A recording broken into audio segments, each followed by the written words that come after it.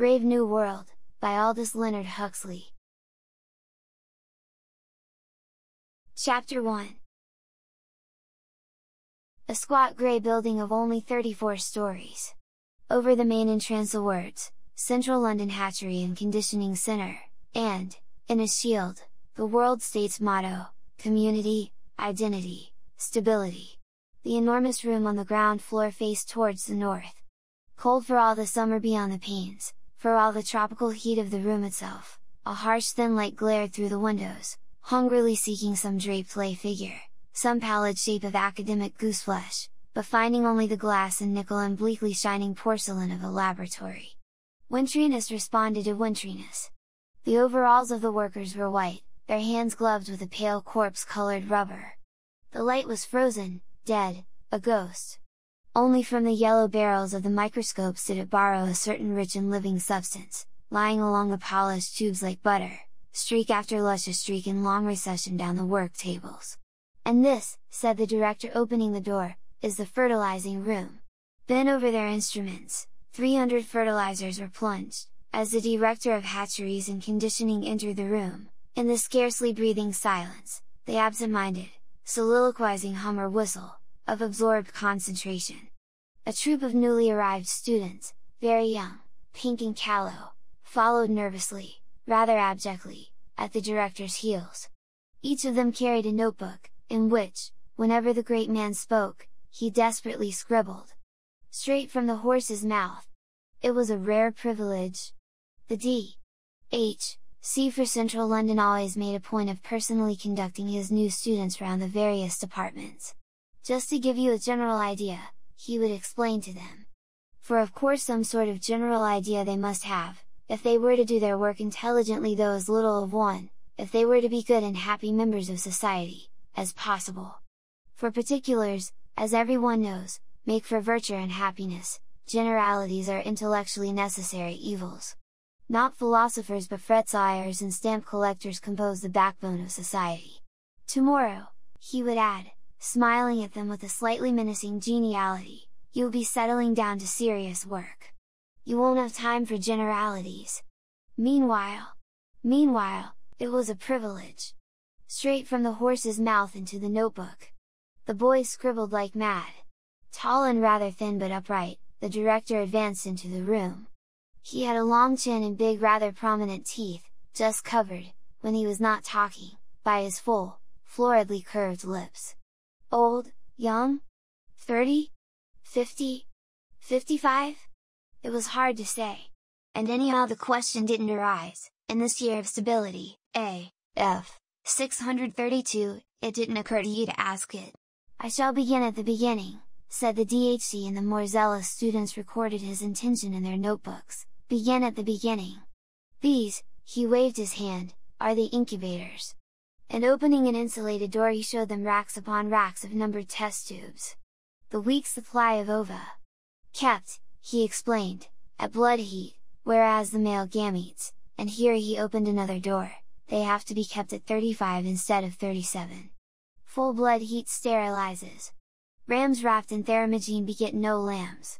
Still leaning against the incubators he gave them, while the pencil scurried illegibly across the pages, a brief description of the modern fertilizing process, spoke first, of course, of its surgical introduction, the operation undergone voluntarily for the good of society, not to mention the fact that it carries a bonus amounting to 6 months' salary, continued with some account of the technique for preserving the excised ovary alive and actively developing, passed on to the consideration of optimum temperature, salinity, viscosity, referred to the liquor in which the detached and ripened eggs were kept, and, leading his charges to the work tables, actually showed them how this liquor was drawn off from the test tubes, how it was let out drop by drop onto the specially warmed slides of the microscopes, how the eggs which it contained were inspected for abnormalities, counted and transferred to a porous receptacle, how, and he now took them to watch the operation. This receptacle was immersed in a warm bouillon containing free-swimming spermatozoa at a minimum concentration of 100,000 per cubic centimeter,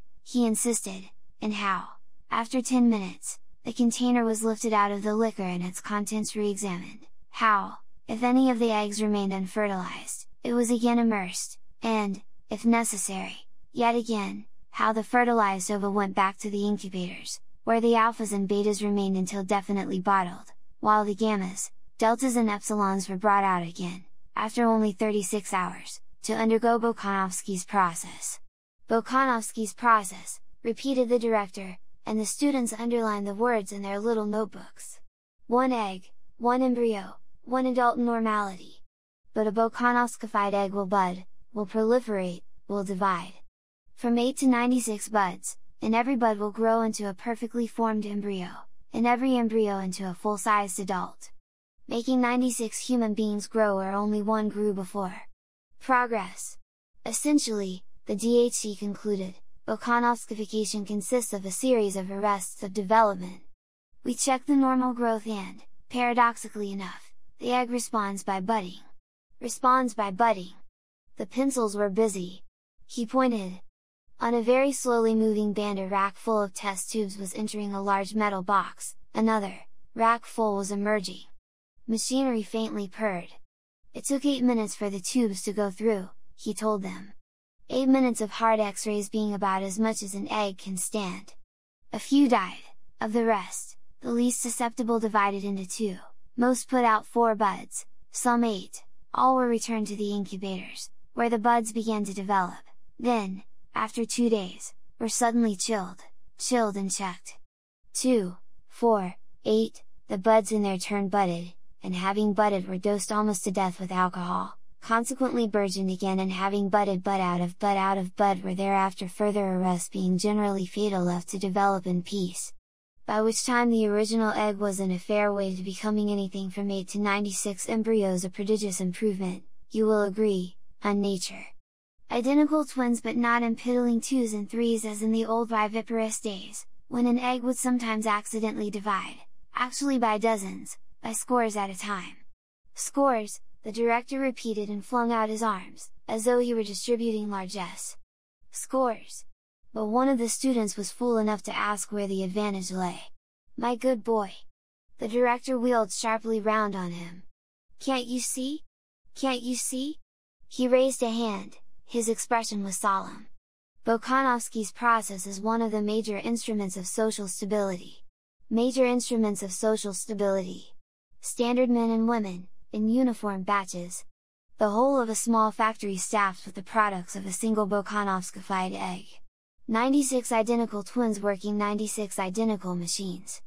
The voice was almost tremulous with enthusiasm. You really know where you are. For the first time in history. He quoted the planetary motto. Community, identity, stability. Grand words. If we could Bokanovskify indefinitely, the whole problem would be solved. Solved by standard gammas, unvarying deltas, uniform epsilons. Millions of identical twins. The principle of mass production at last applied to biology. But, alas, the director shook his head, we can't Bokanovskify indefinitely. 96 seemed to be the limit, 72 a good average. From the semi-ovary and with gametes of the same male to manufacture as many batches of identical twins as possible, that was the best, sadly a second best, that they could do. And even that was difficult. For in nature it takes 30 years for 200 eggs to reach maturity. But our business is to stabilize the population at this moment, here and now. Dribbling out twins over a quarter of a century, what would be the use of that? Obviously, no use at all. But Podsnap's technique had immensely accelerated the process of ripening. They could make sure of at least 150 mature eggs within 2 years. Fertilize and Bokanovskify, in other words, multiply by 72 and you get an average of nearly 11,000 brothers and sisters in 150 batches of identical twins, all within 2 years of the same age. And in exceptional cases we can make one ovary yield us over 15,000 adult individuals. Beckoning to a fair-haired, ruddy young man who happened to be passing at the moment. Mr. Foster, he called. The ruddy young man approached. Can you tell us the record for a single ovary, Mr. Foster? 16,012 in this center, Mr. Foster replied without hesitation. He spoke very quickly, had a vivacious blue eye, and took an evident pleasure in quoting figures. 16,012, in 189 batches of identicals. But of course they've done much better, he rattled on, in some of the tropical centers. Singapore has often produced over 16,500, and Mombasa has actually touched the 17,000 mark. But then they have unfair advantages. You should see the way a Negro ovary responds to pituitary. It's quite astonishing, when you're used to working with European material. Still, he added, with a laugh, but the light of combat was in his eyes and the lift of his chin was challenging. Still, we mean to beat them if we can. I'm working on a wonderful delta- ovary at this moment.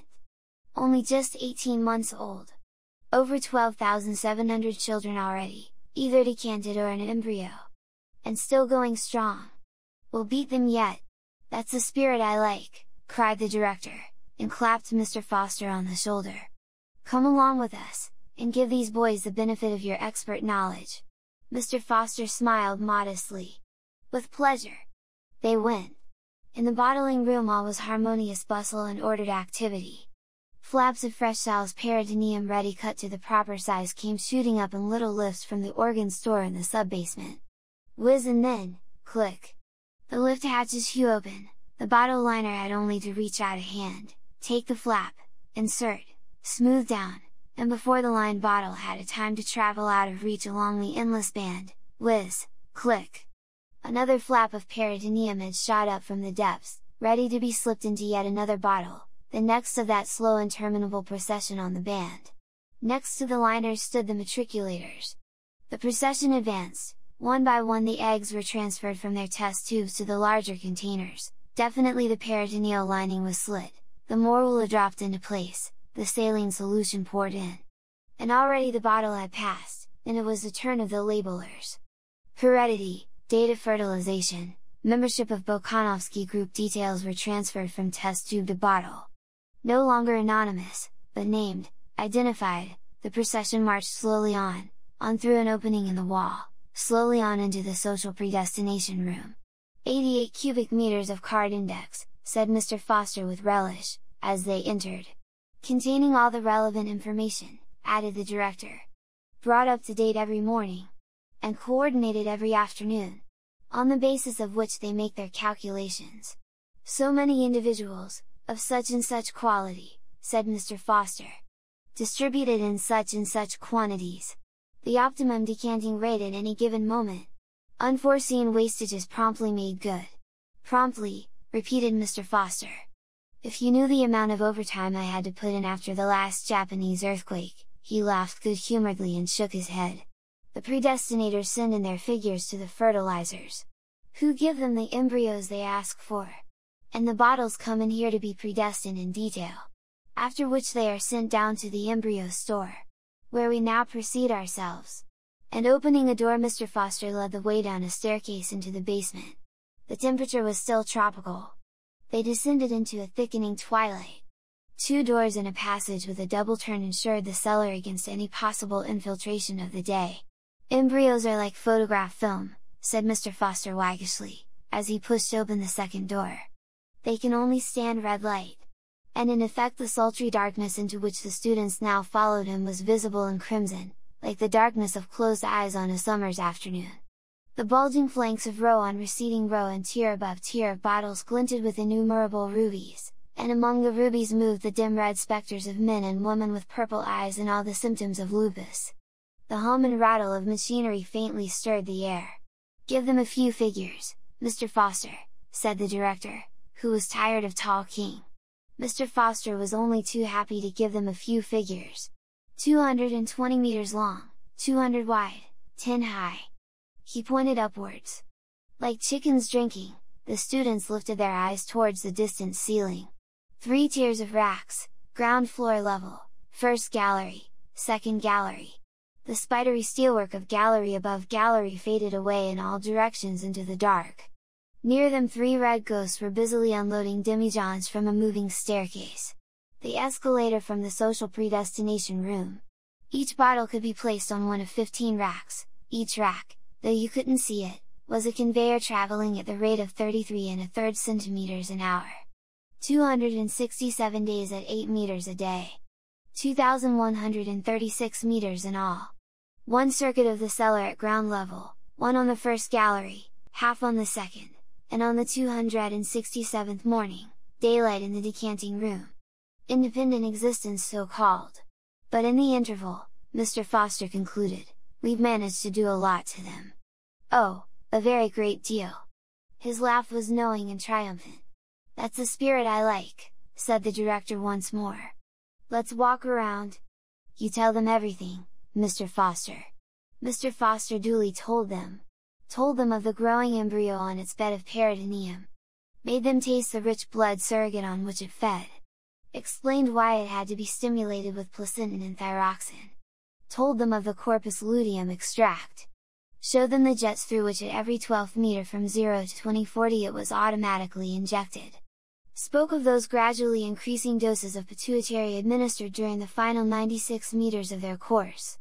Described the artificial maternal circulation installed in every bottle at meter 112, showed them the reservoir of blood surrogate, the centrifugal pump that kept the liquid moving over the placenta and drove it through the synthetic lung and waste product filter.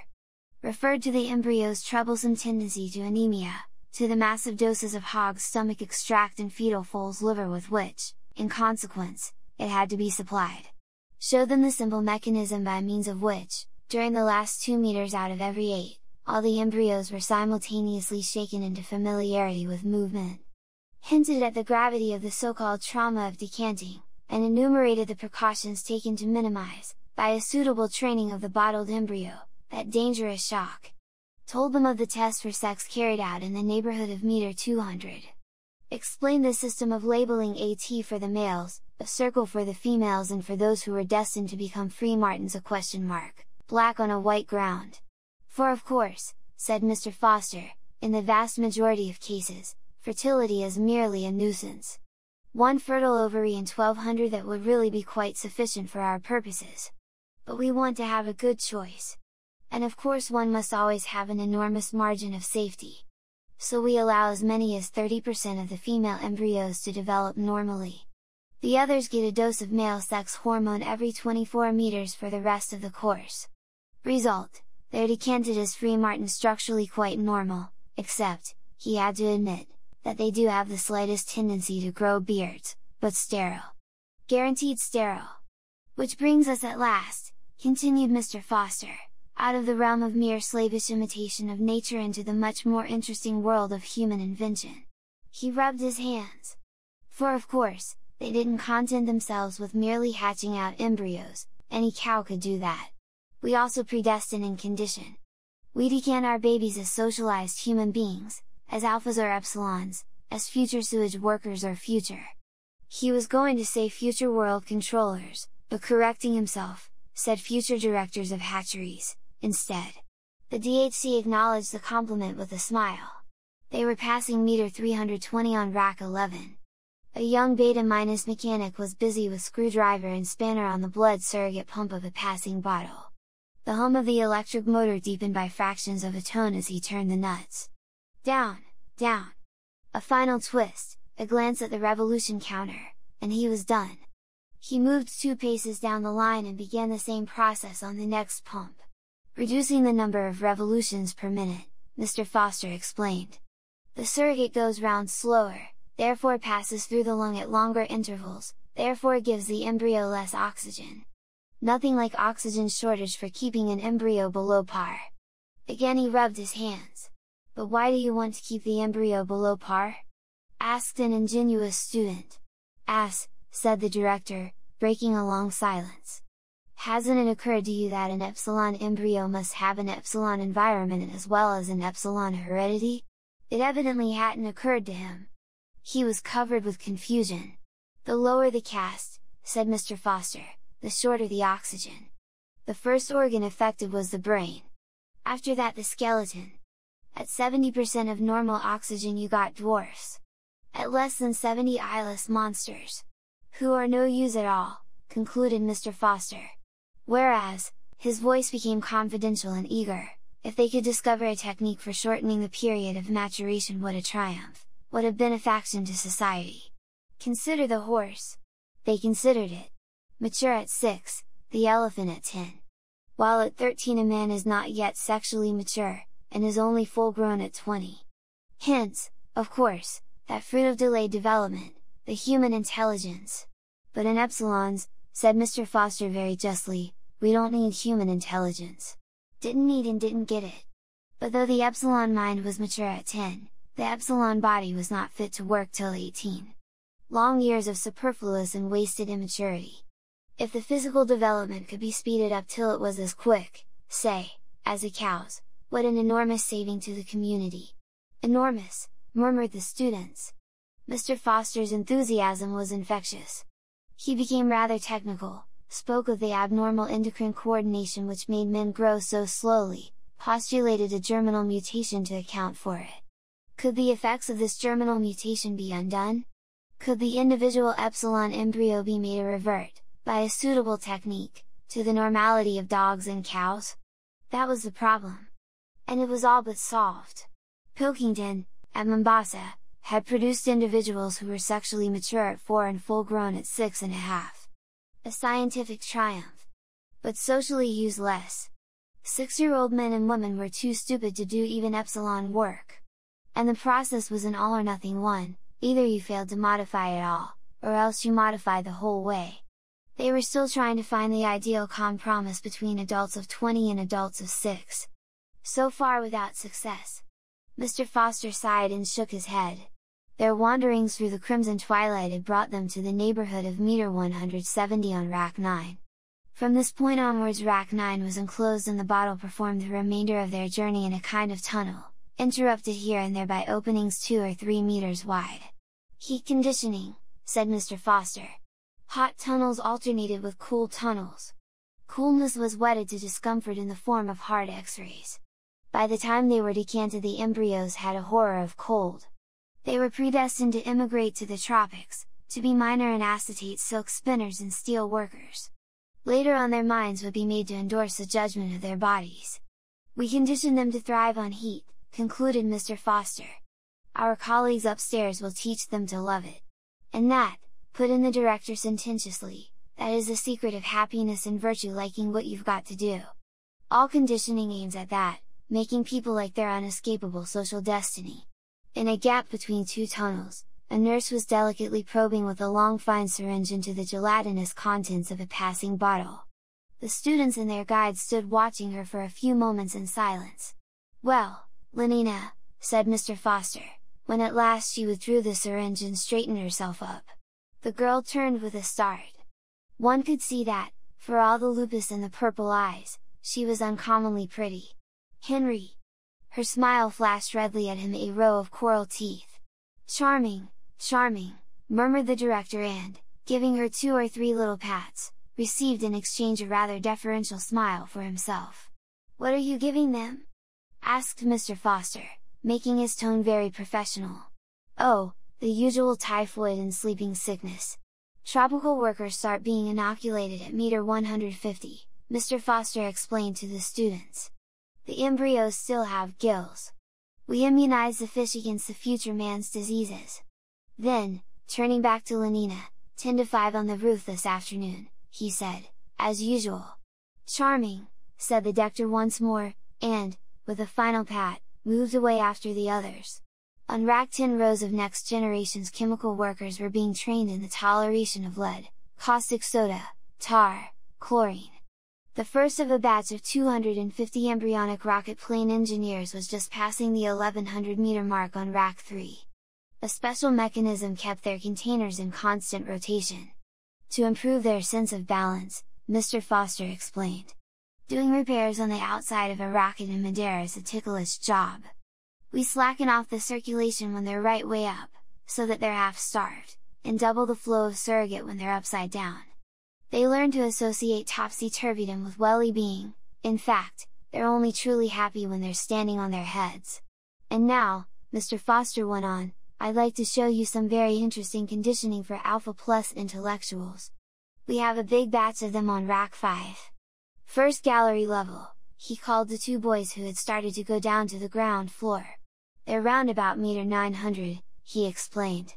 You can't really do any useful intellectual conditioning till the fetuses have lost their tails.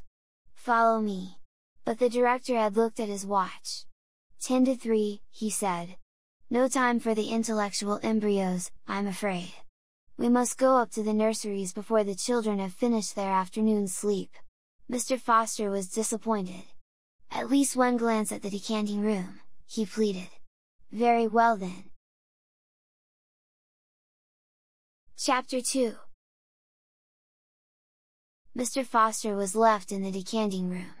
The DHC and his students stepped into the nearest lift and were carried up to the 5th floor. "Infant nurseries. Neo-Pavlovian conditioning rooms," announced the notice board. The director opened a door.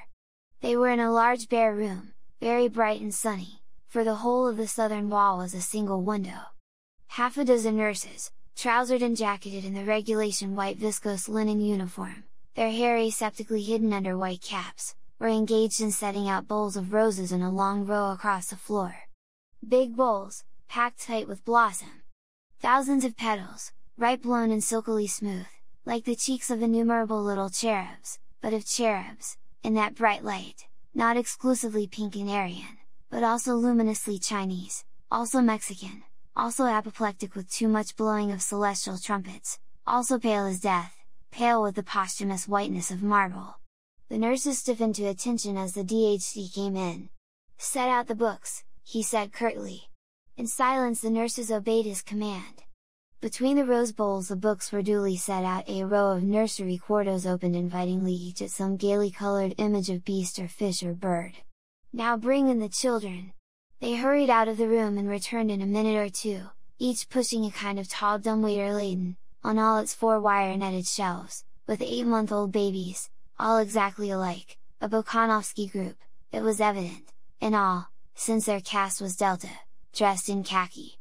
"Put them down on the floor." The infants were unloaded. "Now turn them so that they can see the flowers and books." Turned, the babies at once fell silent, then began to crawl towards those clusters of sleek colors, those shapes so gay and brilliant on the white pages. As they approached, the sun came out of a momentary eclipse behind a cloud. The roses flamed up as though with a sudden passion from within, a new and profound significance seemed to suffuse the shining pages of the books.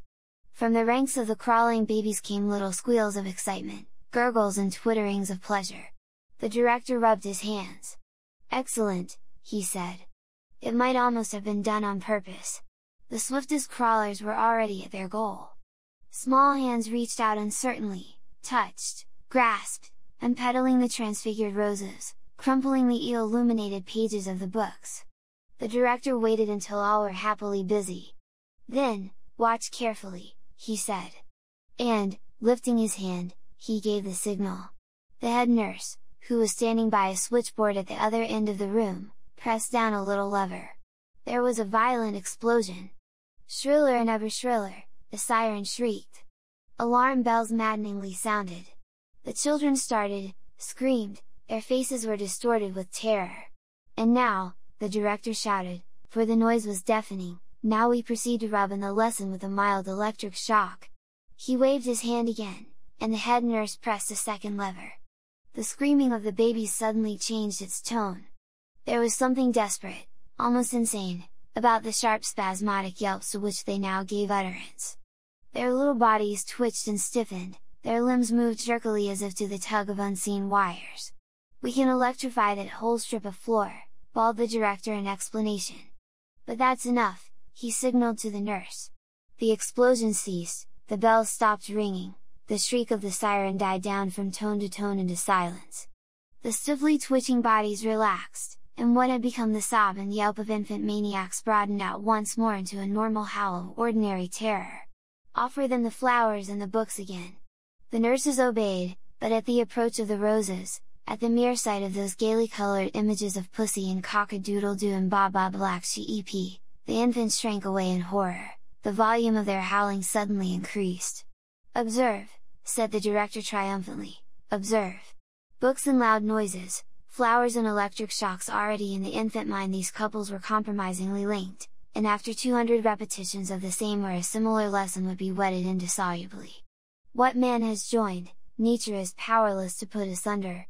They'll grow up with what the psychologists used to call an instinctive hatred of books and flowers. Reflexes unalterably conditioned. They'll be safe from books and botany all their lives. The director turned to his nurses. "Take them away again." Still yelling, the khaki babies were loaded onto their dumbwaiters and wheeled out, leaving behind them the smell of sour milk and a most welcome silence. One of the students held up his hand, and though he could see quite well why you couldn't have lower caste people wasting the community's time over books, and that there was always the risk of their reading something which might undesirably decondition one of their reflexes, yet, well, he couldn't understand about the flowers. Why go to the trouble of making it psychologically impossible for deltas to like flowers? Patiently the DHC explained. If the children were made to scream at the sight of a rose, that was on grounds of high economic policy. Not so very long ago, a century or thereabouts, gammas, deltas, even epsilons, had been conditioned to like flowers in particular and wild nature in general. The idea was to make them want to be going out into the country at every available opportunity, and so compel them to consume transport. And didn't they consume transport? Asked the student. Quite a lot, the DHC replied. But nothing else. Primroses and landscapes, he pointed out, have one grave defect: they are gratuitous. A love of nature keeps no factories busy. It was decided to abolish the love of nature, at any rate among the lower classes, to abolish the love of nature, but not the tendency to consume transport. For of course it was essential that they should keep on going to the country, even though they hated it. The problem was to find an economically sounder reason for consuming transport than a mere affection for primroses and landscapes. It was duly found. We condition the masses to hate the country, concluded the director. But simultaneously we condition them to love all country sports. At the same time, we see to it that all country sports shall entail the use of elaborate apparatus, so that they consume manufactured articles as well as transport. Hence those electric shocks. I see, said the student, and was silent, lost in admiration. There was a silence, then, clearing his throat, once upon a time, the director began, while our Ford was still on earth, there was a little boy called Reuben Rubinovich.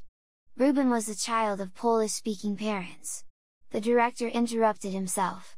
You know what Polish is, I suppose? A dead language. Like French and German, added another student, officiously showing off his learning. And parent? Questioned the DHC.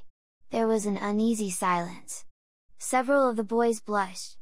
They had not yet learned to draw the significant but often very fine distinction between smut and pure science. One, at last, had the courage to raise a hand. Human beings used to be. He hesitated, the blood rushed to his cheeks. Well, they used to be viviparous. Quite right. The director nodded approvingly. And when the babies were decanted, born, came the correction. Well, then they were the parents, I mean, not the babies, of course, the other ones. The poor boy was overwhelmed with confusion. In brief, the director summed up, the parents were the father and the mother. The smut that was really science fell with a crash into the boy's eye, avoiding silence. Mother, he repeated loudly, rubbing in the science, and, leaning back in his chair, these, he said gravely, are unpleasant facts, I know it. But then most historical facts are unpleasant. He returned to little Reuben, in whose room, one evening, by an oversight, his father and mother, crash, happened to leave the radio turned on. For you must remember that in those days of gross viviparous reproduction, children were always brought up by their parents and not in state conditioning centers.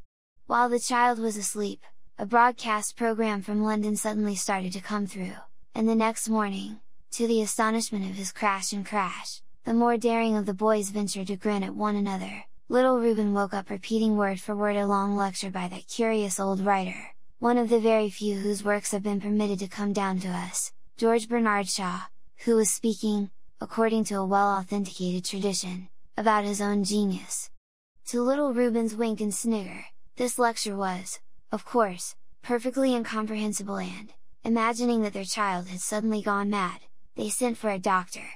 He, fortunately, understood English, recognized the discourse as that which Shaw had broadcasted the previous evening, realized the significance of what had happened, and sent a letter to the medical press about it.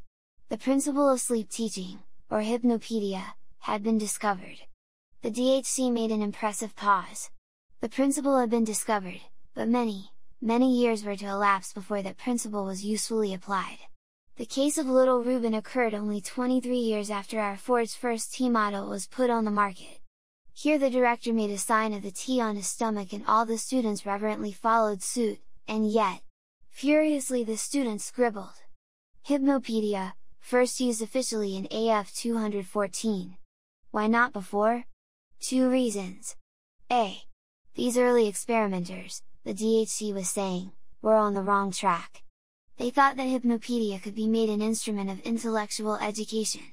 A small boy asleep on his right side, the right arm stuck out, the right hand hanging limp over the edge of the bed. Through a round grating in the side of a box a voice speaks softly. The Nile is the longest river in Africa and the second in length of all the rivers of the globe. Although falling short of the length of the Mississippi, Missouri, the Nile is at the head of all rivers as regards the length of its basin, which extends through 35 degrees of latitude.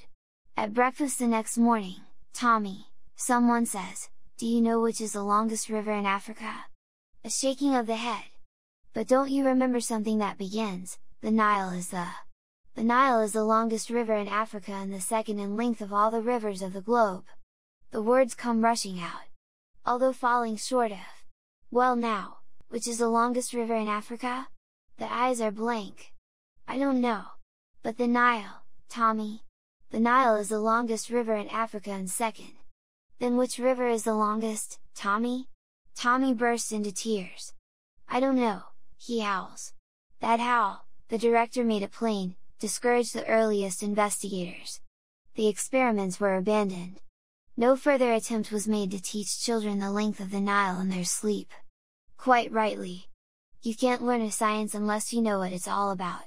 Whereas, if they'd only started on moral education, said the director, leading the way towards the door. The students followed him, desperately scribbling as they walked and all the way up in the lift. Moral education, which ought never, in any circumstances, to be rational. Silence, silence, whispered a loudspeaker as they stepped out at the 14th floor, and silence, silence, the trumpet mouths indefatigably repeated at intervals down every corridor. The students and even the director himself rose automatically to the tips of their toes. They were alphas, of course, but even alphas have been well conditioned. Silence, silence. All the air of the 14th floor was sibilant with the categorical imperative. 50 yards of tiptoeing brought them to a door which the director cautiously opened. They stepped over the threshold into the twilight of a shuttered dormitory. 80 cots stood in a row against the wall. There was a sound of light regular breathing and a continuous murmur, as of very faint voices remotely whispering. A nurse rose as they entered and came to attention before the director. "What's the lesson this afternoon?" he asked. "We had elementary sex for the first 40 minutes, she answered. But now it's switched over to elementary class consciousness." The director walked slowly down the long line of cots. Rosy and relaxed with sleep, 80 little boys and girls lay softly breathing. There was a whisper under every pillow. The DHC halted and, bending over one of the little beds, listened attentively. "Elementary class consciousness, did you say? Let's have it repeated a little louder by the trumpet." At the end of the room a loudspeaker projected from the wall. The director walked up to it and pressed a switch. "All wear green," said a soft but very distinct voice, beginning in the middle of a sentence, "and Delta children wear khaki." "Oh no, I don't want to play with Delta children. And Epsilons are still worse. They're too stupid to be able to read or write. Besides they wear black, which is such a beastly color. I'm so glad I'm a beta." There was a pause, then the voice began again. "Alpha children wear gray, they work much harder than we do, because they're so frightfully clever.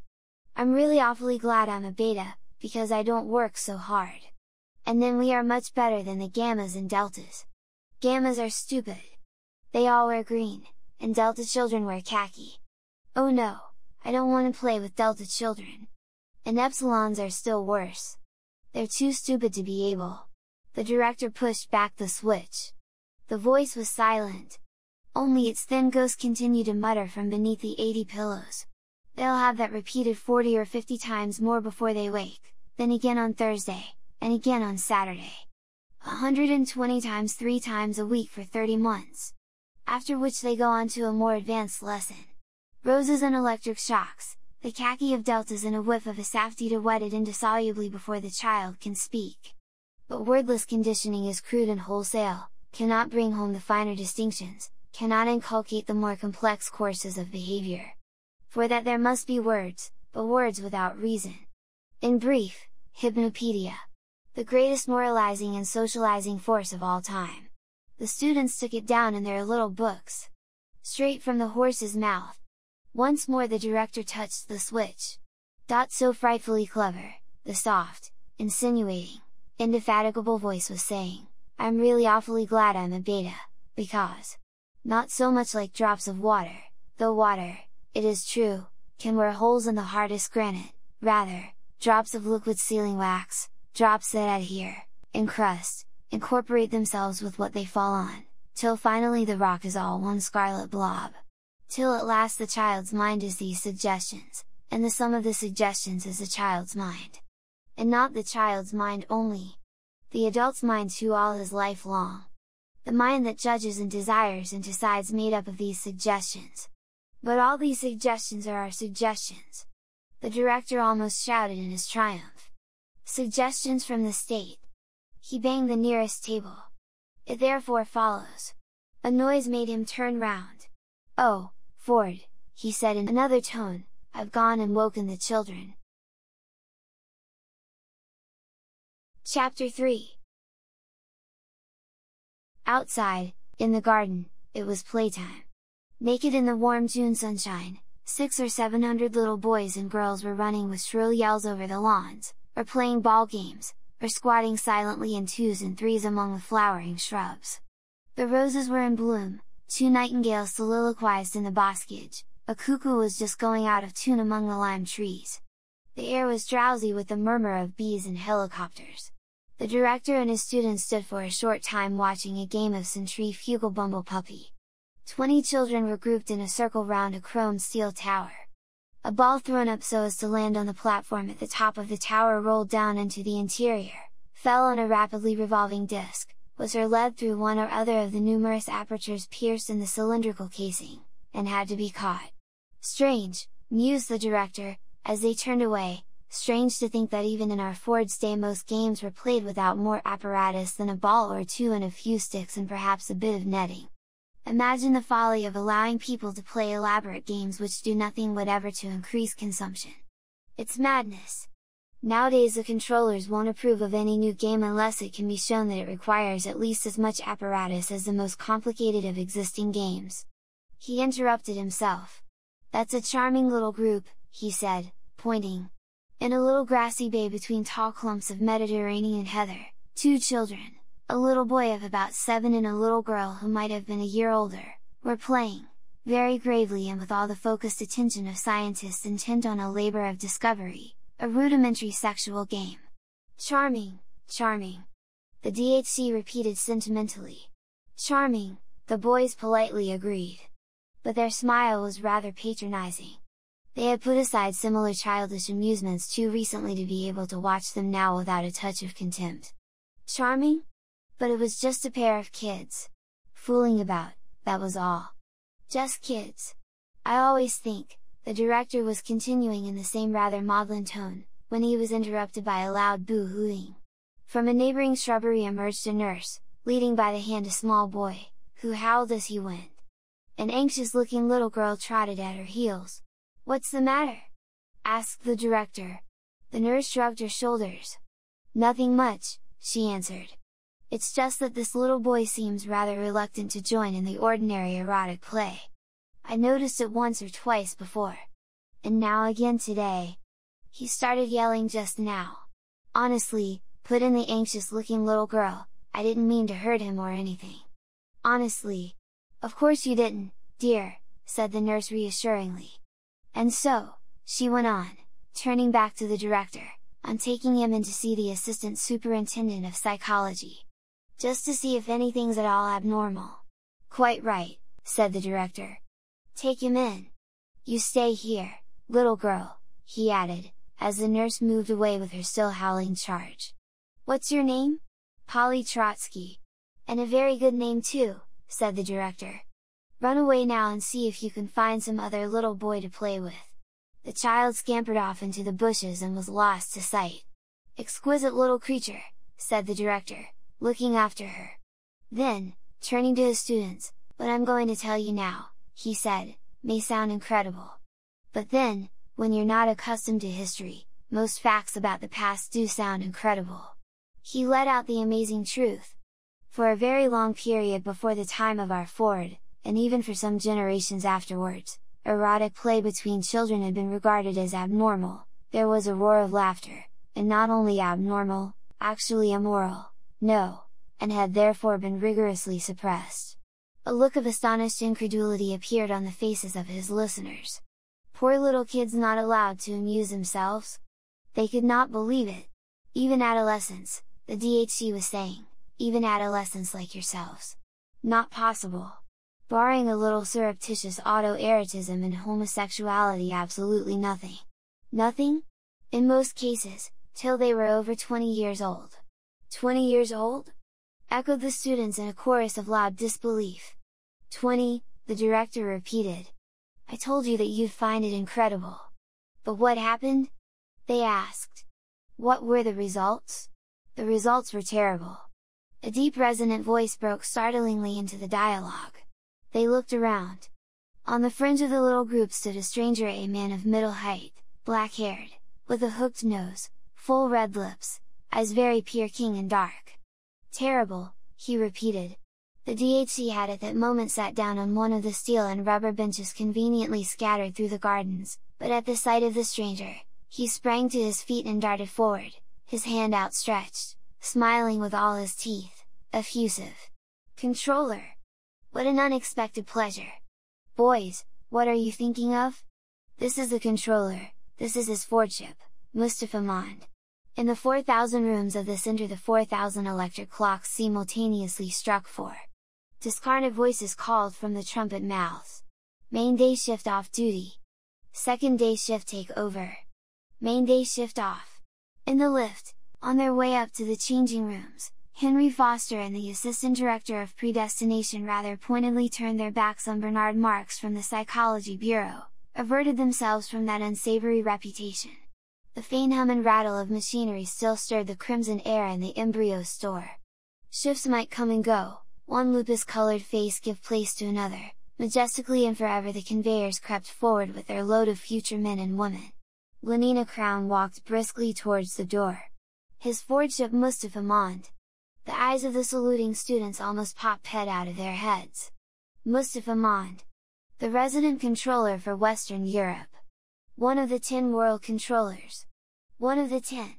And he sat down on the bench with the DHC, he was going to stay, yes, and actually talk to them. Straight from the horse's mouth. Straight from the mouth of Ford himself. 2 shrimp-brown children emerged from a neighboring shrubbery, stared at them for a moment with large, astonished eyes, then returned to their amusements among the leaves.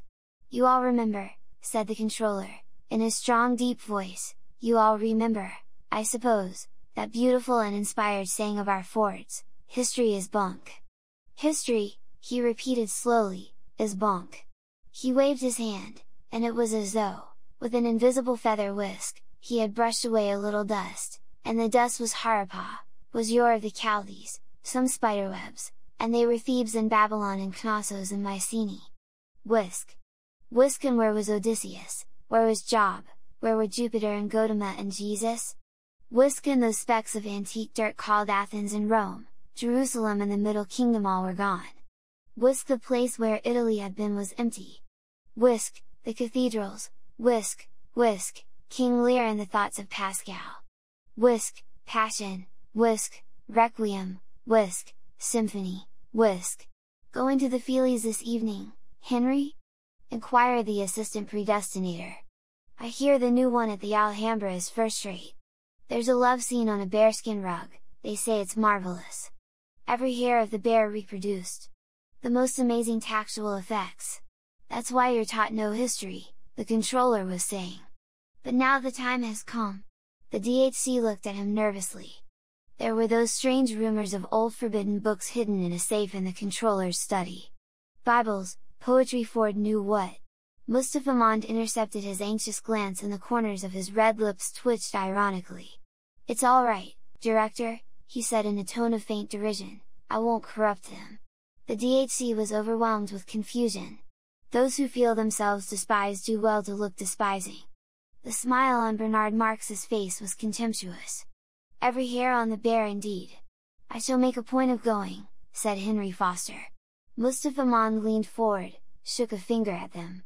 "Just try to realize it," he said, and his voice sent a strange thrill quivering along their diaphragms. "Try to realize what it was like to have a viviparous mother." That smutty word again! But none of them dreamed, this time, of smiling. Try to imagine what living with one's family meant. They tried, but obviously without the smallest success. And do you know what a home was? They shook their heads. From her dim crimson cellar Lenina Crown shot up 17 stories, turned to the right as she stepped out of the lift, walked down a long corridor and, opening the door marked girls' dressing room, plunged into a deafening chaos of arms and bosoms and underclothing. Torrents of hot water were splashing into her, gurgling out of 100 baths. Rumbling and hissing, 80 vibro vacuum massage machines were simultaneously kneading and sucking the firm and sunburnt flesh of 80 superb female specimens. Everyone was talking at the top of her voice. A synthetic music machine was warbling out a super cornet solo. "Hello, Fanny," said Lenina to the young woman who had the pegs and locker next to hers. Fanny worked in the bottling room, and her surname was also Crown. But as the 2,000 million inhabitants of the plant had only 10,000 names between them, the coincidence was not particularly surprising. Lenina pulled at her zippers downwards on the jacket, downwards with a double-handed gesture at the two that held trousers, downwards again to loasen her undergarment. Still wearing her shoes and stockings, she walked off towards the bathrooms. Home, a few small rooms, stiflingly over-inhabited by a man, by a periodically teeming woman, by a rabble of boys and girls of all ages. No air, no space, an under-sterilized prison, darkness, disease, and smells. The controller's evocation was so vivid that one of the boys, more sensitive than the rest, turned pale at the mere description and was on the point of being sick. Lenina got out of the bath, toweled herself dry, took hold of a long flexible tube plugged into the wall, presented the nozzle to her breast, as though she meant to commit suicide, pressed down the trigger. A blast of warmed air dusted her with the finest talcum powder. 8 different scents and eau de cologne were laid on in little taps over the wash basin. She turned on the third from the left, dabbed herself with chypre and, carrying her shoes and stockings in her hand, went out to see if one of the vibro vacuum machines were free. And home was as squalid psychically as physically. Psychically, it was a rabbit hole, a midden, hot with the frictions of tightly packed life, reeking with emotion. What suffocating intimacies, what dangerous, insane, obscene relationships between the members of the family group! Maniacally, the mother brooded over her children. Brooded over them like a cat over its kittens, but a cat that could talk, a cat that could say, my baby," over and over again. "My baby," and oh, at my breast, the little hands, the hunger, and that unspeakable agonizing pleasure. Till at last my baby sleeps with a bubble of white milk at the corner of his mouth. My little baby sleeps. "Yes," said Mustafa Mond, nodding his head, "you may well shudder." "Who are you going out with tonight?" Lenina asked, returning from the vibrovac like a pearl illuminated from within, pinkly glowing. "Nobody." Lenina raised her eyebrows in astonishment. "I've been feeling rather out of sorts lately," Fanny explained. "Dr. Wells advised me to have a pregnancy substitute. But, my dear, you're only 19. The first pregnancy substitute isn't compulsory till 21. "I know, dear. But some people are better if they begin earlier. Dr. Wells told me that brunettes with wide pelvises, like me, ought to have their first pregnancy substitute at 17. So I'm really 2 years late, not 2 years early." She opened the door of her locker and pointed to the row of boxes and labeled files on the upper shelf. "Syrup of corpus luteum," Lenina read the names aloud. "Overin, guaranteed fresh, not to be used after August 1st, AF 632. Mammary gland extract, to be taken 3 times daily, before meals, with a little water. Placentin, 5 cc to be injected intravenously every 3rd day. Ugh! Lenina shuddered. How I loathe intravenals, don't you? Yes! But when they do one good. Fanny was a particularly sensible girl. Our Fordor Freud, as, for some inscrutable reason, he chose to call himself whenever he spoke of psychological matters, our Freud had been the first to reveal the appalling dangers of family life. The world was full of fathers, was therefore full of misery, full of mothers, therefore of every kind of perversion from sadism to chastity, full of brothers, sisters, uncles, aunts, full of madness and suicide. And yet, among the savages of Samoa, in certain islands off the coast of New Guinea, the tropical sunshine lay like warm honey on the naked bodies of children tumbling promiscuously among the hibiscus blossoms. Home was in any one of 20 palm-thatched houses. In the Trobriand's conception was the work of ancestral ghosts, nobody had ever heard of a father. Extremes, said the controller, meet. For the good reason that they were made to meet.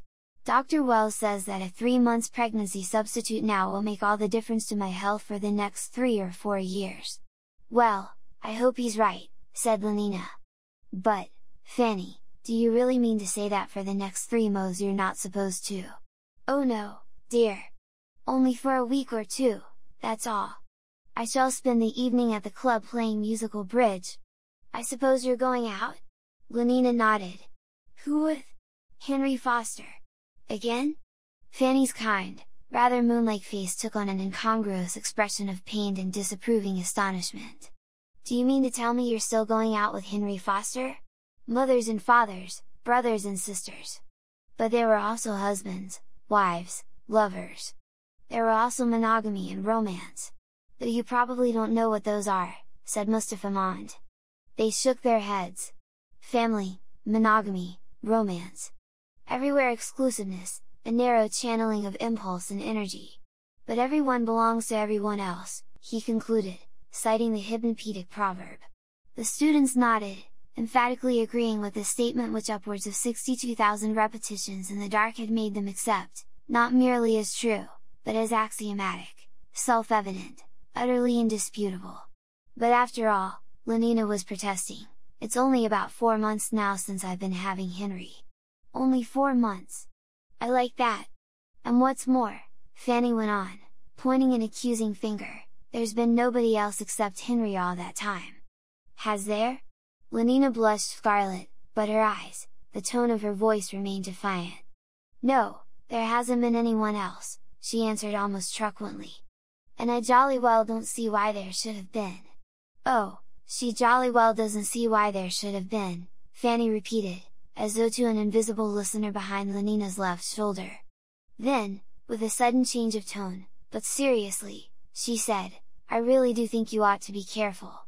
It's such horribly bad form to go on and on like this with one man. At 40, or 35, it wouldn't be so bad. But at your age, Lenina. No, it really won't do. And you know how strongly the DHE objects to anything intense or long drawn. 4 months of Henry Foster, without having another man, why, he'd be furious if he knew. Think of water under pressure in a pipe. They thought of it. I pierced it once, said the controller. What a jet! He pierced it 20 times. There were 20 piddling little fountains. My baby! My baby! Mother! The madness is infectious. My love, my one and only, precious, precious! Mother, monogamy, romance! High spurts the fountain, fierce and foamy the wild jet. The urge has but a single outlet. My love, my baby! No wonder these poor pre-moderns were mad and wicked and miserable. Their world didn't allow them to take things easily, didn't allow them to be sane, virtuous, happy. What with mothers and lovers, what with the prohibitions they were not conditioned to obey, what with the temptations and the lonely remorses, what with all the diseases and the endless isolating pain, what with the uncertainties and the poverty they were forced to feel strongly. And feeling strongly, and strongly, what was more, in solitude, in hopelessly individual isolation, how could they be stable? Of course there's no need to give him up. Have somebody else from time to time, that's all. He has other girls, doesn't he? Lenina admitted it. Of course he does. Trust Henry Foster to be the perfect gentleman, always correct. And then there's the director to think of. You know what a stickler? Nodding, he patted me on the behind this afternoon, said Lenina. There, you see. Fanny was triumphant. That shows what he stands for. The strictest conventionality. Stability, said the controller, stability. No civilization without social stability. No social stability without individual stability. His voice was a trumpet.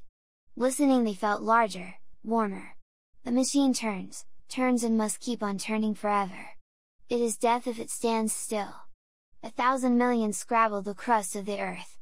The wheels began to turn. In 150 years there were 2,000 millions. Stop all the wheels. In 150 weeks there are once more only 1,000 millions, 1,000 men and women have starved to death. Wheels must turn steadily, but cannot turn untended. There must be men to tend them, men as steady as the wheels upon their axles, sane men, obedient men, stable in contentment. Crying, my baby, my mother, my only love, groaning, my sin, my terrible God, screaming with pain, muttering with fever, bemoaning old age and poverty. How can they tend the wheels? And if they cannot tend the wheels, the corpses of 1,000 men and women would be hard to bury or burn. And after all, Fanny's tone was coaxing, it's not as though there were anything painful or disagreeable about having 1 or 2 men besides Henry. And seeing that you ought to be a little more promiscuous. Stability, insisted the controller, stability. The primal and the ultimate need. Stability. Hence all this. With a wave of his hand he indicated the gardens, the huge building of the conditioning center, the naked children furtive in the undergrowth or running across the lawns. Lenina shook her head. Somehow, she mused, I hadn't been feeling very keen on promiscuity lately. There are times when one doesn't. Haven't you found that too, Fanny? Fanny nodded her sympathy and understanding. But one's got to make the effort, she said, sententiously, one's got to play the game. After all, everyone belongs to everyone else. Yes, everyone belongs to everyone else, Lenina repeated slowly and, sighing, was silent for a moment, then, taking Fanny's hand, gave it a little squeeze. You're quite right, Fanny. As usual. I'll make the effort. Impulse arrested spills over, and the flood is feeling, the flood is passion, the flood is even madness, it depends on the force of the current, the height and strength of the barrier. The unchecked stream flows smoothly down its appointed channels into a calm well-being. The embryo is hungry, day in, day out, the blood surrogate pump unceasingly turns its 800 revolutions a minute. The decanted infant howls, at once a nurse appears with a bottle of external secretion. Feeling lurks in that interval of time between desire and its consummation. Shorten that interval, break down all those old unnecessary barriers. Fortunate boys, said the controller. No pains have been spared to make your lives emotionally easy, to preserve you, so far as that is possible, from having emotions at all. Ford's in his flivver, murmured the DHC, all's well with the world. Lenina Crown? Said Henry Foster, echoing the assistant predestinator's question as he zipped up his trousers. Oh, she's a splendid girl. Wonderfully pneumatic. I'm surprised you haven't had her. I can't think how it is I haven't, said the assistant predestinator. I certainly will. At the first opportunity. From his place on the opposite side of the changing room aisle, Bernard Marx overheard what they were saying and turned pale. And to tell the truth, said Lenina, I'm beginning to get just a tiny bit bored with nothing but Henry every day. She pulled on her left stocking. Do you know Bernard Marx? She asked in a tone whose excessive casualness was evidently forced. Fanny looked startled. You don't mean to say? Why not? Bernard's an Alpha Plus.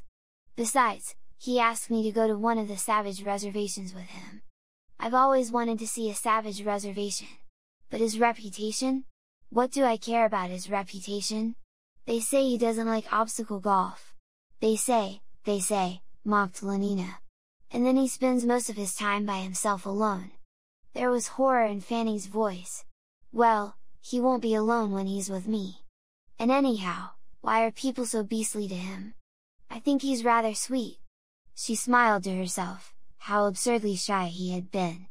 frightened almost as though she were a world control and he a gamma minus machine minder. Consider your own lives, said Mustafa Mond. Has any of you ever encountered an insurmountable obstacle? The question was answered by a negative silence.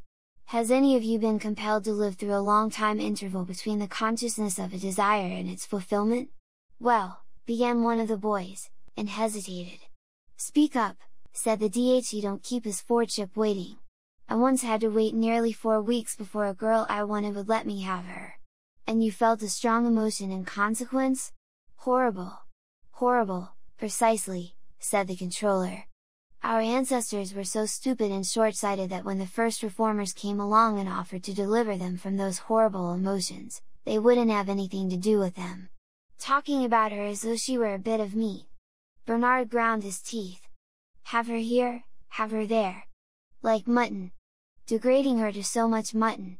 She said she'd think it over, she said she'd give me an answer this week. Oh, Ford. He would have liked to go up to them and hit them in the face hard, again and again. Yes, I really do advise you to try her, Henry Foster was saying. Take ectogenesis. Fitzner and Kawaguchi had got the whole technique worked out. But would the governments look at it? No. There was something called Christianity. Women were forced to go on being viviparous. He's so ugly, said Fanny. But I rather like his looks. And then so small. Fanny made a grimace, smallness was so horribly and typically low caste.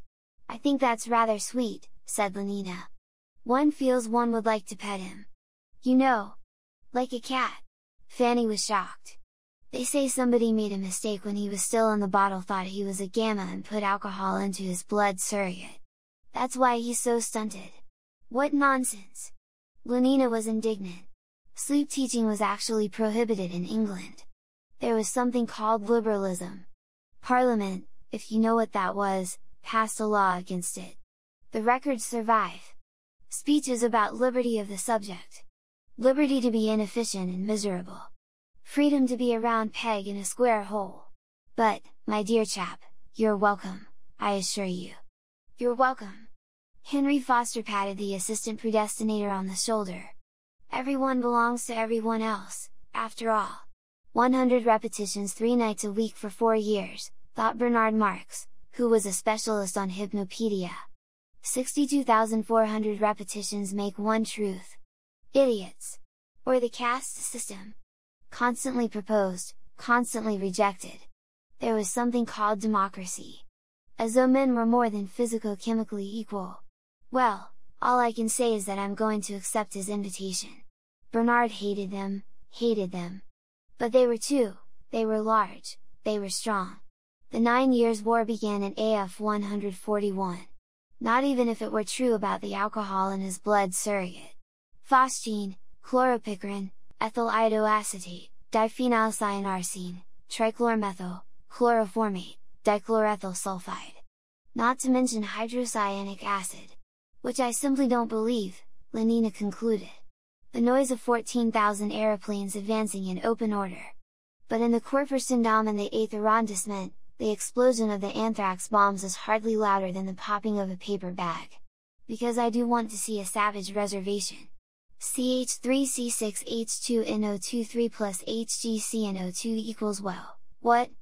An enormous hole in the ground, a pile of masonry, some bits of flesh and mucus, a foot, with the boots still on it, flying through the air and landing, flop, in the middle of the geraniums the scarlet ones, such a splendid show that summer.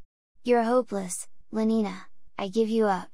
The Russian technique for infecting water supplies was particularly ingenious. Back turned to back, Fanny and Lenina continue their changing in silence. The 9 Years' War, the great economic collapse. There was a choice between world control and destruction.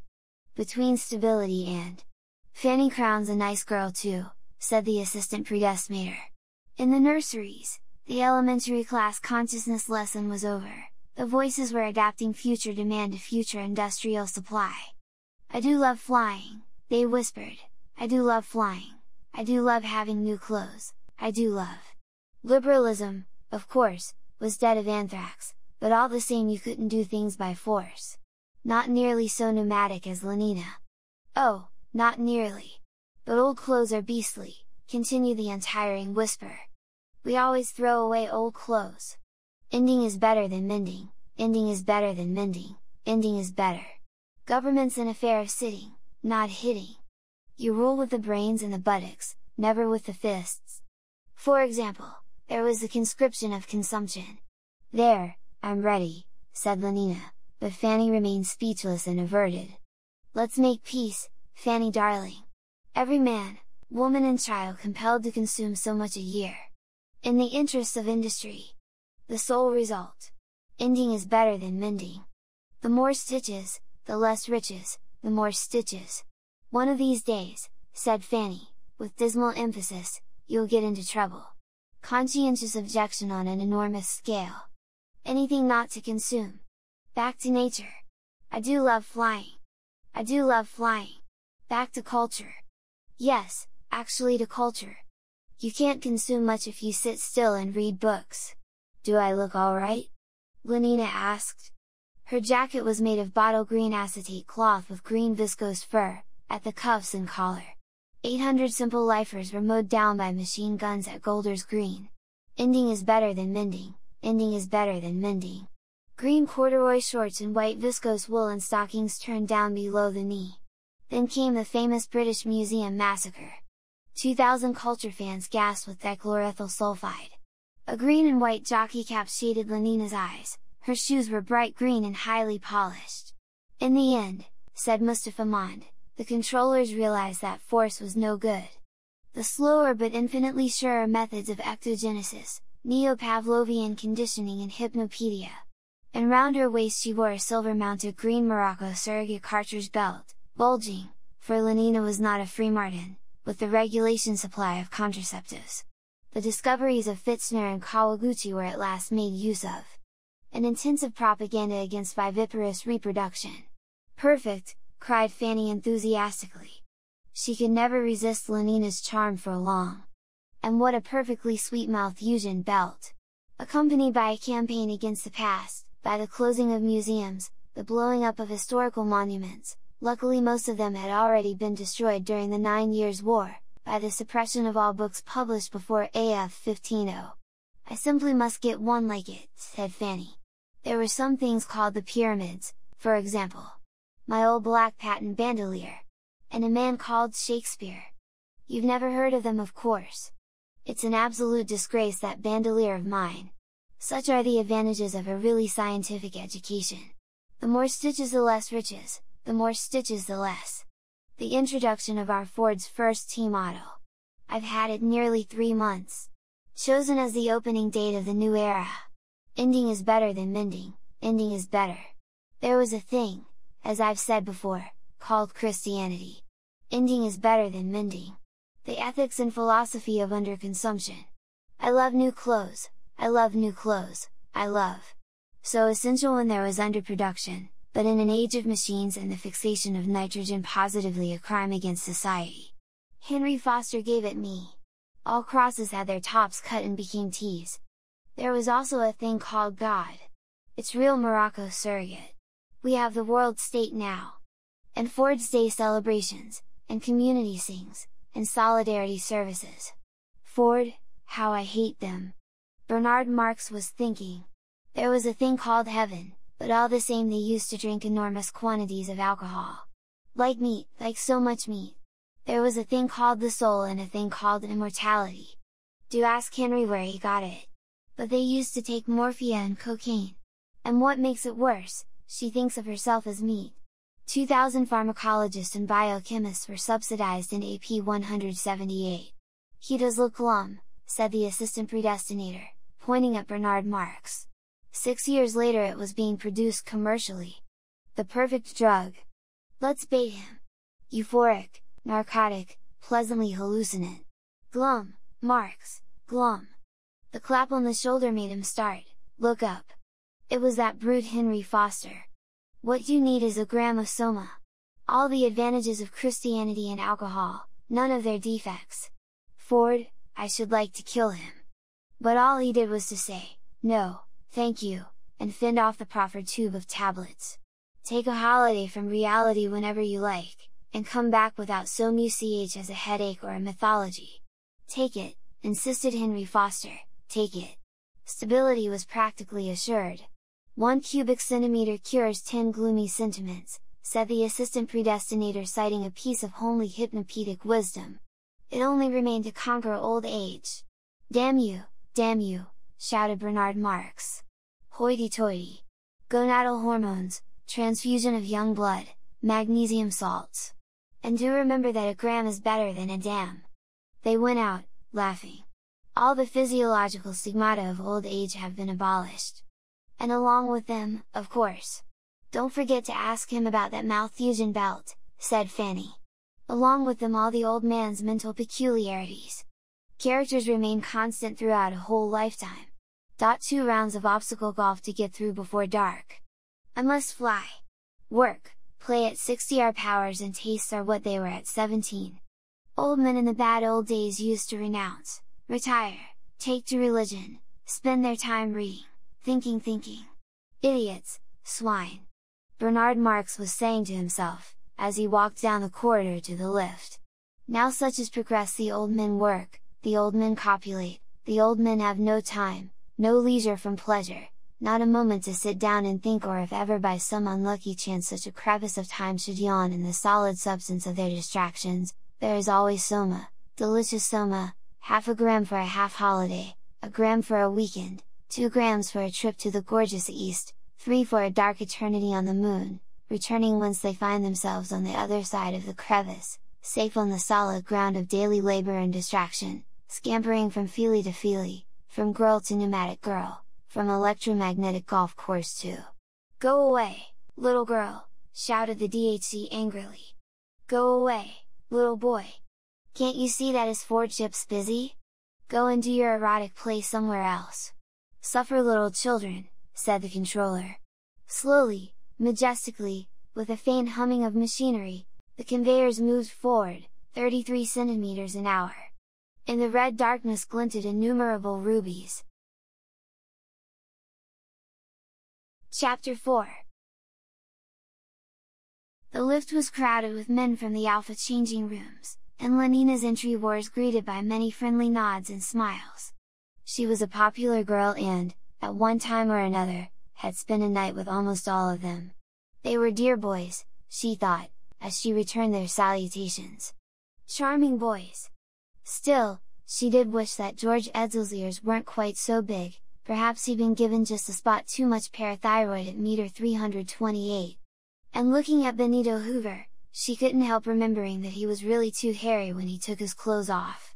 Turning, with eyes a little saddened by the recollection of Benito's curly blackness, she saw in a corner the small thin body, the melancholy face of Bernard Marx. Bernard! She stepped up to him. I was looking for you. Her voice rang clear above the hum of the mounting lift. The others looked round curiously. I wanted to talk to you about our New Mexico plan. Out of the tail of her eye she could see Benito Hoover gaping with astonishment. The gape annoyed her. Surprised I shouldn't be begging to go with him again, she said to herself. Then aloud, and more warmly than ever, I'd simply love to come with you for a week in July, she went on. Anyhow, she was publicly proving her unfaithfulness to Henry.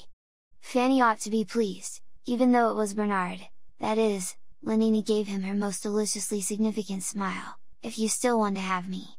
Bernard's pale face flushed. What on earth for? She wondered, astonished, but at the same time touched by this strange tribute to her power. Hadn't we better talk about it somewhere else? He stammered, looking horribly uncomfortable. As though I'd been saying something shocking, thought Lenina. He couldn't look more upset if I'd made a dirty joke, asked him who his mother was, or something like that. I mean, with all these people about. He was choked with confusion. Lenina's laugh was frank and wholly unmalicious. How funny you are! She said, and she quite genuinely did think him funny. You'll give me at least a week's warning, won't you? She went on in another tone. I suppose we take the Blue Pacific rocket? Does it start from the Charing T Tower? Or is it from Hampstead? Before Bernard could answer, the lift came to a standstill. Roof! Called a creaking voice.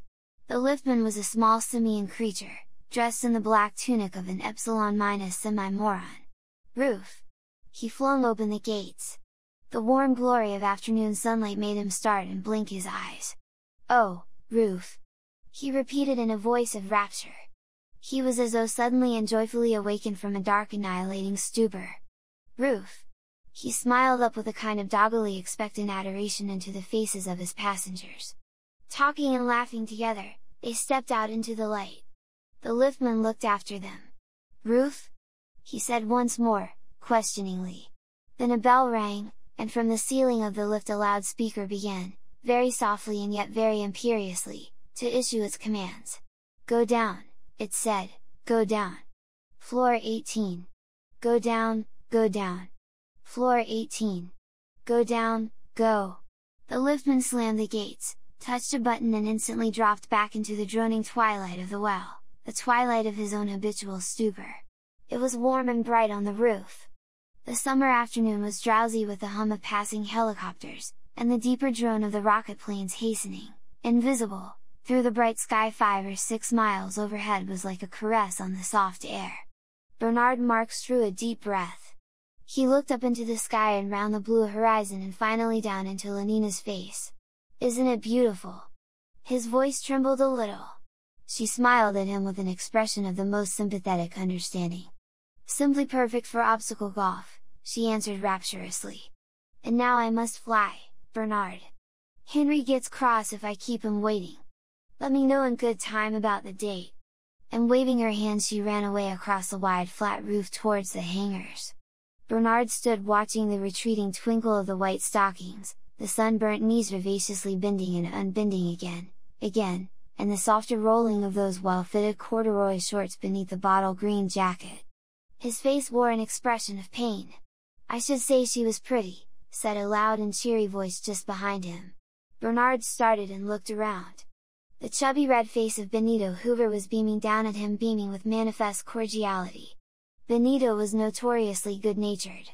People said of him that he could have got through life without ever touching soma. The malice and bad tempers from which other people had to take holidays never afflicted him. Reality for Benito was always sunny. Pneumatic too. And how? Then, in another tone, "But, I say," he went on, "you do look glum. What you need is a gram of soma." Diving into his right-hand trouser pocket, Benito produced a file. 1 cubic centimeter cures 10 gloomy. "But, I say!" Bernard had suddenly turned and rushed away. Benito stared after him. What can be the matter with the fellow? He wondered, and, shaking his head, decided that the story about the alcohol having been put into the poor chap's blood surrogate must be true. Touched his brain, I suppose.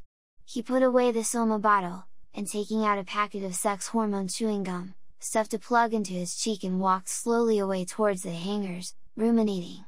Henry Foster had had his machine wheeled out of its lockup and, when Lenina arrived, was already seated in the cockpit, waiting.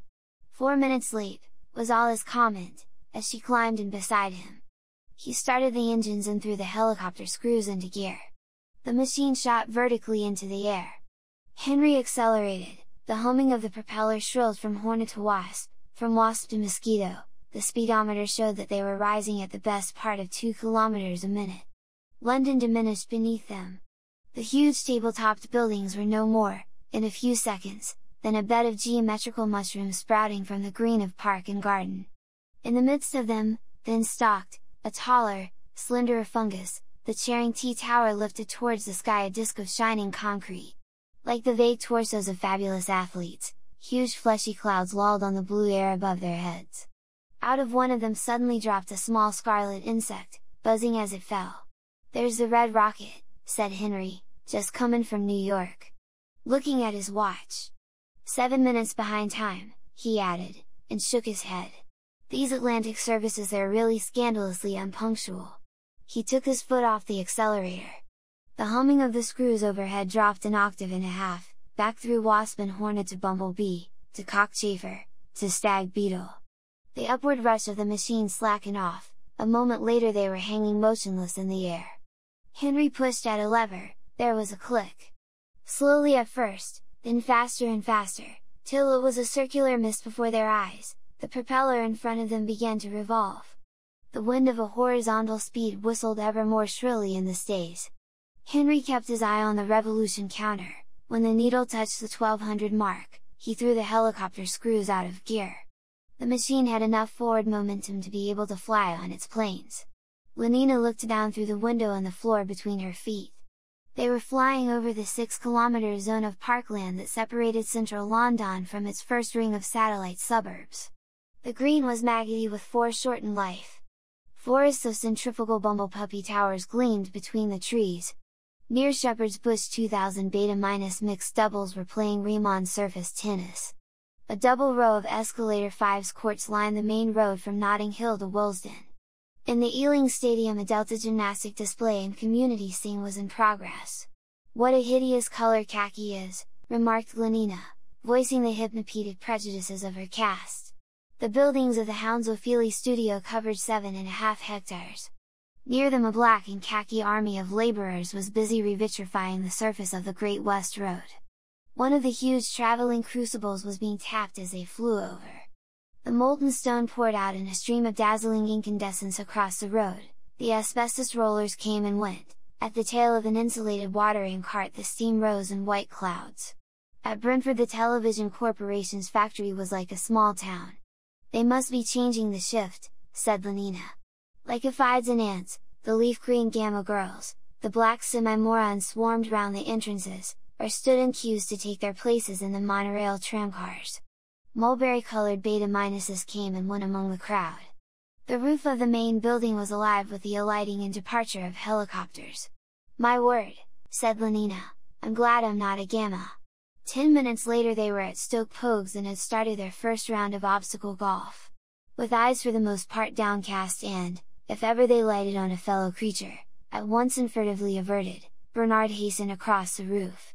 He was like a man pursued, but pursued by enemies he does not wish to see, lest they should seem more hostile even than he had supposed, and he himself be made to feel guiltier and even more helplessly alone.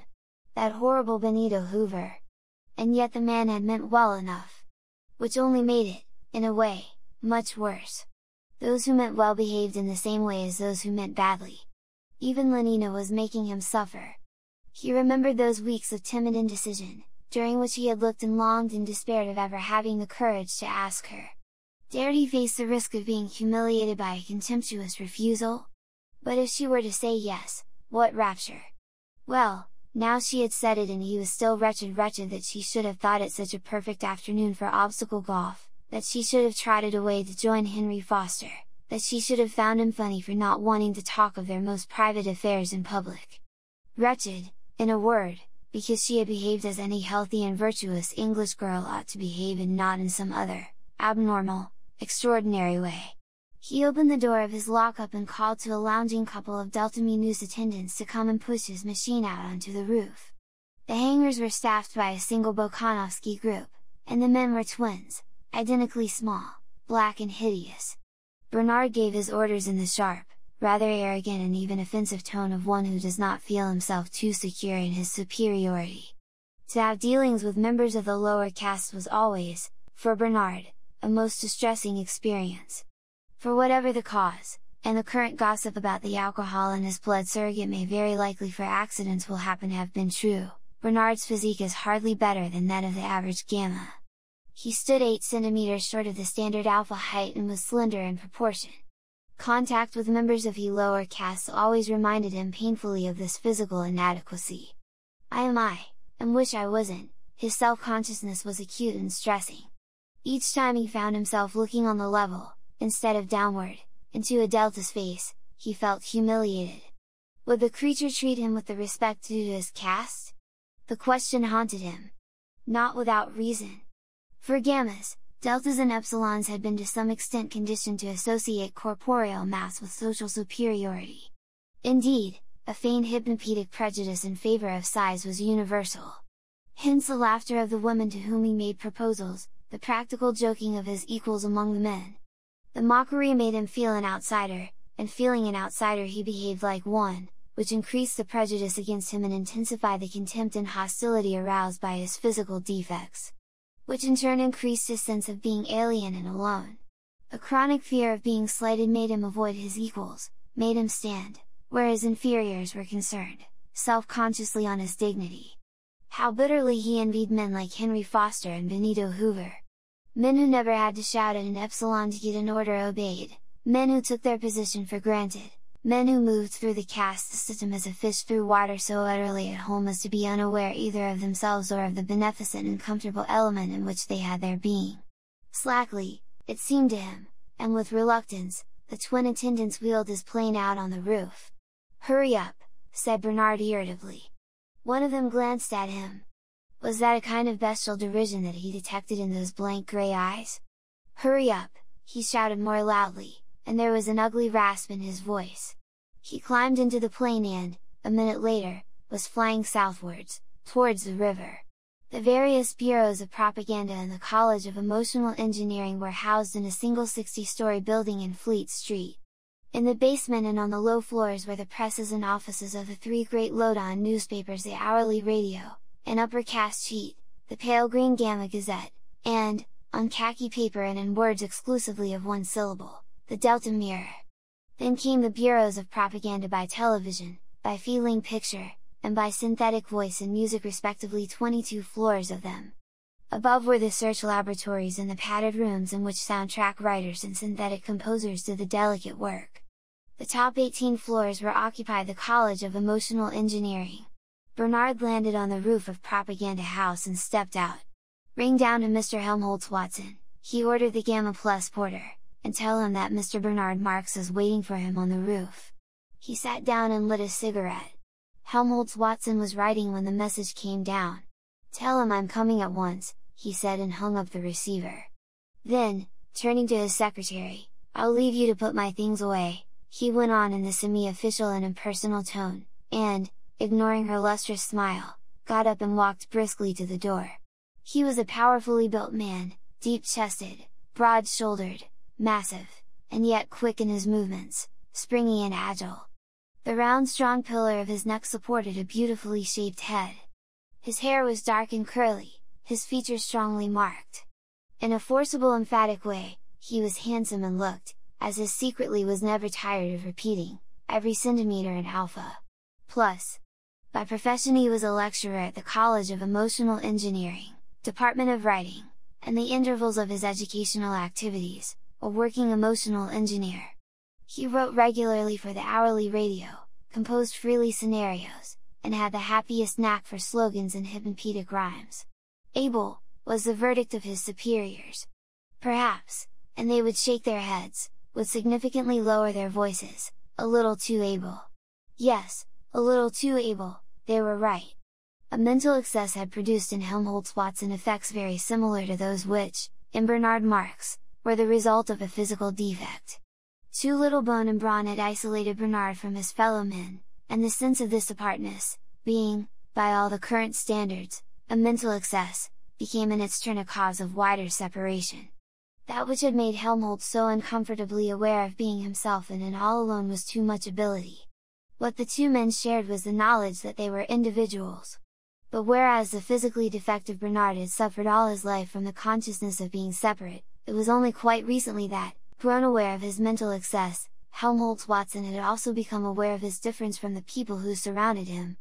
This escalator squash champion, this indefatigable lover, it was said that he had had 640 different girls in under 4 years. This admirable committee man and best mixer had realized quite suddenly that sport, women, communal activities were only, so far as he was concerned, second bests. Really, and at the bottom, he was interested in something else. But in what? In what?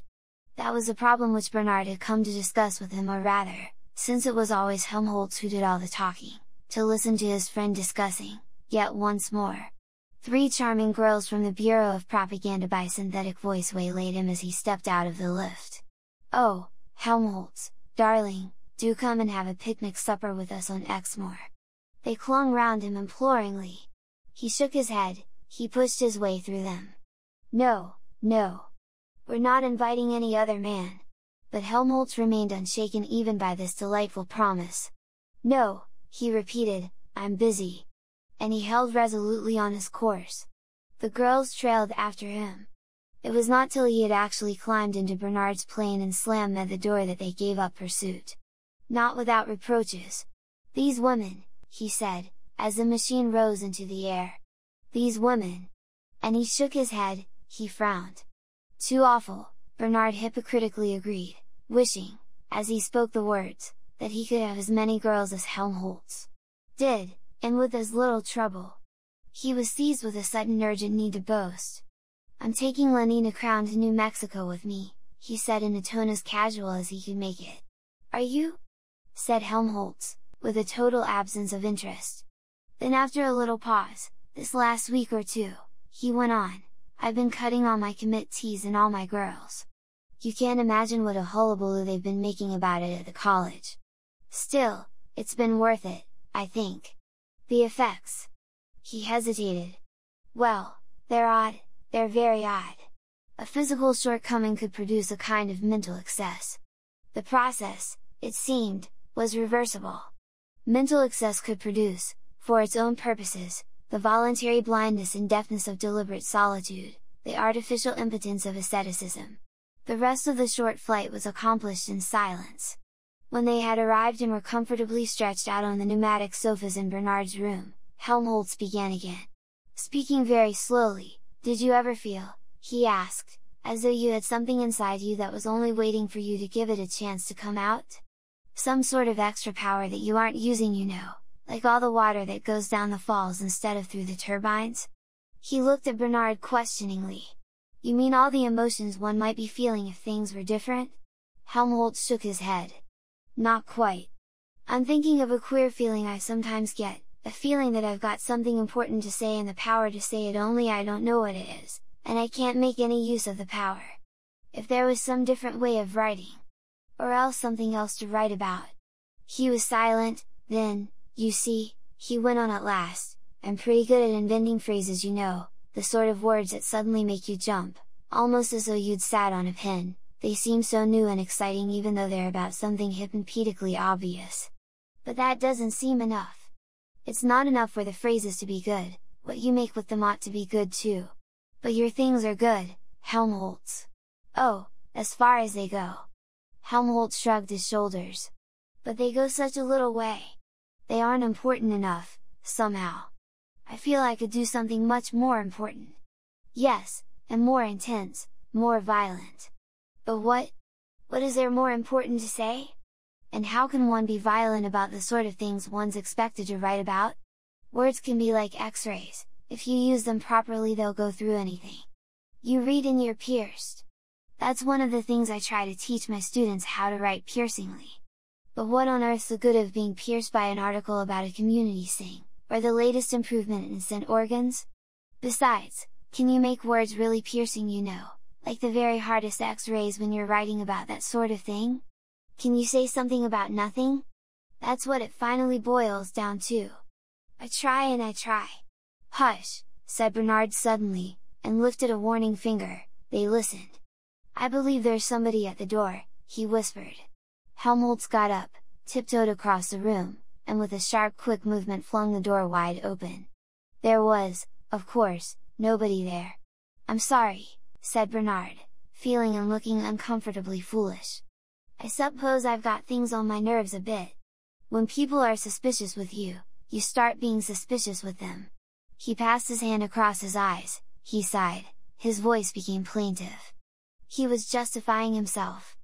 "If you knew what I'd had to put up with recently," he said almost tearfully, and the uprush of his self-pity was like a fountain suddenly released. "If you only knew!" Helmholtz Watson listened with a certain sense of discomfort. "Poor little Bernard," he said to himself. But at the same time he felt rather ashamed for his friend. He wished Bernard would show a little more pride. Chapter 5. By 8 o'clock the light was failing. The loudspeaker in the tower of the Stoke Pogues clubhouse began, in a more than human tenor, to announce the closing of the courses. Lenina and Henry abandoned their game and walked back towards the club. From the grounds of the Internal and External Secretion Trust came the lowing of those thousands of cattle which provided, with their hormones and their milk, the raw materials for the great factory at Farnham Royal. An incessant buzzing of helicopters filled the twilight. Every 2.5 minutes a bell and the screech of whistles announced the departure of one of the light monorail trains which carried the lower caste golfers back from their separate course to the metropolis. Lenina and Henry climbed into their machine and started off. At 800 feet Henry slowed down the helicopter screws, and they hung for a minute or two poised above the fading landscape. The forest of Burnham Beeches stretched like a great pool of darkness towards the bright shore of the western sky. Crimson at the horizon, the last of the sunset faded, through orange, upwards into yellow and a pale watery green. Northwards, beyond and above the trees, the internal and external secretions factory glared with a fierce electric brilliance from every window of its 20 stories. Beneath them lay the buildings of the golf club, the huge lower caste barracks and, on the other side of a dividing wall, the smaller houses reserved for Alpha and Beta members. The approaches to the monorail station were black with the ant-like pullulation of lower caste activity. From under the glass vault a lighted train shot out into the open. Following its southeasterly course across the dark plain, their eyes were drawn to the majestic buildings of the Slough crematorium.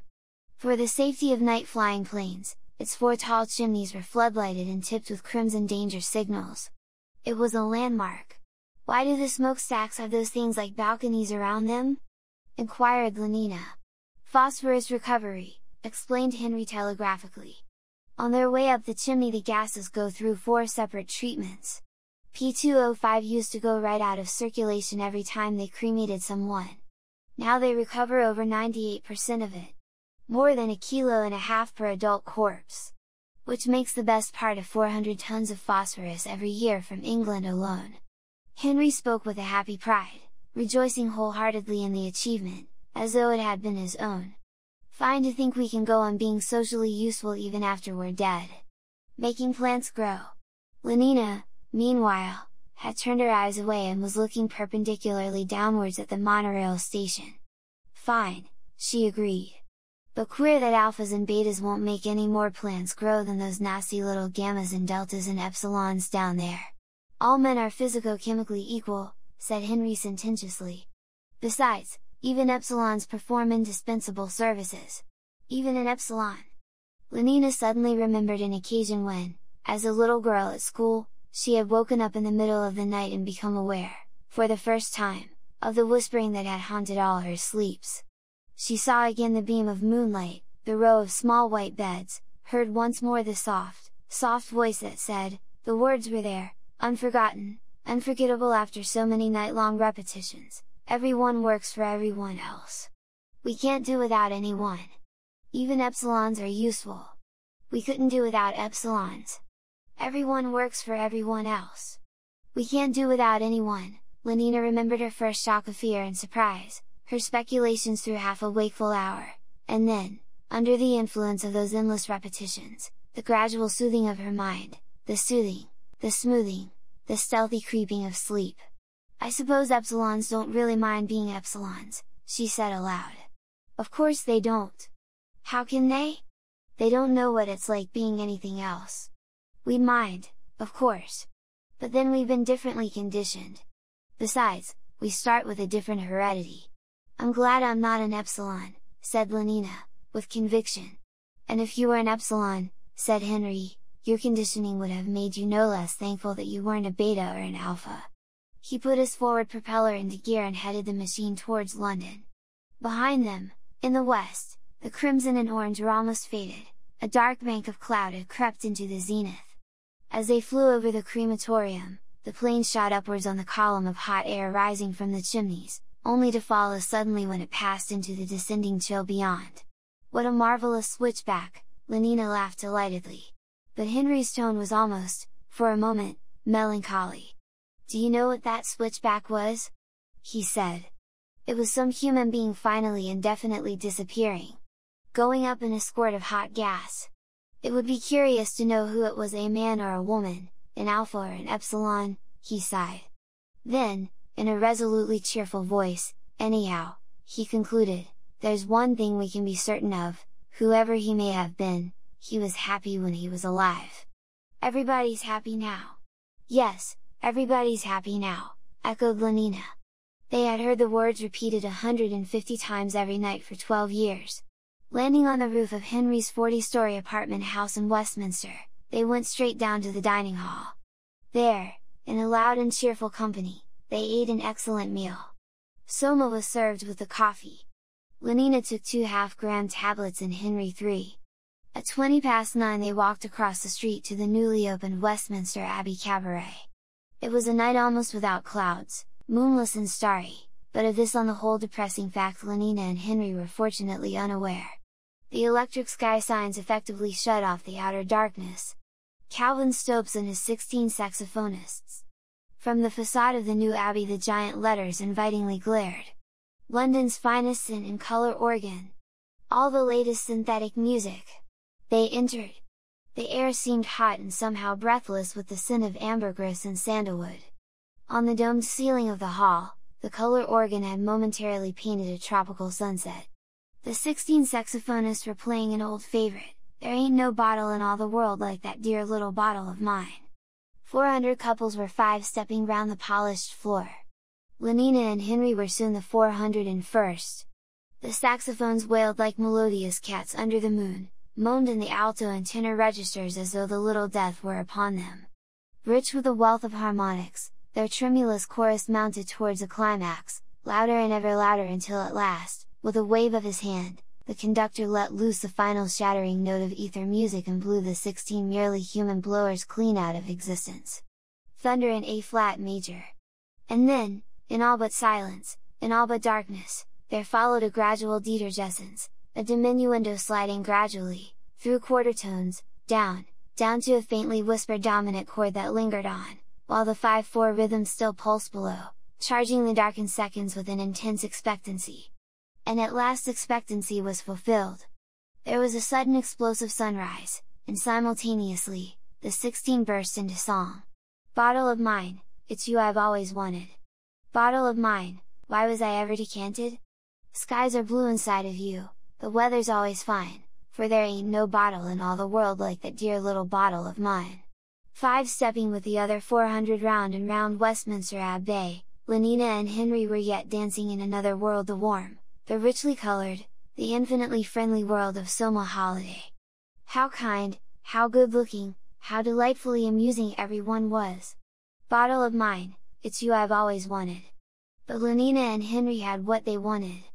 They were inside, here and now safely inside with the fine weather, the perennially blue sky.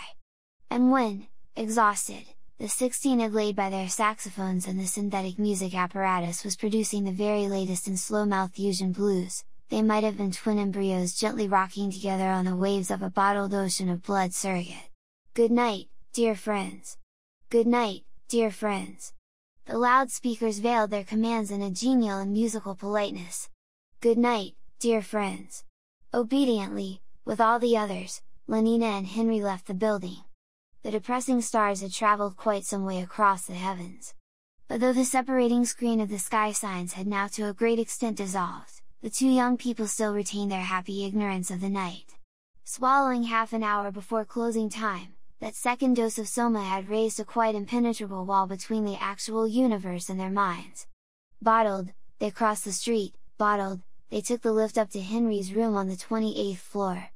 And yet, bottled as she was, and in spite of that second gram of Soma, Lenina did not forget to take all the contraceptive precautions prescribed by the regulations. Years of intensive hypnopedia and, from 12 to 17, mouth-fusion drill 3 times a week had made the taking of these precautions almost as automatic and inevitable as blinking. "Oh, and that reminds me," she said, as she came back from the bathroom, "Fanny Crown wants to know where you found that lovely green Morocco surrogate cartridge belt you gave me." Alternate Thursdays were Bernard's Solidarity Service days. After an early dinner at the Aphrodisium, to which Hellenholtz had recently been elected under Rule 2, he took leave of his friend and, hailing a taxi on the roof, told the man to fly to the Fortson Community Singery. The machine rose a couple of 100 meters, then headed eastwards, and as it turned, there before Bernard's eyes, gigantically beautiful, was the Singery. Floodlighted, its 320 meters of white Carrera surrogate gleamed with a snowy incandescence over Ludgate Hill, at each of the 4 corners of its helicopter platform an immense T shone crimson against the night, and from the mouths of 24 vast golden trumpets rumbled a solemn synthetic music. "Damn, I'm late," Bernard said to himself as he first caught sight of Big Henry, the Singery clock. And sure enough, as he was paying off his cab, Big Henry sounded the hour. "Ford!" sang out an immense bass voice from all the golden trumpets. "Ford! Ford! Ford!" 9 times. Bernard ran for the lift. The great auditorium for Ford's Day celebrations and other mass community sings was at the bottom of the building. Above it, 100 to each floor, were the 7,000 rooms used by solidarity groups for their fortnight services. Bernard dropped down to floor 33, hurried along the corridor, stood hesitating for a moment outside room 3210, then, having wound himself up, opened the door and walked in. Thank Ford! He was not the last. 3 chairs of the 12 arranged round the circular table were still unoccupied. He slipped into the nearest of them as inconspicuously as he could and prepared to frown at the yet later comers whenever they should arrive. Turning towards him, "What were you playing this afternoon?" the girl on his left inquired. "Obstacle, or electromagnetic?" Bernard looked at her. "Ford." It was Morgana Rothschild, and blushingly had to admit that he had been playing neither. Morgana stared at him with astonishment. There was an awkward silence. Then pointedly she turned away and addressed herself to the more sporting man on her left. A good beginning for a solidarity service, thought Bernard miserably, and foresaw for himself yet another failure to achieve atonement. If only he had given himself time to look around instead of scuttling for the nearest chair! He could have sat between Fifi Bradlaugh and Joanna Diesel. Instead of which he had gone and blindly planted himself next to Morgana. Morgana! Ford! Those black eyebrows of hers, that eyebrow, rather, for they met above the nose. Ford! And on his right was Clara Detterding. True, Clara's eyebrows didn't meet. But she was really too pneumatic. Whereas Fifi and Joanna were absolutely right. Plump, blonde, not too large. And it was that great lout, Tom Kawaguchi, who now took the seat between them. The last arrival was Sarah Jeannie Ingalls. "You're late," said the president of the group severely. "Don't let it happen again." Sarah Jeannie apologized and slid into her place between Jim Bokanovsky and Herbert Bakunin. The group was now complete, the solidarity circle perfect and without flaw. Man, woman, man, in a ring of endless alternation round the table. 12 of them ready to be made one, waiting to come together, to be fused, to lose their 12 separate identities in a larger being.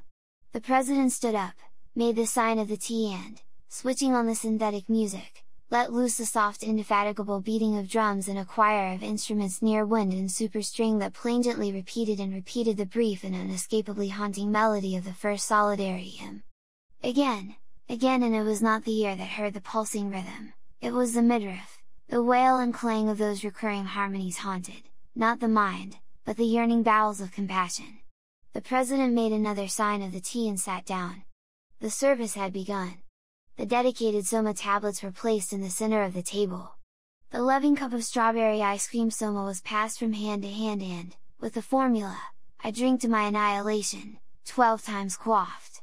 Then to the accompaniment of the synthetic orchestra the first solidarity hymn was sung.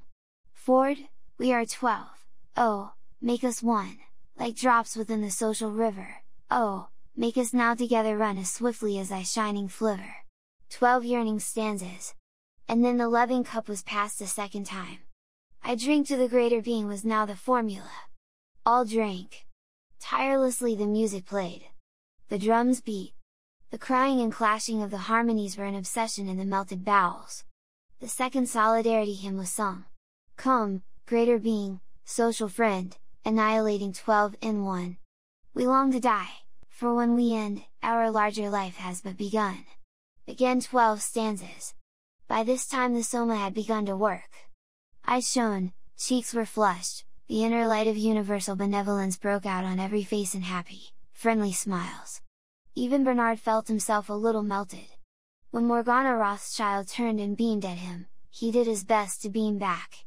But the eyebrow, that black 2-in-1, alas, it was still there, he couldn't ignore it, couldn't, however hard he tried.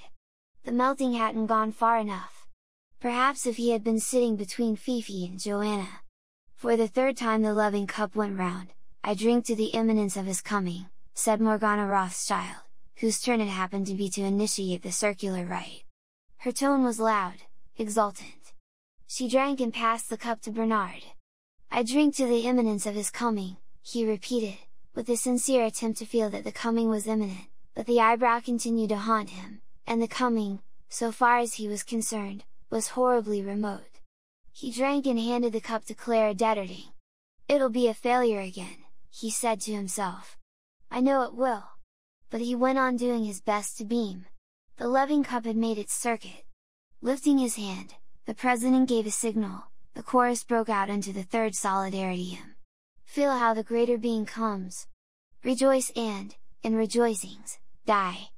Melt in the music of the drums. For I am you and you are I. As verse succeeded verse the voices thrilled with an ever intenser excitement.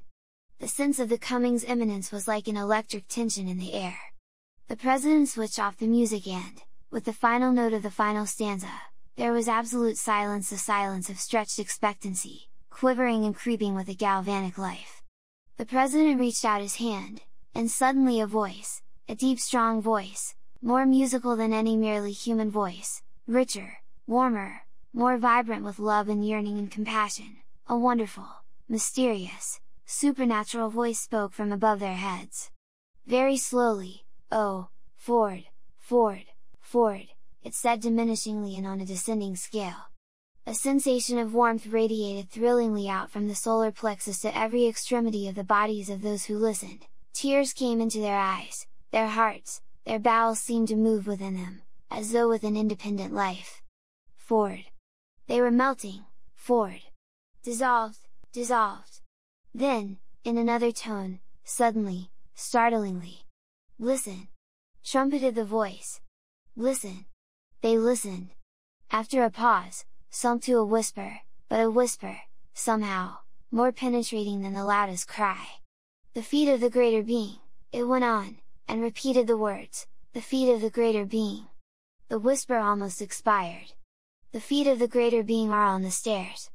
And once more there was silence, and the expectancy, momentarily relaxed, was stretched again, totter, totter, almost to the tearing point. The feet of the greater being, oh, they heard them, coming softly down the stairs, coming nearer and nearer down the invisible stairs. The feet of the greater being! And suddenly the T-ring point was reached. Her eyes staring, her lips parted. Morgana Rothschild sprang to her feet. I hear him, she cried. I hear him! He's coming, shouted Sarah Jeannie Ingalls. Yes, he's coming, I hear him. Fifi Bradlaugh and Tom Kawaguchi rose simultaneously to their feet. Oh, oh, oh! Joanna inarticulately testified. He's coming, yelled Jimbo Konofsky. The president leaned forward and, with a touch, released a delirium of cymbals and blown brass, a fever of tom-tomming. Oh, he's coming! Screamed Clara Detterding. And it was as though she were having her throat cut. Feeling that it was time for him to do something, Bernard also jumped up and shouted, I hear him, he's coming! But it wasn't true! He heard nothing and, for him, nobody was coming. Nobody in spite of the music, in spite of the mounting excitement. But he waved his arms, he shouted with the best of them, and when the others began to jig and stamp and shuffle, he also jigged and shuffled. Round they went, a circular procession of dancers, each with hands on the hips of the dancer preceding, round and round, shouting in unison, stamping to the rhythm of the music with their feet, beating it out with hands on the buttocks in front, 12 pairs of hands beating as one, 12 buttocks slabbily resounding. 12 as one, 12 as one. I hear him coming! The music quickened, faster beat the feet, faster, faster fell the rhythmic hands. And all at once a great synthetic bass boomed out the words which announced the approaching atonement and final consummation of solidarity, the coming of the 12 in one, the incarnation of the greater being. Orgy porgy, it sang, while the tom-toms continued to beat their feverish tattoo. Orgy porgy, Ford and fun, kiss the girls and make them one.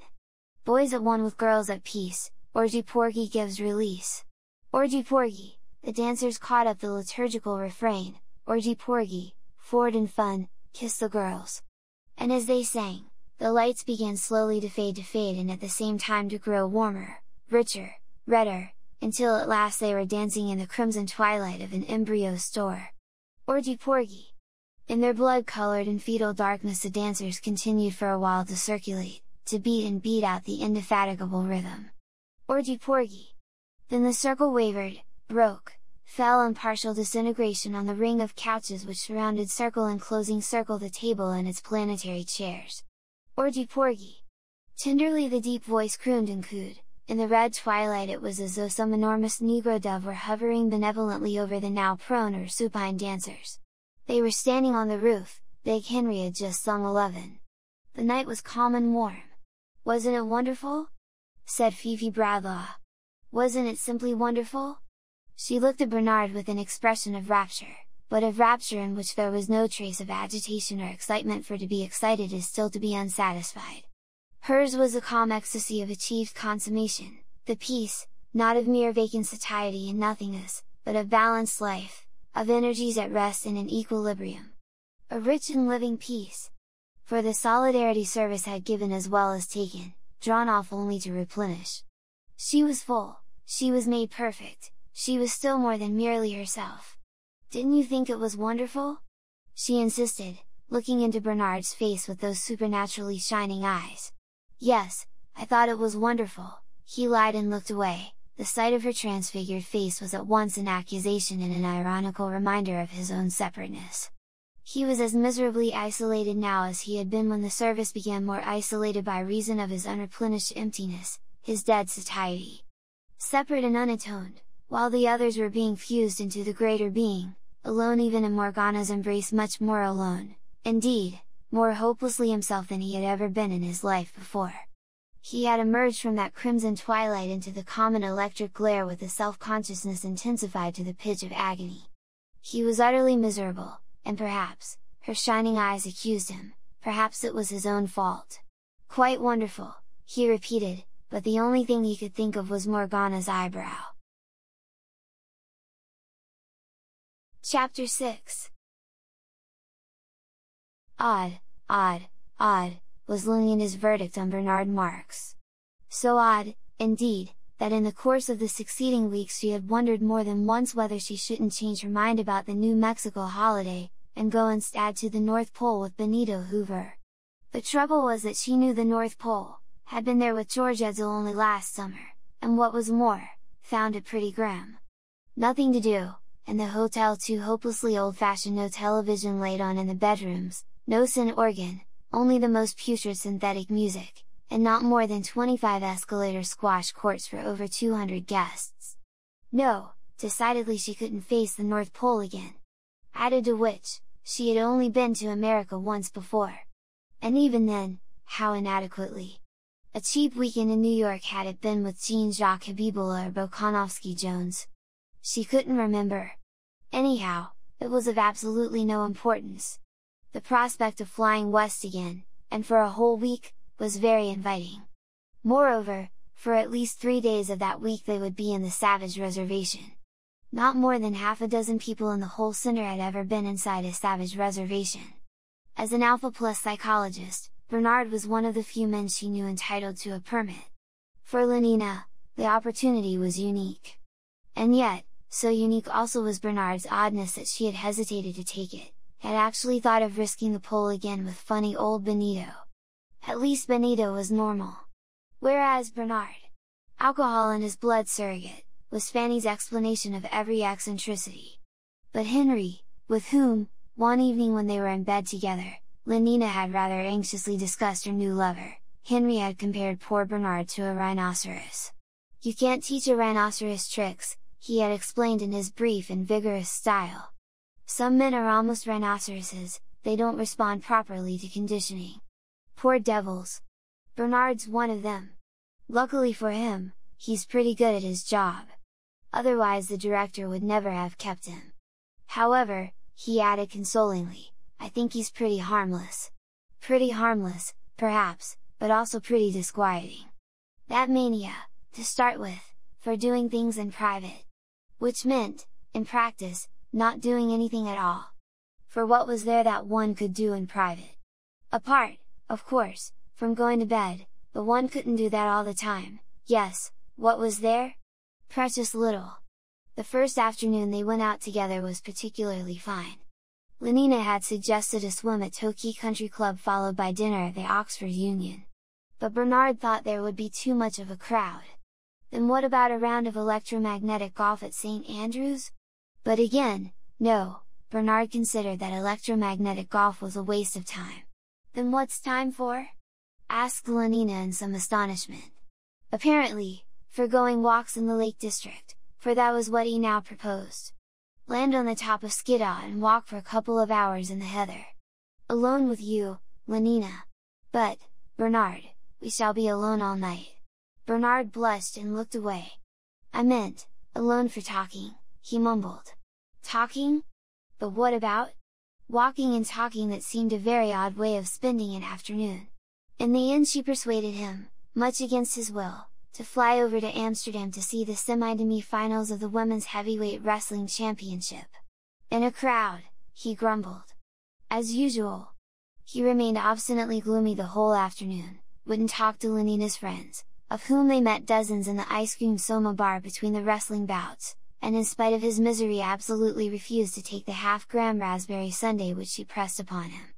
I'd rather be myself, he said. Myself and nasty. Not somebody else, however jolly. A gram in time saves 9, said Lenina, producing a bright treasure of sleep-taught wisdom.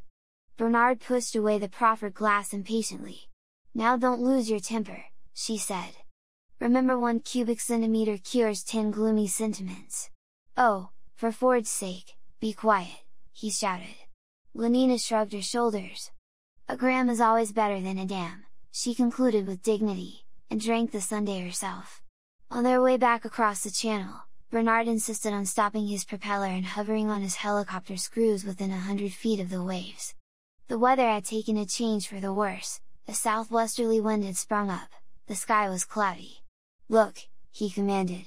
But it's horrible, said Lenina, shaking back from the window. She was appalled by the rushing emptiness of the night, by the black foam-flecked water heaving beneath them, by the pale face of the moon, so haggard and distracted among the hastening clouds. Let's turn on the radio! Quick! She reached for the dialing knob on the dashboard and turned it at random. Skies are blue inside of you, sang 16 tremoloing falsettos, the weather's always. Then a hiccup in silence. Bernard had switched to the current. I want to look at the sea in peace, he said. One can't even look with that beastly noise going on. But it's lovely. And I don't want to look. But I do, he insisted.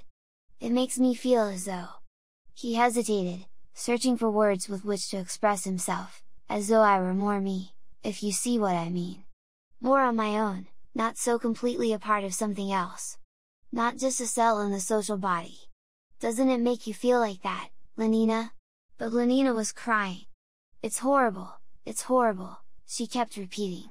And how can you talk like that about not wanting to be a part of the social body? After all, everyone works for everyone else. We can't do without anyone. Even epsilons. Yes, I know, said Bernard derisively. Even epsilons are useful. So am I, and I damned well wish I weren't. Lenina was shocked by his blasphemy. Bernard! She protested in a voice of amazed distress. How can you? In a different key, how can I? He repeated meditatively. No, the real problem is, how is it that I can't, or rather because, after all, I know quite well why I can't. What would it be like if I could, if I were free, not enslaved by my conditioning? But, Bernard, you're saying the most awful things. Don't you wish you were free, Lenina? I don't know what you mean. I am free. Free to have the most wonderful time. Everybody's happy nowadays. He laughed. Yes, everybody's happy nowadays. We began giving the children that at 5. But wouldn't you like to be free to be happy in some other way, Lenina? In your own way, for example, not in everybody else's way. I don't know what you mean, she repeated. Then, turning to him, oh, do let's go back, Bernard, she besought. I do so hate it here. Don't you like being with me? But of course, Bernard. It's this horrible place. I thought we'd be more together here with nothing but the sea and moon. More together than in that crowd, or even in my rooms. Don't you understand that? I don't understand anything, she said with decision, determined to preserve her incomprehension intact. Nothing. Least of all, she continued in another tone, why you don't take Soma when you have these dreadful ideas of yours. You forget all about them. And instead of feeling miserable, you be jolly. So jolly, she repeated and smiled, for all the puzzled anxiety in her eyes, with what was meant to be an inviting and voluptuous cajolery. He looked at her in silence, his face unresponsive and very grave, looked at her intently. After a few seconds Lenina's eyes flinched away, she uttered a nervous little laugh, tried to think of something to say and couldn't. The silence prolonged itself. When Bernard spoke at last, it was in a small tired voice. "All right then," he said, "we'll go back." And stepping hard on the accelerator, he sent the machine rocketing up into the sky. At 4,000 he started his propeller. They flew in silence for a minute or two. Then, suddenly, Bernard began to laugh. Rather oddly, Lenina thought, but still, it was laughter. "Feeling better?" she ventured to ask. For answer, he lifted one hand from the controls and, slipping his arm around her, began to fondle her breasts. "Thank Ford," she said to herself, "he's all right again." Half an hour later they were back in his rooms. Bernard swallowed 4 tablets of Soma at a gulp, turned on the radio and television and began to undress. "Well," Lenina inquired, with significant archness when they met next afternoon on the roof, "did you think it was fun yesterday?" Bernard nodded. They climbed into the plane. A little jolt, and they were off. "Everyone says I'm awfully pneumatic," said Lenina reflectively, patting her own legs. "Awfully." But there was an expression of pain in Bernard's eyes. "Like meat," he was thinking. She looked up with a certain anxiety. "But you don't think I'm too plump, do you?" He shook his head. "Like so much meat. You think I'm all right?" Another nod. "In every way? Perfect," he said aloud. And inwardly, "She thinks of herself that way. She doesn't mind being meat." Lenina smiled triumphantly. But her satisfaction was premature. "All the same," he went on, after a little pause, "I still rather wish it had all ended differently." "Differently? Were there other endings?" "I didn't want it to end with our going to bed," he specified. Lenina was astonished. "Not at once, not the first day. But then what?" He began to talk a lot of incomprehensible and dangerous nonsense. Lenina did her best to stop the ears of her mind, but every now and then a phrase would insist on becoming audible. "To try the effect of arresting my impulses," she heard him say. The words seemed to touch a spring in her mind. "Never put off till tomorrow the fun you can have today," she said gravely. 200 repetitions, twice a week from 14 to 16 and a half, was all his comment. The mad bad talk rambled on. "I want to know what passion is," she heard him saying. "I want to feel something strongly. When the individual feels, the community reels," Lenina pronounced. "Well, why shouldn't it reel a bit? Bernard?" But Bernard remained unabashed. "Adults intellectually and during working hours," he went on. "Infants where feeling and desire are concerned. Our Ford loved infants." Ignoring the interruption. "It suddenly struck me the other day," continued Bernard, "that it might be possible to be an adult all the time. I don't understand." Lenina's tone was firm. "I know you don't. And that's why we went to bed together yesterday like infants instead of being adults and waiting." "But it was fun," Lenina insisted. "Wasn't it?" "Oh, the greatest fun," he answered, but in a voice so mournful, with an expression so profoundly miserable, that Lenina felt all her triumph suddenly evaporate. Perhaps he had found her too plump, after all. "I told you so," was all that Fanny said, when Lenina came and made her confidences. "It's the alcohol they put in his surrogate." "All the same," Lenina insisted. "I do like him. He has such awfully nice hands. And the way he moves his shoulders, that's very attractive," she sighed. "But I wish he weren't so odd." Halting for a moment outside the door of the director's room, Bernard drew a deep breath and squared his shoulders, bracing himself to meet the dislike and disapproval which he was certain of finding within. He knocked and entered. "A permit for you to initial, Director," he said as airily as possible, and laid the paper on the writing table. The director glanced at him sourly. But the stamp of the World Controller's office was at the head of the paper and the signature of Mustafa Mond, bold and black, across the bottom. Everything was perfectly in order. The director had no choice. He penciled his initials, two small pale letters abject at the feet of Mustafa Mond, and was about to return the paper without a word of comment or genial forward speed, when his eye was caught by something written in the body of the permit. "For the New Mexican Reservation?" he said, and his tone, the face he lifted to Bernard, expressed a kind of agitated astonishment. Surprised by his surprise, Bernard nodded. There was a silence. The director leaned back in his chair, frowning. "How long ago was it?" he said, speaking more to himself than to Bernard. 20 years, I suppose." "Nearer 25. I must have been your age," he sighed and shook his head. Bernard felt extremely uncomfortable. A man so conventional, so scrupulously correct as the director, and to commit so gross a solecism. LT made him want to hide his face, to run out of the room. Not that he himself saw anything intrinsically objectionable in people talking about the remote past, that was one of those hypnopetic prejudices he had, so he imagined, completely got rid of. What made him feel shy was the knowledge that the director disapproved and yet had been betrayed into doing the forbidden thing. Under what inward compulsion? Through his discomfort Bernard eagerly listened. "I had the same idea as you," the director was saying. "Wanted to have a look at the savages. Got a permit for New Mexico and went there for my summer holiday. With the girl I was having at the moment. She was a beta minus, and I think," he shut his eyes, "I think she had yellow hair. Anyhow she was pneumatic, particularly pneumatic, I remember that. Well, we went there, and we looked at the savages, and we rode about on horses and all that. And then it was almost the last day of my leave then. Well, she got lost. We'd gone riding up one of those revolting mountains, and it was horribly hot and oppressive, and after lunch we went to sleep. Or at least I did. She must have gone for a walk, alone. At any rate, when I woke up, she wasn't there. And the most frightful thunderstorm I've ever seen was just bursting on us. And it poured and roared and flashed, and the horses broke loose and ran away, and I fell down, trying to catch them, and hurt my knee, so that I could hardly walk. Still, I searched and I shouted and I searched. But there was no sign of her. Then I thought she must have gone back to the rest house by herself. So I crawled down into the valley by the way we had come. My knee was agonizingly painful, and I'd lost my soma. It took me hours. I didn't get back to the rest house till after midnight. And she wasn't there, the director repeated. There was a silence. Well, he resumed at last, the next day there was a search. But we couldn't find her. She must have fallen into a gully somewhere, or been eaten by a mountain lion. Ford knows.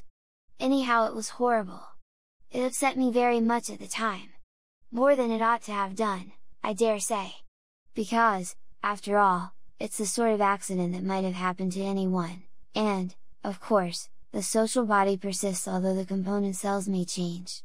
But this sleep talk consolation did not seem to be very effective. Shaking his head, "I actually dream about it sometimes," the director went on in a low voice.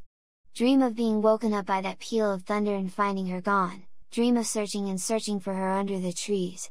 He lapsed into the silence of reminiscence. "You must have had a terrible shock," said Bernard, almost enviously.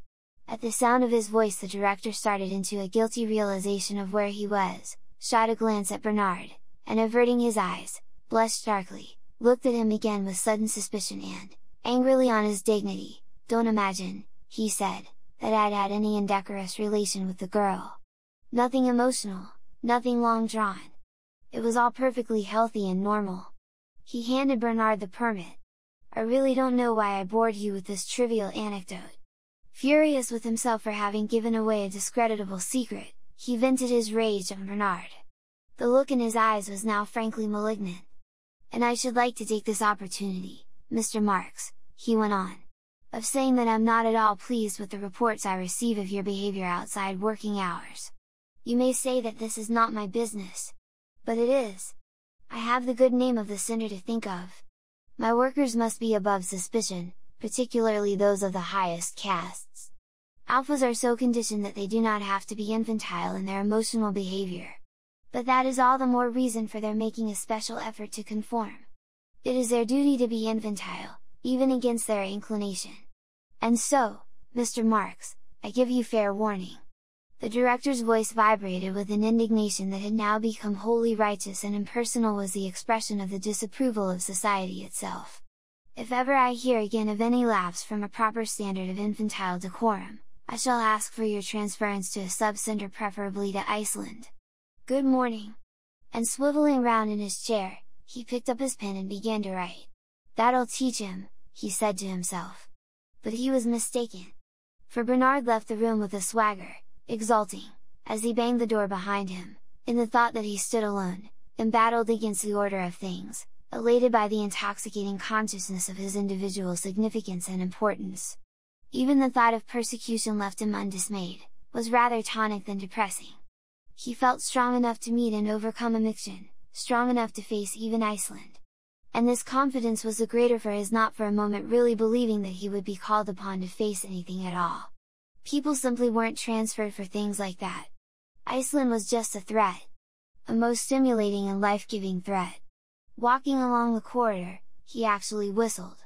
Heroic was the account he gave that evening of his interview with the DHC, whereupon, it concluded, I simply told him to go to the bottomless past and marched out of the room. And that was that. He looked at Helmholtz Watson expectantly, awaiting his due reward of sympathy, encouragement, admiration. But no word came. Helmholtz sat silent, staring at the floor. He liked Bernard, he was grateful to him for being the only man of his acquaintance with whom he could talk about the subjects he felt to be important. Nevertheless, there were things in Bernard which he hated. This boasting, for example. And the outbursts of an abject self-pity with which it alternated. And his deplorable habit of being bold after the event, and full, in absence, of the most extraordinary presence of mind. He hated these things just because he liked Bernard. The seconds passed. Helmholtz continued to stare at the floor. And suddenly Bernard blushed and turned away. The journey was quite uneventful. The Blue Pacific rocket was 2.5 minutes early at New Orleans, lost 4 minutes in a tornado over Texas, but flew into a favorable air current at longitude 95 west, and was able to land at Santa Fe less than 40 seconds behind schedule time. 40 seconds on a 6.5-hour flight. Not so bad, Lenina conceded. They slept that night at Santa Fe. The hotel was excellent, incomparably better, for example, than that horrible Aurora Bora Palace in which Lenina had suffered so much the previous summer. Liquid air, television, vibro-vacuum massage, radio, boiling caffeine solution, hot contraceptives, and 8 different kinds of scent were laid on in every bedroom. The synthetic music plant was working as they entered the hall and left nothing to be desired. A notice in the lift announced that there were 60 escalator squash racket courts in the hotel, and that obstacle and electromagnetic golf could both be played in the park. But it sounds simply too lovely, cried Lenina. I almost wish we could stay here. 60 escalator squash courts. There won't be any in the reservation, Bernard warned her. And no scent, no television, no hot water even.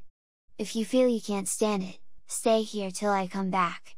Lenina was quite offended. Of course I can stand it. I only said it was lovely here because... Well, because progress is lovely, isn't it? 500 repetitions once a week from 13 to 17, said Bernard wearily, as though to himself. What did you say? I said that progress was lovely. That's why you mustn't come to the reservation unless you really want to. But I do want to. Very well, then, said Bernard, and it was almost a threat. Their permit required the signature of the warden of the reservation, at whose office next morning they duly presented themselves. An Epsilon Plus Negro porter took in Bernard's card, and they were admitted almost immediately. The warden was a blonde and brachycephalic Alpha-, short, red, moon-faced, and broad-shouldered, with a loud booming voice, very well adapted to the utterance of hypnopedic wisdom. He was a mine of irrelevant information and unasked for good advice. Once started, he went on and on boomingly. 560,000 square kilometers, divided into 4 distinct sub-reservations, each surrounded by a high-tension wire fence. At this moment, and for no apparent reason, Bernard suddenly remembered that he had left the eau de cologne tap in his bathroom wide open and running. Supplied with current from the Grand Canyon hydroelectric station. Cost me a fortune by the time I get back. With his mind's eye, Bernard saw the needle on the centimeter creeping round and round, ant-like, indefatigable. Quickly telephoned to Helmholtz Watson. Upwards of 5,000 kilometers of fencing at 60,000 volts. You don't say so, said Lenina politely, not knowing in the least what the warden had said, but taking her cue from his dramatic pause. When the warden started booming, she had inconspicuously swallowed half a gram of soma, with the result that she could now sit, serenely not listening, thinking of nothing at all, but with her large blue eyes fixed on the warden's face in an expression of rapt attention. To touch the fence is instant death, pronounced the warden solemnly. There is no escape from a savage reservation. The word escape was suggestive. Perhaps, said Bernard, half rising, we ought to think of going. The little black needle was scurrying, an insect, nibbling through time, eating into his money. No escape, repeated the warden, waving him back into his chair, and as the permit was not yet countersigned, Bernard had no choice but to obey.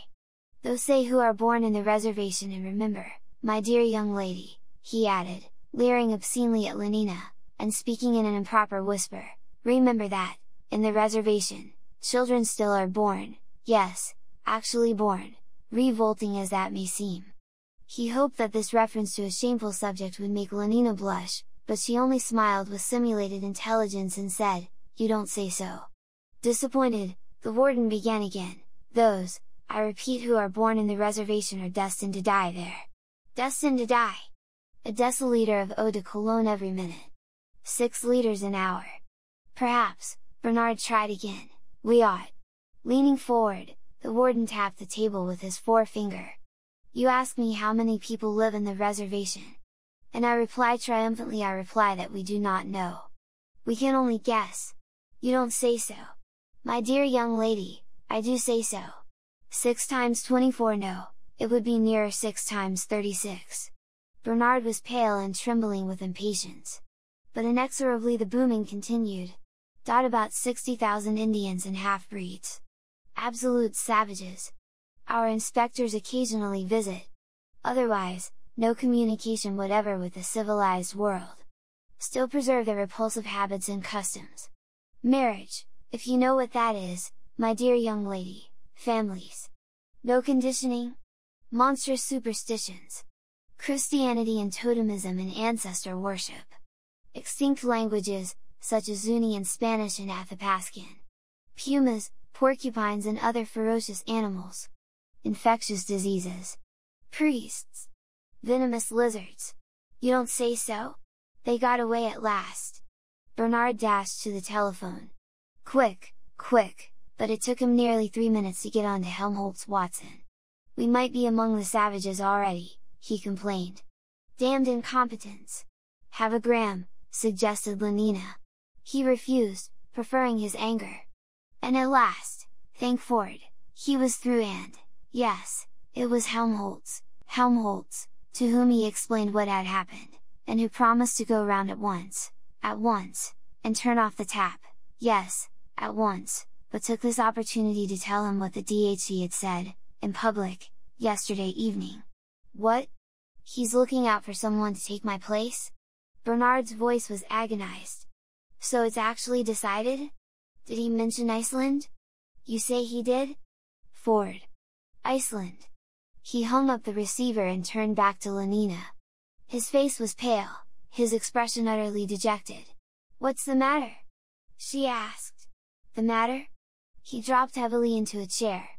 I'm going to be sent to Iceland. Often in the past he had wondered what it would be like to be subjected, soma-less and with nothing but his own inward resources to rely on, to some great trial, some pain, some persecution. He had even longed for affliction. As recently as a week ago, in the director's office, he had imagined himself courageously resisting, stoically accepting suffering without a word. The director's threats had actually elated him, made him feel larger than life. But that, as he now realized, was because he had not taken the threats quite seriously. He had not believed that, when it came to the point, the DHC would ever do anything. Now that it looked as though the threats were really to be fulfilled, Bernard was appalled. Of that imagined stoicism, that theoretical courage, not a trace was left. He raged against himself. What a fool! Against the director, how unfair not to give him that other chance which, he now had no doubt at all, he had always intended to take. And Iceland! Lenina shook her head. "Wasn't will make me ill," she quoted, "I take a gram and only am." In the end she persuaded him to swallow 4 tablets of soma. 5 minutes later roots and fruits were abolished, the flower of the present rosily blossomed. A message from the porter announced that, at the warden's orders, a reservation guard had come round with a plane and was waiting on the roof of the hotel. They went up at once. An octoroon in gamma green uniform saluted and proceeded to recite the morning's program. A bird's eye view of 10 or a dozen of the principal pueblos, then a landing for lunch in the valley of Malpais. The rest house was comfortable there, and up at the pueblo the savages would probably be celebrating their summer festival. It would be the best place to spend the night. They took their seats in the plane and set off. 10 minutes later they were recrossing the frontier that separated civilization from savagery. Uphill and down, across the deserts of salt or sand, through forests, into the violet depth of canyons, over crag and peak and table-topped mesa, the fence marched on and on, irresistibly the straight line, the geometrical symbol of triumphant human purpose. And at its foot, here and there, a mosaic of white bones, a still unrotted carcass dark on the tawny ground marked the place where deer or steer, puma or porcupine or coyote, or the greedy turkey buzzards drawn down by the whiff of carrion and fulminated as though by a poetic justice, had come too close to the destroying wires. "They never learn," said the green uniformed pilot, pointing down at the skeletons on the ground below them. "And they never will learn," he added and laughed, as though he had somehow scored a personal triumph over the electrocuted animals. Bernard also laughed. After 2 grams of soma the joke seemed, for some reason, good. Laughed and then, almost immediately, dropped off to sleep, and sleeping was carried over Taos and Tasuki, over Nambe and Picuras and Pojok, over Sia and Cochiti, over Laguna and Acoma and the Enchanted Mesa, over Zuni and Cibola and Ojo Caliente, and woke at last to find the Machine standing on the ground, Lenina carrying the suitcases into a small square house, and the gamma green octoroon talking incomprehensibly with a young Indian. "Malpais," explained the pilot, as Bernard stepped out. "This is the rest house. And there's a dance this afternoon at the pueblo. He'll take you there." He pointed to the sullen young savage. "Funny, I expect." He grinned. "Everything they do is funny." And with that he climbed into the plane and started up the engines. "Back tomorrow. And remember," he added reassuringly to Lenina, "they're perfectly tame, savages won't do you any harm. They've got enough experience of gas bombs to know that they mustn't play any tricks." Still laughing, he threw the helicopter screws into gear, accelerated, and was gone. Chapter 7. The mesa was like a ship becalmed in a strait of lion-colored dust. The channel wound between precipitous banks, and slanting from one wall to the other across the valley ran a streak of green, the river and its fields. On the prow of that stone ship in the center of the strait, and seemingly a part of it, a shaped and geometrical outcrop of the naked rock, stood the pueblo of Malpais. Block above block, each story smaller than the one below, the tall houses rose like stepped and amputated pyramids into the blue sky. At their feet lay a straggle of low buildings, a crisscross of walls, and on 3 sides the precipices fell sheer into the plain. A few columns of smoke mounted perpendicularly into the windless air and were lost. "Queer," said Lenina. "Very queer." It was her ordinary word of condemnation. "I don't like it. And I don't like that man." She pointed to the Indian guide who had been appointed to take them up to the pueblo. Her feeling was evidently reciprocated. The very back of the man, as he walked along before them, was hostile, sullenly contemptuous. Besides, she lowered her voice, "He smells." Bernard did not attempt to deny it. They walked on. Suddenly it was as though the whole air had come alive and were pulsing with the indefatigable movement of blood. Up there, in Malpais, the drums were being beaten. Their feet fell in with the rhythm of that mysterious heart, they quickened their pace. Their path led them to the foot of the precipice. The sides of the great mesa ship towered over them, 300 feet to the gunwale. "I wish we could have brought the plane," said Lenina, looking up resentfully at the blank impending rock face. "I hate walking. And you feel so small when you're on the ground at the bottom of a hill." They walked along for some way in the shadow of the mesa, rounded a projection, and there, in a water-worn ravine, was the way up the companion ladder. They climbed. It was a very steep path that zigzagged from side to side of the gully. Sometimes the pulsing of the drums was all but inaudible, at others they seemed to be beating only just round the corner. When they were halfway up, an eagle flew past so close to them that the wind of his wings blew chill on their faces. In a crevice of the rock lay a pile of bones. It was all oppressively queer, and the Indian smelt stronger and stronger. They emerged at last from the ravine into the full sunlight. The top of the mesa was a flat deck of stone. "Like the Charity Tower," was Lenina's comment. But she was not allowed to enjoy her discovery of this reassuring resemblance for long. A padding of soft feet made them turn round. Naked from throat to navel, their dark brown bodies painted with white lines, like asphalt tennis courts, Lenina was later to explain, their faces inhuman with daubings of scarlet, black and ochre. Two Indians came running along the path. Their black hair was braided with fox fur and red flannel. Cloaks of turkey feathers fluttered from their shoulders, huge feather diadems exploded gaudily round their heads. With every step they took came the clink and rattle of their silver bracelets, their heavy necklaces of bone and turquoise beads. They came on without a word, running quietly in their deerskin moccasins. One of them was holding a feather brush, the other carried, in either hand, what looked at a distance like 3 or 4 pieces of thick rope. One of the ropes writhed uneasily, and suddenly Lenina saw that they were snakes. The men came nearer and nearer, their dark eyes looked at her, but without giving any sign of recognition, any smallest sign that they had seen her or were aware of her existence. The writhing snake hung limp again with the rest. The men passed. "I don't like it," said Lenina. "I don't like it." She liked even less what awaited her at the entrance to the pueblo, where their guide had left them while he went inside for instructions. The dirt, to start with, the piles of rubbish, the dust, the dogs, the flies. Her face wrinkled up into a grimace of disgust. She held her handkerchief to her nose. "But how can they live like this?" she broke out in a voice of indignant incredulity. "It wasn't possible." Bernard shrugged his shoulders philosophically. "Anyhow," he said, "they've been doing it for the last 5 or 6,000 years. So I suppose they must be used to it by now. But cleanliness is next to forwardliness," she insisted.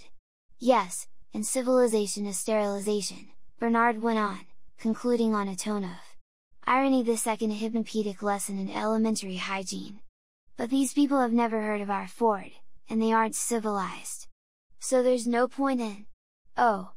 She gripped his arm. "Look!" An almost naked Indian was very slowly climbing down the ladder from the first floor terrace of a neighboring house rung after rung, with the tremulous caution of extreme old age.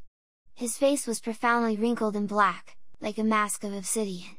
The toothless mouth had fallen in. At the corners of the lips, and on each side of the chin, a few long bristles gleamed almost white against the dark skin. The long unbraided hair hung down in grey wisps round his face. His body was bent and emaciated to the bone, almost fleshless. Very slowly he came down, pausing at each rung before he ventured another step. "What's the matter with him?" whispered Lenina. Her eyes were wide with horror and amazement. "He's old, that's all," Bernard answered as carelessly as he could. He too was startled, but he made an effort to seem unmoved. "Old?" she repeated. "But the director's old, lots of people are old, they're not like that. That's because we don't allow them to be like that. We preserve them from diseases. We keep their internal secretions artificially balanced at a youthful equilibrium.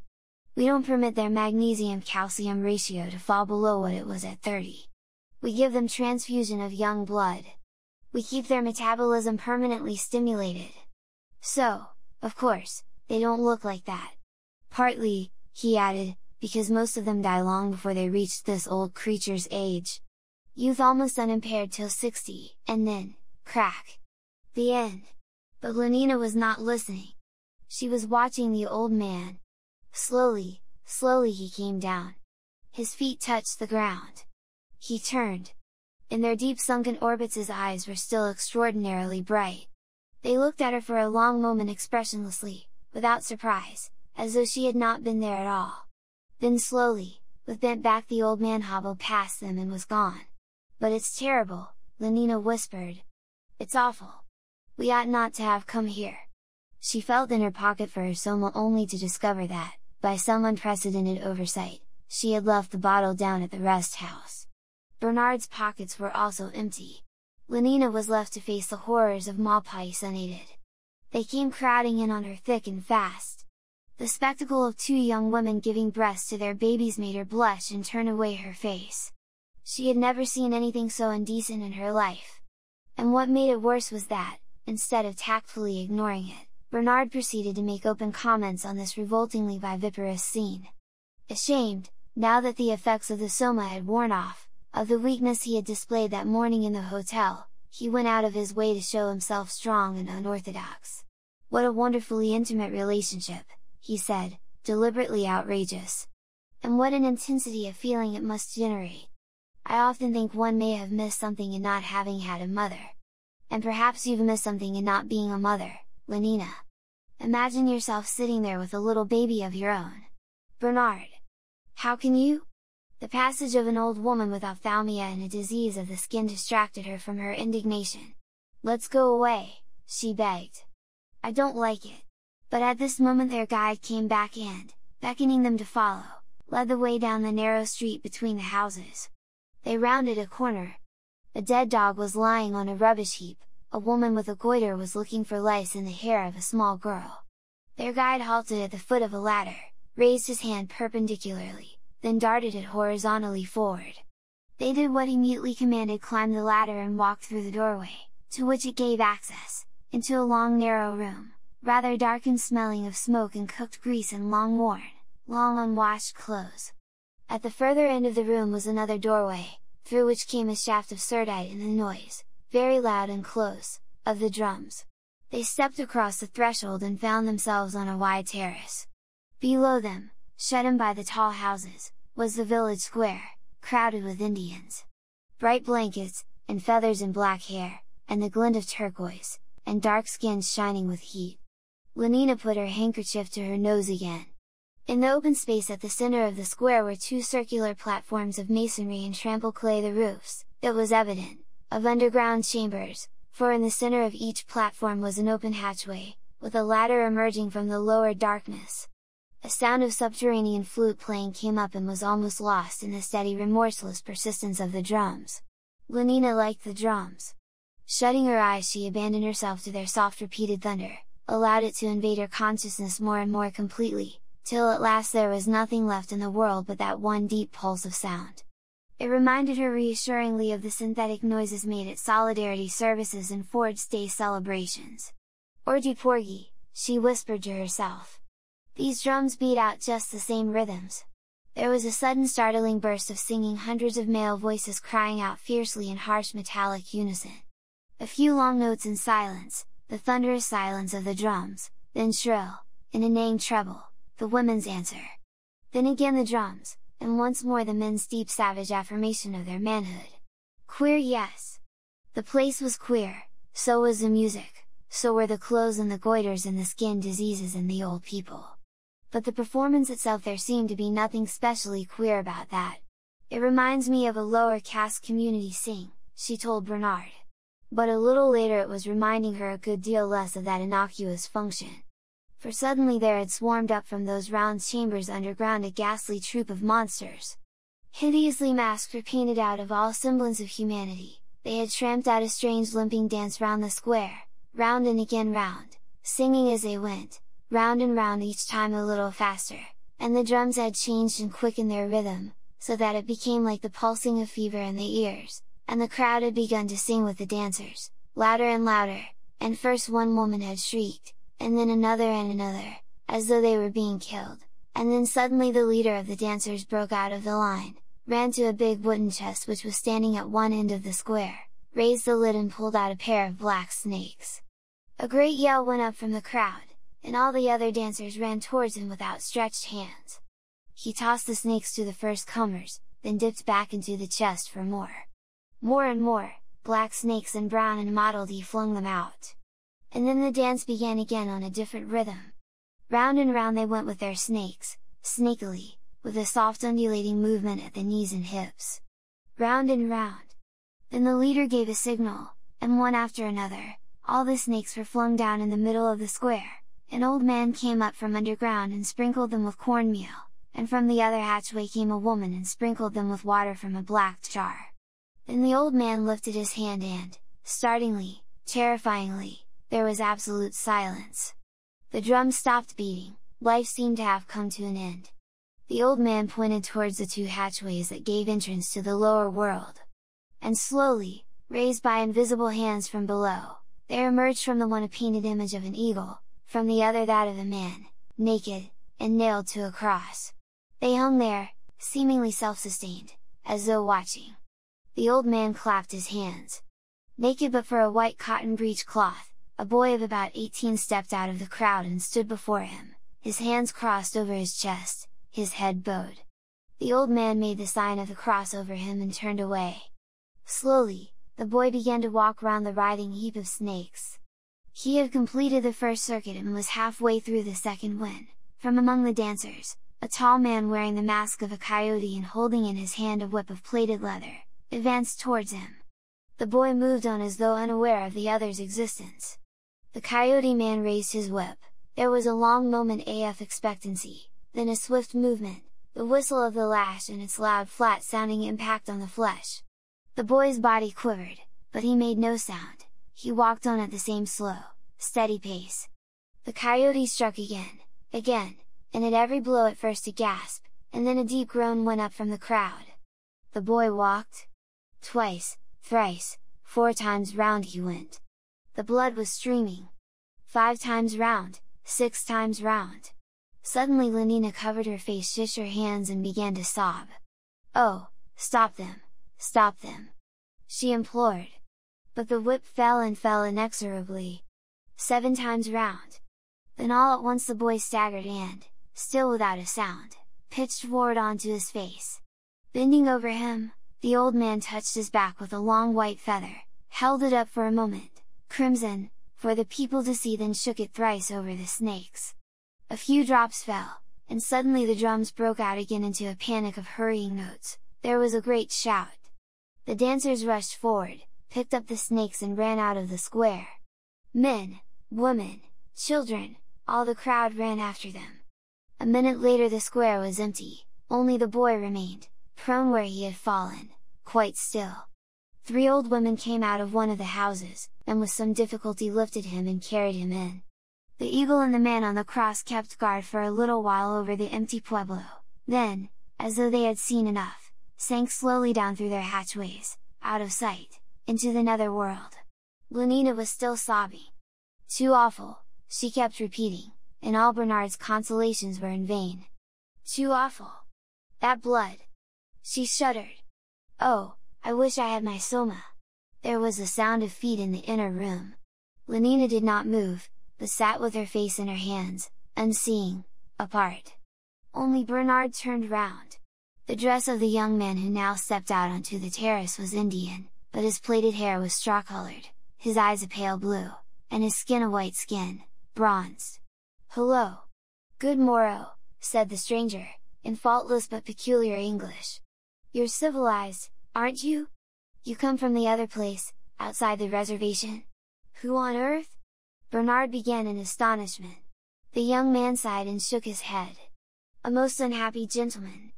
And, pointing to the bloodstains in the center of the square, do you see that damned spot?"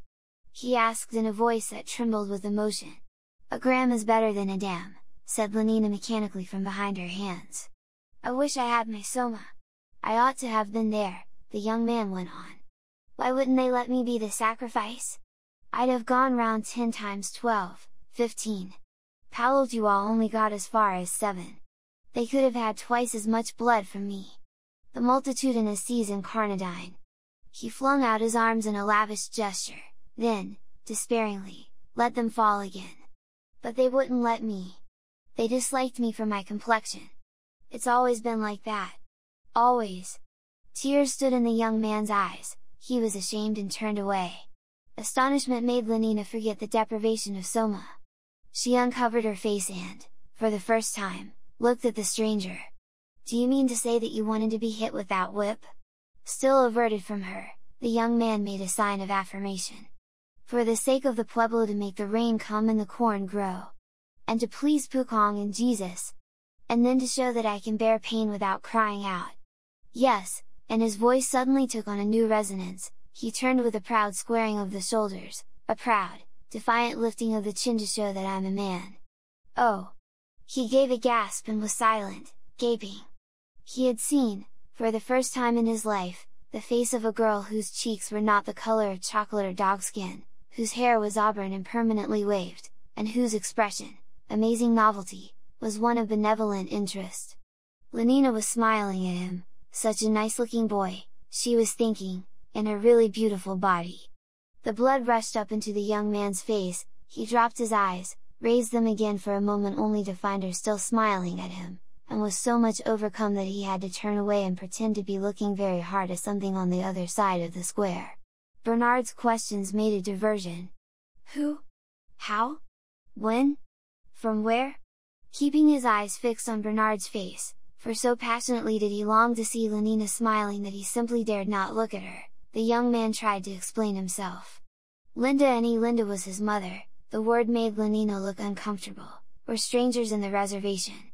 Linda had come from the other place long ago, before he was born, with a man who was his father. Bernard pricked up his ears, she had gone walking alone in those mountains over there to the north, had fallen down a steep place and hurt her head. Go on," said Bernard excitedly, "some hunters from Alpais had found her and brought her to the pueblo." As for the man who was his father, Linda had never seen him again. His name was Tamakin. Yes, Thomas was the DHC's first name, he must have flown away, back to the other place, away without her, a bad, unkind, unnatural man. "And so I was born in Malpais," he concluded. "In Malpais?" And he shook his head. The squalor of that little house on the outskirts of the pueblo! A space of dust and rubbish separated it from the village. 2 famine-stricken dogs were nosing obscenely in the garbage at its door. Inside, when they entered, the twilight stank and was loud with flies. "Linda!" the young man called. From the inner room a rather hoarse female voice said, "Coming." They waited. In bowls on the floor were the remains of a meal, perhaps of several meals. The door opened.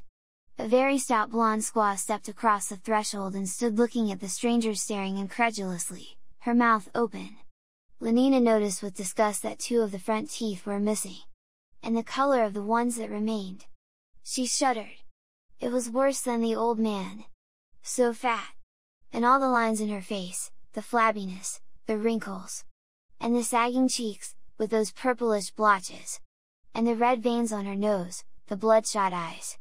And that neck, and the blanket she wore over her head ragged and filthy. And under the brown sack-shaped tunic those enormous breasts, the bulge of the stomach, the hips. Oh, much worse than the old man, much worse! And suddenly the creature burst out in a torrent of speech, rushed at her with outstretched arms and Ford! It was too revolting, in another moment she'd be sick, pressed her against the bulge, the bosom, and began to kiss her.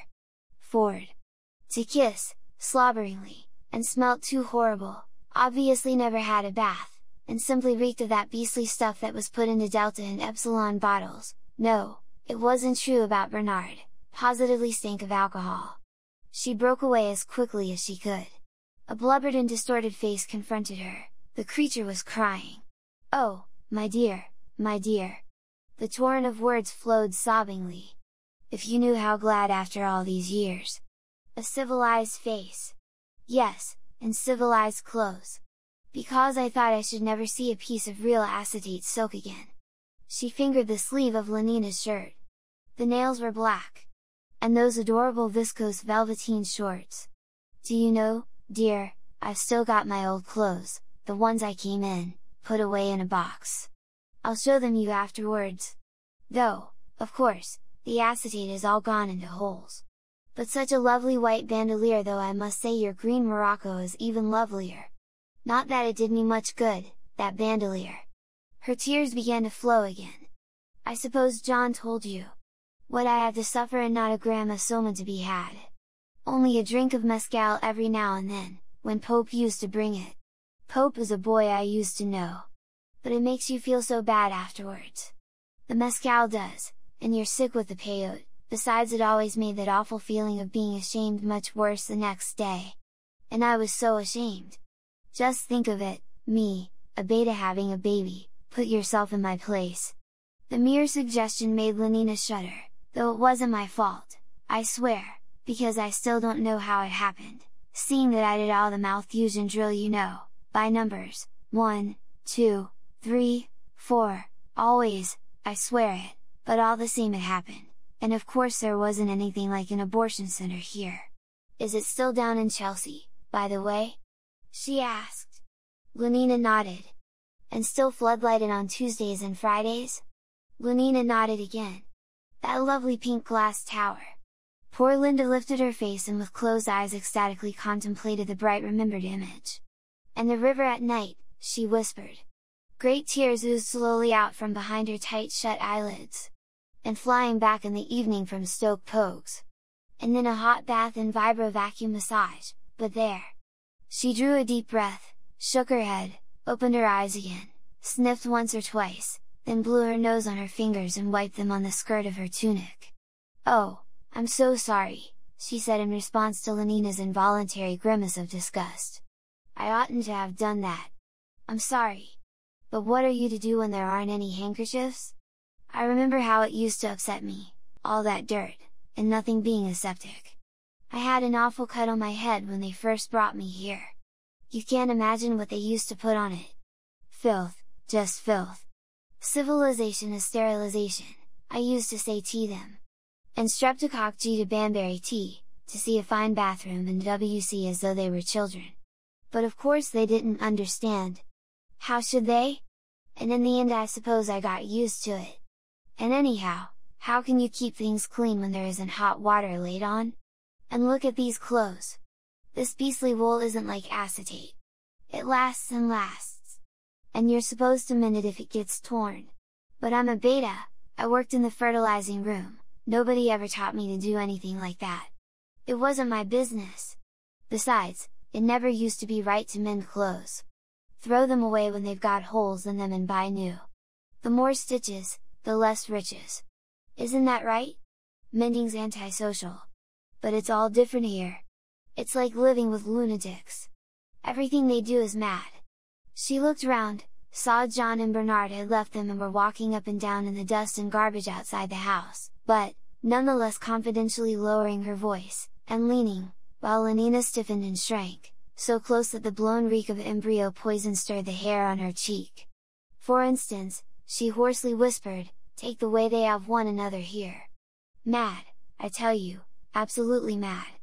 Everybody belongs to everyone else, don't they? Don't they?" she insisted, tugging at Lenina's sleeve. Lenina nodded her averted head, let out the breaths she had been holding and managed to draw another one, relatively untainted. "Well, here," the other went on, "nobody's supposed to belong to more than one person. And if you have people in the ordinary way, the others think you're wicked and antisocial. They hate and despise you. Once a lot of women came and made a scene because their men came to see me. Well, why not? And then they rushed at me. No, it was too awful. I can't tell you about it." Linda covered her face with her hands and shuddered. "They're so hateful, the women here. Mad, mad and cruel. And of course they don't know anything about Malthusian drill, or bottles, or decanting, or anything of that sort. So they're having children all the time like dogs. It's too revolting. And to think that Ford. And yet John was a great comfort to me. I don't know what I should have done without him. Even though he did get so upset whenever a man, quite as a tiny boy, even once, but that was when he was bigger, he tried to kill poor Hugheswell, or was it Pope ? Just because I used to have them sometimes. Because I never could make him understand that that was what civilized people ought to do. Being mad's infectious, I believe. Anyhow, John seems to have caught it from the Indians. Because, of course, he was with them a lot. Even though they always were so beastly to him and wouldn't let him do all the things the other boys did. Which was a good thing in a way, because it made it easier for me to condition him a little. Though you've no idea how difficult that is. There's so much one doesn't know, it wasn't my business to know. I mean, when a child asks you how a helicopter works or who made the world, well, what are you to answer if you're a beta and have always worked in the fertilizing room? What are you to answer? Chapter 8. Outside, in the dust and among the garbage, there were 4 dogs now. Bernard and John were walking slowly up and down. So hard for me to realize, Bernard was saying, to reconstruct. As though we were living on different planets, in different centuries. A mother, and all this dirt, and gods, and old age, and disease, he shook his head. It's almost inconceivable. I shall never understand, unless you explain. Explain what? This. He indicated the pueblo. That. And it was the little house outside the village. Everything.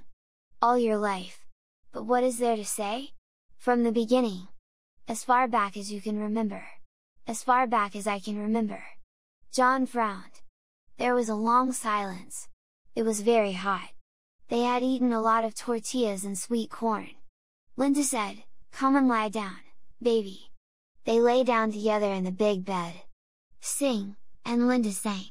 Sang Streptococcus to Banbury Tea and by Baby Banting, soon you'll need decanting. Her voice got fainter and fainter. There was a loud noise, and he woke with a start. A man was saying something to Linda, and Linda was laughing. She had pulled the blanket up to her chin, but the man pulled it down again. His hair was like 2 black ropes, and round his arm was a lovely silver bracelet with blue stones in it. He liked the bracelet, but all the same, he was frightened. He hid his face against Linda's body. Linda put her hand on him and he felt safer. In those other words he did not understand so well, she said to the man, "Not with John here." The man looked at him, then again at Linda, and said a few words in a soft voice. Linda said, "No." But the man bent over the bed towards him and his face was huge, terrible, the black ropes of hair touched the blanket. "No," Linda said again, and he felt her hand squeezing him more tightly. "No, no." But the man took hold of one of his arms, and it hurt. He screamed. The man put up his other hand and lifted him up. Linda was still holding him, still saying, "No, no."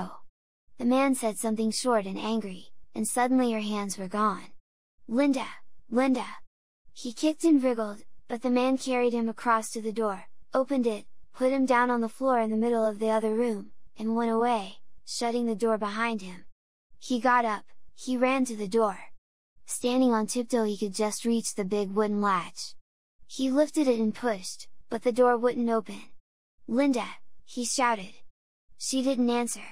He remembered a huge room, rather dark, and there were big wooden things with strings fastened to them, and lots of women standing round them making blankets, Linda said. Linda told him to sit in the corner with the other children, while she went and helped the women. He played with the little boys for a long time. Suddenly people started talking very loud, and there were the women pushing Linda away, and Linda was crying.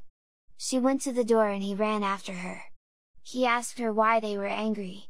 "Because I broke something," she said. And then she got angry too. "How should I know how to do their beastly weaving?" she said. "Beastly savages." He asked her what savages were. When they got back to their house, Pope was waiting at the door, and he came in with them. He had a big gourd full of stuff that looked like water, only it wasn't water, but something with a bad smell that burnt your mouth and made you cough. Linda drank some and Pope drank some, and then Linda laughed a lot and talked very loud, and then she and Pope went into the other room. When Pope went away, he went into the room. Linda was in bed and so fast asleep that he couldn't wake her. Pope used to come often. He said the stuff in the gourd was called mescal, but Linda said it ought to be called soma, only it made you feel ill afterwards. He hated Pope. He hated them all the men who came to see Linda. One afternoon, when he had been playing with the other children, it was cold, he remembered, and there was snow on the mountains. He came back to the house and heard angry voices in the bedroom. They were women's voices, and they said words he didn't understand, but he knew they were dreadful words. Then suddenly, crash!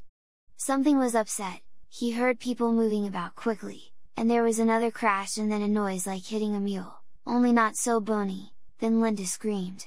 "Oh, don't, she said. He ran in. There were 3 women in dark blankets. Linda was on the bed. One of the women was holding her wrists. Another was lying across her legs, so that she couldn't kick. The third was hitting her with a whip. Once, twice, 3 times, and each time Linda screamed. Crying, he tugged at the fringe of the woman's blanket. "Please, please!" With her free hand she held him away. The whip came down again, and again Linda screamed. He caught hold of the woman's enormous brown hand between his own and bit it with all his might. She cried out, wrenched her hand free, and gave him such a push that he fell down. While he was lying on the ground she hit him 3 times with the whip. It hurt more than anything he had ever felt, like fire. The whip whistled again, fell. But this time it was Linda who screamed. "But why did they want to hurt you, Linda?" he asked that night. He was crying, because the red marks of the whip on his back still hurt so terribly. But he was also crying because people were so beastly and unfair, and because he was only a little boy and couldn't do anything against them.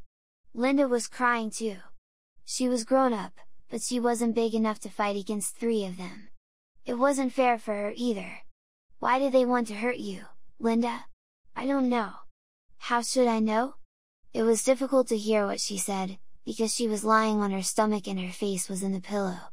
"They say those men are their men," she went on, and she did not seem to be talking to him at all, she seemed to be talking with someone inside herself. A long talk which she didn't understand, and in the end she started crying louder than ever. "Oh, don't cry, Linda! Don't cry!" He pressed himself against her. He put his arm round her neck. Linda cried out. "Oh, be careful! My shoulder! Oh!" And she pushed him away, hard. His head banged against the wall. "Little idiot!" she shouted, and then, suddenly, she began to slap him. Slap, slap! "Linda!" he cried out. "Oh, mother, don't! I'm not your mother! I won't be your mother! But, Linda, oh!" She slapped him on the cheek. "Turned into a savage," she shouted. "Having young ones like an animal, if it hadn't been for you, I might have gone to the inspector, I might have got away. But not with a baby! That would have been too shameful." He saw that she was going to hit him again, and lifted his arm to guard his face. "Oh, don't, Linda, please don't! Little beast!" She pulled down his arm, his face was uncovered. "Don't, Linda!" He shut his eyes, expecting the blow. But she didn't hit him. After a little time, he opened his eyes again and saw that she was looking at him. He tried to smile at her. Suddenly she put her arms round him and kissed him again and again. Sometimes, for several days, Linda didn't get up at all. She lay in bed and was sad. Or else she drank the stuff that Pope brought and laughed a great deal and went to sleep. Sometimes she was sick. Often she forgot to wash him, and there was nothing to eat except cold tortillas. He remembered the first time she found those little animals in his hair, how she screamed and screamed. The happiest times were when she told him about the other place. "And you really can go flying, whenever you like? Whenever you like?"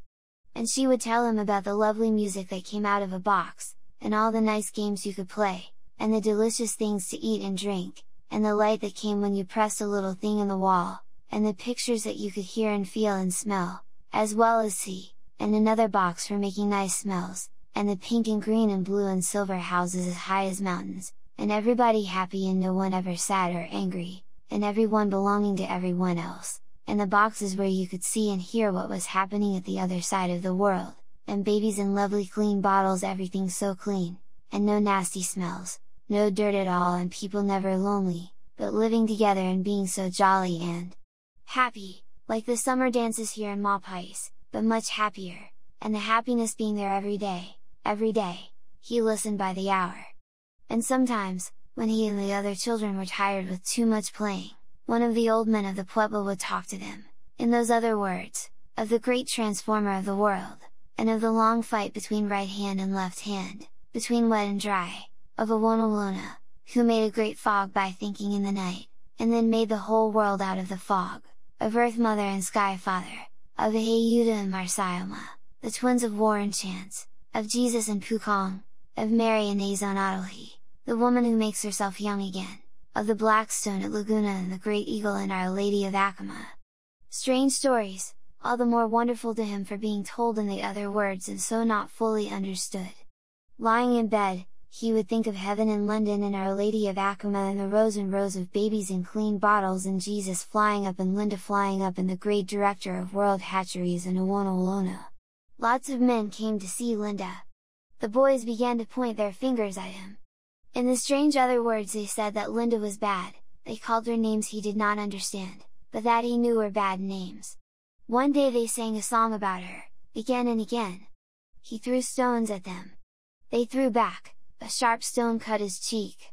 The blood wouldn't stop, he was covered with blood. Linda taught him to read. With a piece of charcoal she drew pictures on the wall, an animal sitting down, a baby inside a bottle, then she wrote letters. The cat is on the mat. The tot is in the pot. He learned quickly and easily. When he knew how to read all the words she wrote on the wall, Linda opened her big wooden box and pulled out from under those funny little red trousers she never wore a thin little book. He had often seen it before. When you're bigger, she had said, you can read it. Well, now he was big enough. He was proud. I'm afraid you won't find it very exciting, she said. But it's the only thing I have, she sighed. If only you could see the lovely reading machines we used to have in London. He began reading. The chemical and bacteriological conditioning of the embryo. Practical instructions for beta embryo store workers. It took him a quarter of an hour to read the title alone. He threw the book on the floor. Beastly, beastly book, he said, and began to cry. The boys still sang their horrible song about Linda. Sometimes, too, they laughed at him for being so ragged. When he tore his clothes, Linda did not know how to mend them. In the other place, she told him, people threw away clothes with holes in them and got new ones. Rags, rags! The boys used to shout at him. But I can read, he said to himself, and they can't. They don't even know what reading is. It was fairly easy, if he thought hard enough about the reading, to pretend that he didn't mind when they made fun of him. He asked Linda to give him the book again. The more the boys pointed and sang, the harder he read. Soon he could read all the words quite well. Even the longest. But what did they mean? He asked Linda, but even when she could answer it didn't seem to make it very clear, and generally she couldn't answer at all. What are chemicals? He would ask. Oh, stuff like magnesium salts, and alcohol for keeping the deltas and epsilons small and backward, and calcium carbonate for bones, and all that sort of thing. But how do you make chemicals, Linda? Where do they come from? Well, I don't know. You get them out of bottles. And when the bottles are empty, you send up to the chemical store for more.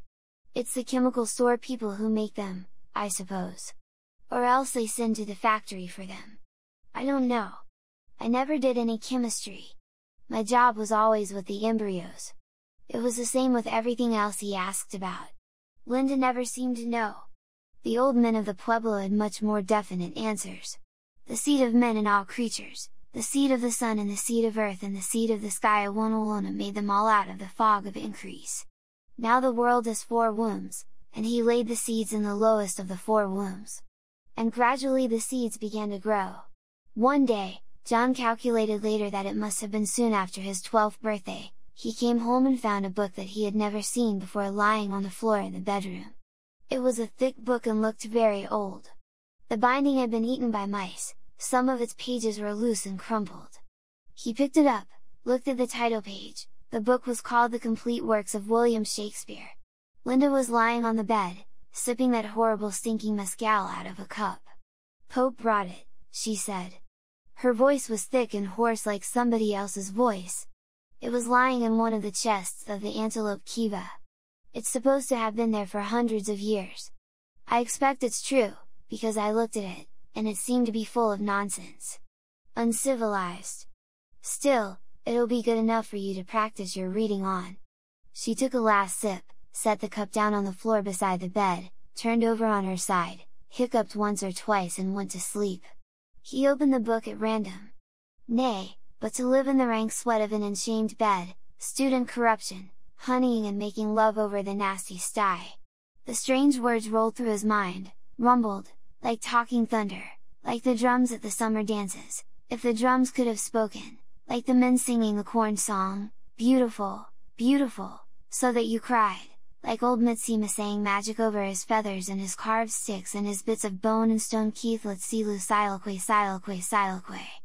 Ki I silu silu, Seethel but better than Mitsima's magic, because it meant more, because it talked to him, talked wonderfully and only half understandably, a terrible beautiful magic, about Linda lying there snoring, with the empty cup on the floor beside the bed, about Linda and Pope. He hated Pope more and more. A man can smile and be a villain. Remorseless, treacherous, lecherous, kindless villain. What did the words exactly mean? He only half knew. But their magic was strong and went on rumbling in his head, and somehow it was as though he had never really hated Pope before, never really hated him because he had never been able to say how much he hated him. But now he had these words like drums and singing and magic. These words in the strange story out of which they were taken, he couldn't make head or tail of it, but it was wonderful, wonderful all the same. They gave him a reason for hating Pope, and they made his hatred more real, they even made Pope himself more real. One day, when he came in from playing, the door of the inner room was open, and he saw them lying together on the bed, asleep, white Linda and Pope almost black beside her, with one arm under her shoulders and the other dark hand on her breast, and one of the plaits of his long hair lying across her throat, like a black snake trying to strangle her. Pope's gourd and a cup were standing on the floor near the bed. Linda was snoring. His heart seemed to have disappeared and left a hole. He was empty, and cold, and rather sick, and giddy. He leaned against the wall to steady himself. Remorseless, treacherous, lecherous, like drums, like the men singing for the corn, like magic, the words repeated and repeated themselves in his head. From being cold he was suddenly hot. His cheeks burnt with the rush of blood, the room swam and darkened before his eyes. He ground his teeth. "I'll kill him, I'll kill him, I'll kill him," he kept saying. And suddenly there were more words. "When he is drunk asleep, or in his rage or in the incestuous pleasure of his bed." The magic was on his side, the magic explained and gave orders. He stepped back in the outer room. "When he is drunk asleep." The knife for the meat was lying on the floor near the fireplace. He picked it up and tiptoed to the door again. "When he is drunk asleep, drunk asleep." He ran across the room and stabbed the blood exclamation mark stabbed again, as Pope heaved out of his sleep, lifted his hand to stab once more, but found his wrist caught, held an oh exclamation mark twisted. He couldn't move, he was trapped, and there were Pope's small black eyes, very close, staring into his own. He looked away. There were 2 cuts on Pope's left shoulder. "Oh, look at the blood!" Linda was crying. "Look at the blood!" She had never been able to bear the sight of blood. Pope lifted his other hand to strike him, he thought. He stiffened to receive the blow. But the hand only took him under the chin and turned his face, so that he had to look again into Pope's eyes. For a long time, for hours and hours. And suddenly he couldn't help it, he began to cry. Pope burst out laughing. "Go," he said, in the other Indian words. "Go, my brave Ahayuda!" He ran out into the other room to hide his tears. "You are 15, said old Mitsima, in the Indian words. "Now I may teach you to work the clay." Squatting by the river, they worked together. "First of all," said Mitsima, taking a lump of the wetted clay between his hands, "we make a little moon." The old man squeezed the lump into a disc, then bent up the edges, the moon became a shallow cup. Slowly and unskillfully he imitated the old man's delicate gestures. A moon, a cup, and now a snake. Mitsima rolled out another piece of clay into a long flexible cylinder, trooped it into a circle and pressed it onto the rim of the cup. Then another snake. And another. And another. Round by round, Mitsima built up the sides of the pot. It was narrow, it bulged, it narrowed again towards the neck. Mitsima squeezed and patted, stroked and scraped, and there at last it stood, in shape the familiar water pot of Malpais, but creamy white instead of black, and still soft to the touch. The crooked parody of Mitsima's, his own stood beside it. Looking at the two pots, he had to laugh. "But the next one will be better," he said, and began to moisten another piece of clay. To fashion, to give form, to feel his fingers gaining in skill and power, this gave him an extraordinary pleasure. "A, B, C, vitamin D," he sang to himself as he worked. "The fat's in the liver, the cod's in the sea." And Mitsima also sang a song about killing a bear. They worked all day, and all day he was filled with an intense, absorbing happiness. "Next winter," said old Mitsima, "I will teach you to make a bow." He stood for a long time outside the house, and at last the ceremonies within were finished. The door opened, they came out. Kothu came first, his right hand outstretched and tightly closed, as though over some precious jewel. Her clenched hand similarly outstretched, Kyakim followed. They walked in silence, and in silence, behind them, came the brothers and sisters and cousins and all the troop of old people. They walked out of the pueblo, across the mesa. At the edge of the cliff they halted, facing the early morning sun. Kothu opened his hand. A pinch of cornmeal lay white on the palm, he breathed on it, murmured a few words, then threw it, a handful of white dust, towards the sun. Kyakim did the same. Then Kakim's father stepped forward, and holding up a feathered prayer stick, made a long prayer, then threw the stick after the cornmeal. "It is finished," said old Mitsima in a loud voice. "They are married." "Well," said Linda, as they turned away, "all I can say is, it does seem a lot of fuss to make about so little. In civilized countries, when a boy wants to have a girl, he just, but where are you going, John?"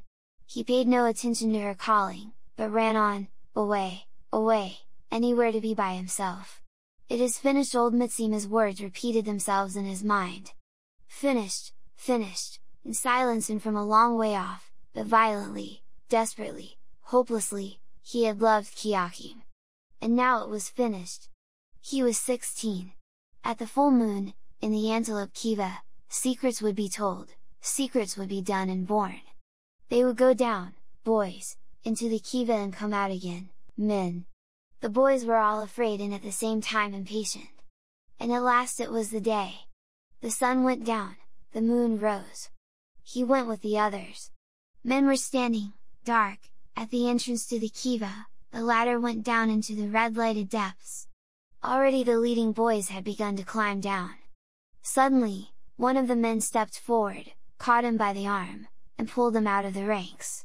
He broke free and dodged back into his place among the others. This time the man struck him, pulled his hair. "Not for you, white hair! Not for the son of the she-dog," said one of the other men. The boys laughed. "Go!" And as he still hovered on the fringes of the group, "Go!" the men shouted again. One of them bent down, took a stone, threw it. "Go, go, go!" There was a shower of stones. Bleeding, he ran away into the darkness. From the red-lit Kiva came the noise of singing. The last of the boys had climbed down the ladder. He was all alone. All alone, outside the pueblo, on the bare plain of the mesa. The rock was like bleached bones in the moonlight. Down in the valley, the coyotes were howling at the moon. The bruises hurt him, the cuts were still bleeding, but it was not for pain that he sobbed, it was because he was all alone, because he had been driven out, alone, into this skeleton world of rocks and moonlight. At the edge of the precipice he sat down. The moon was behind him, he looked down into the black shadow of the mesa. Into the black shadow of death. He had only to take one step, one little jump, he held out his right hand in the moonlight. From the cut on his wrist the blood was still oozing. Every few seconds a drop fell, dark, almost colorless in the dead light. Drop, drop, drop. Tomorrow and tomorrow and tomorrow. He had discovered time and death in God. Alone, always alone, the young man was saying. The words awoke a plaintive echo in Bernard's mind. "Alone, alone, so am I," he said, on a gush of confidingness. Terribly alone. Are you? John looked surprised. I thought that in the other place, I mean, Linda always said that nobody was ever alone there. Bernard blushed uncomfortably. You see, he said, mumbling and with averted eyes, I'm rather different from most people, I suppose. If one happens to be the candid different. Yes, that's just it. The young man nodded. If one's different, one's bound to be lonely. They're beastly to one. Do you know, they shut me out of absolutely everything? When the other boys were sent out to spend the night on the mountains, you know, when you have to dream which your sacred animal is, they wouldn't let me go with the others, they wouldn't tell me any of the secrets. I did it by myself, though, he added. Didn't eat anything for 5 days and then went out one night alone into those mountains there. He pointed. Patronizingly, Bernard smiled. And did you dream of anything? He asked. The other nodded. But I mustn't tell you what. He was silent for a little, then, in a low voice, once, he went on, I did something that none of the others did. I stood against a rock in the middle of the day, in summer, with my arms out, like Jesus on the cross. What on earth for? I wanted to know what it was like being crucified. Hanging there in the sun. But why? Why? Well, he hesitated. Because I felt I ought to. If Jesus could stand it. And then, if one has done something wrong, besides, I was unhappy, that was another reason. It seems a funny way of curing your unhappiness, said Bernard. But on second thoughts he decided that there was, after all, some sense in it. Better than taking soma. I fainted after a time, said the young man. Fell down on my face. Do you see the mark where I cut myself? He lifted the thick yellow hair from his forehead. The scar showed, pale and puckered, on his right temple. Bernard looked, and then quickly, with a little shudder, averted his eyes. His conditioning had made him not so much pitiful as profoundly squeamish. The mere suggestion of illness or wounds was to him not only horrifying, but even repulsive and rather disgusting. Like dirt, or deformity, or old age. Hastily he changed the subject. I wonder if you'd like to come back to London with us? He asked, making the first move in a campaign whose strategy he had been secretly elaborating ever since, in the little house, he had realized who the father of this young savage must be. Would you like that? The young man's face lit up. Do you really mean it? Of course, if I can get permission, that is. Linda too? Well, he hesitated doubtfully. That revolting creature. No, it was impossible. Unless, it suddenly occurred to Bernard that her very revoltingness might prove an enormous asset. But of course, he cried, making up for his first hesitations with an excess of noisy cordiality. The young man drew a deep breath. To think it should be coming true what I've dreamt of all my life. Do you remember what Miranda says? Who's Miranda? But the young man had evidently not heard the question. Oh wonder! He was saying, and his eyes shone, his face was brightly flushed. How many goodly creatures are there here! How beauteous mankind is! The flush suddenly deepened, he was thinking of Lenina, of an angel in bottle green viscose, lustrous with youth and skin food, plump, benevolently smiling. His voice faltered. "Oh brave new world," he began, then suddenly interrupted himself, the blood had left his cheeks, he was as pale as paper. "Are you married to her?" he asked. "Am I what?" "Married. You know forever. They say forever in the Indian words, it can't be broken. Ford, no." Bernard couldn't help laughing. John also laughed, but for another reason laughed for pure joy. "Oh brave new world," he repeated. "Oh brave new world that has such people in it. Let's start at once. You have a most peculiar way of talking sometimes," said Bernard, staring at the young man in perplexed astonishment. Chapter 9. Lenina felt herself entitled, after this day of queerness and horror, to a complete and absolute holiday. As soon as they got back to the rest house, she swallowed 6 half-gram tablets of soma, lay down on her bed, and within 10 minutes had embarked for lunar eternity. It would be 18 hours at the least before she was in time again. Bernard meanwhile lay pensive and wide-eyed in the dark.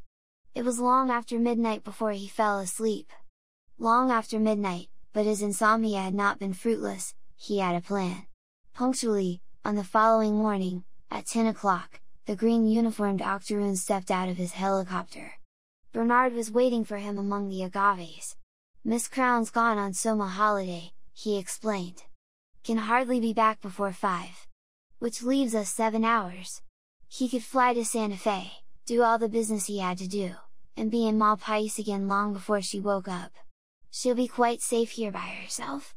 "Safe as helicopters," the octoroon assured him. They climbed into the machine and started off at once.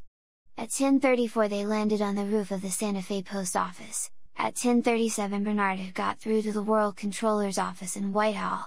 At 10:37 he was speaking to his Fordship's 4th personal secretary. At 10:44 he was repeating his story to the first secretary, and at 10:47½ it was the deep, resonant voice of Mustafa Mond himself that sounded in his ears. "I ventured to think," stammered Bernard, "that your Fordship might find the matter of sufficient scientific interest." "Yes, I do find it of sufficient scientific interest," said the deep voice. "Bring these 2 individuals back to London with you. Your Fordship is aware that I shall need a special permit." "The necessary orders," said Mustafa Mond, "are being sent to the warden of the reservation at this moment. You will proceed at once to the warden's office."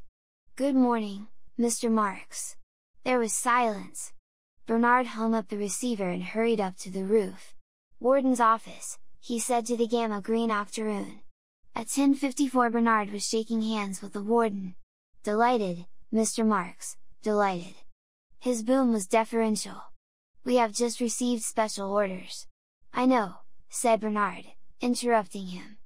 "I was talking to his Fordship on the phone a moment ago." His bored tone implied that he was in the habit of talking to his Fordship every day of the week. He dropped into a chair. "If you'll kindly take all the necessary steps as soon as possible." "As soon as possible," he emphatically repeated. He was thoroughly enjoying himself. At 11:03 he had all the necessary papers in his pocket. "So long," he said patronizingly to the warden, who had accompanied him as far as the lift gates. "So long?" He walked across to the hotel, had a bath, a vibrovac massage, and an electrolytic shave, listened into the morning's news, looked in for half an hour on the televisor, ate a leisured luncheon, and at 2:30 flew back with the octoroon to Malpais. The young man stood outside the rest house. "Bernard," he called. "Bernard!" There was no answer. Noiseless on his Dirksein moccasins, he ran up the steps and tried the door. The door was locked. They were gone. Gone! It was the most terrible thing that had ever happened to him. She had asked him to come and see them, and now they were gone. He sat down on the steps and cried. Half an hour later it occurred to him to look through the window. The first thing he saw was a green suitcase, with the initials LC painted on the lid. Joy flared up like fire within him. He picked up a stone. The smashed glass tinkled on the floor. A moment later he was inside the room. He opened the green suitcase, and all at once he was breathing Lenina's perfume, filling his lungs with her essential being. His heart beat wildly, for a moment he was almost faint.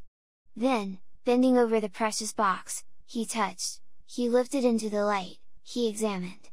The zippers on Lenina's spare pair of viscose velveteen shorts were at first a puzzle, then solved, a delight. Zip, and then zip, zip, and then zip, he was enchanted. Her green slippers were the most beautiful things he had ever seen. He unfolded a pair of zippy cami nicks, blushed, put them hastily away again, but kissed a perfumed acetate handkerchief and wound a scarf round his neck. Opening a box, he spilled a cloud of scented powder. His hands were floury with this stuff. He wiped them on his chest, on his shoulders, on his bare arms. Delicious perfume!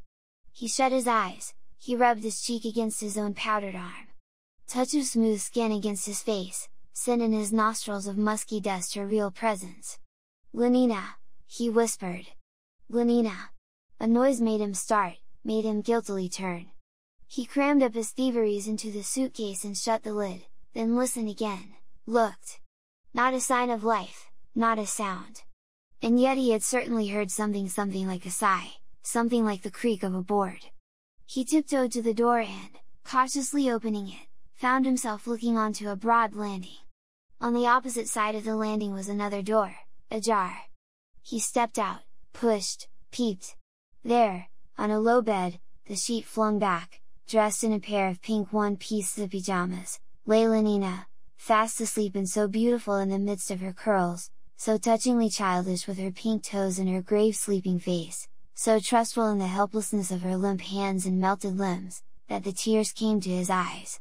With an infinity of quite unnecessary precautions, for nothing short of a pistol shot could have called Lenina back from her soma holiday before the appointed time he entered the room, he knelt on the floor beside the bed. He gazed, he clasped his hands, his lips moved. Her eyes, he murmured. Her eyes, her hair, her cheek, her gait, her voice, handlest in thy discourso. That her hand, in whose comparison all whites are ink. Writing their own reproach, to whose soft seizure the signets down is harsh. A fly buzzed round her, he waved it away.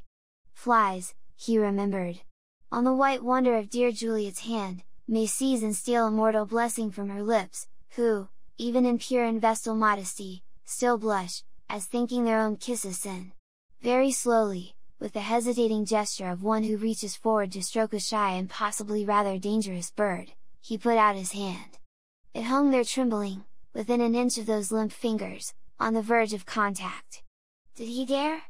Dare to profane with his unworthiest hand that? No, he didn't. The bird was too dangerous. His hand dropped back. How beautiful she was! How beautiful! Then suddenly he found himself reflecting that he had only to take hold of the zipper at her neck and give one long, strong pull. He shut his eyes, he shook his head with the gesture of a dog shaking its ears as it emerges from the water. Detestable thought! He was ashamed of himself.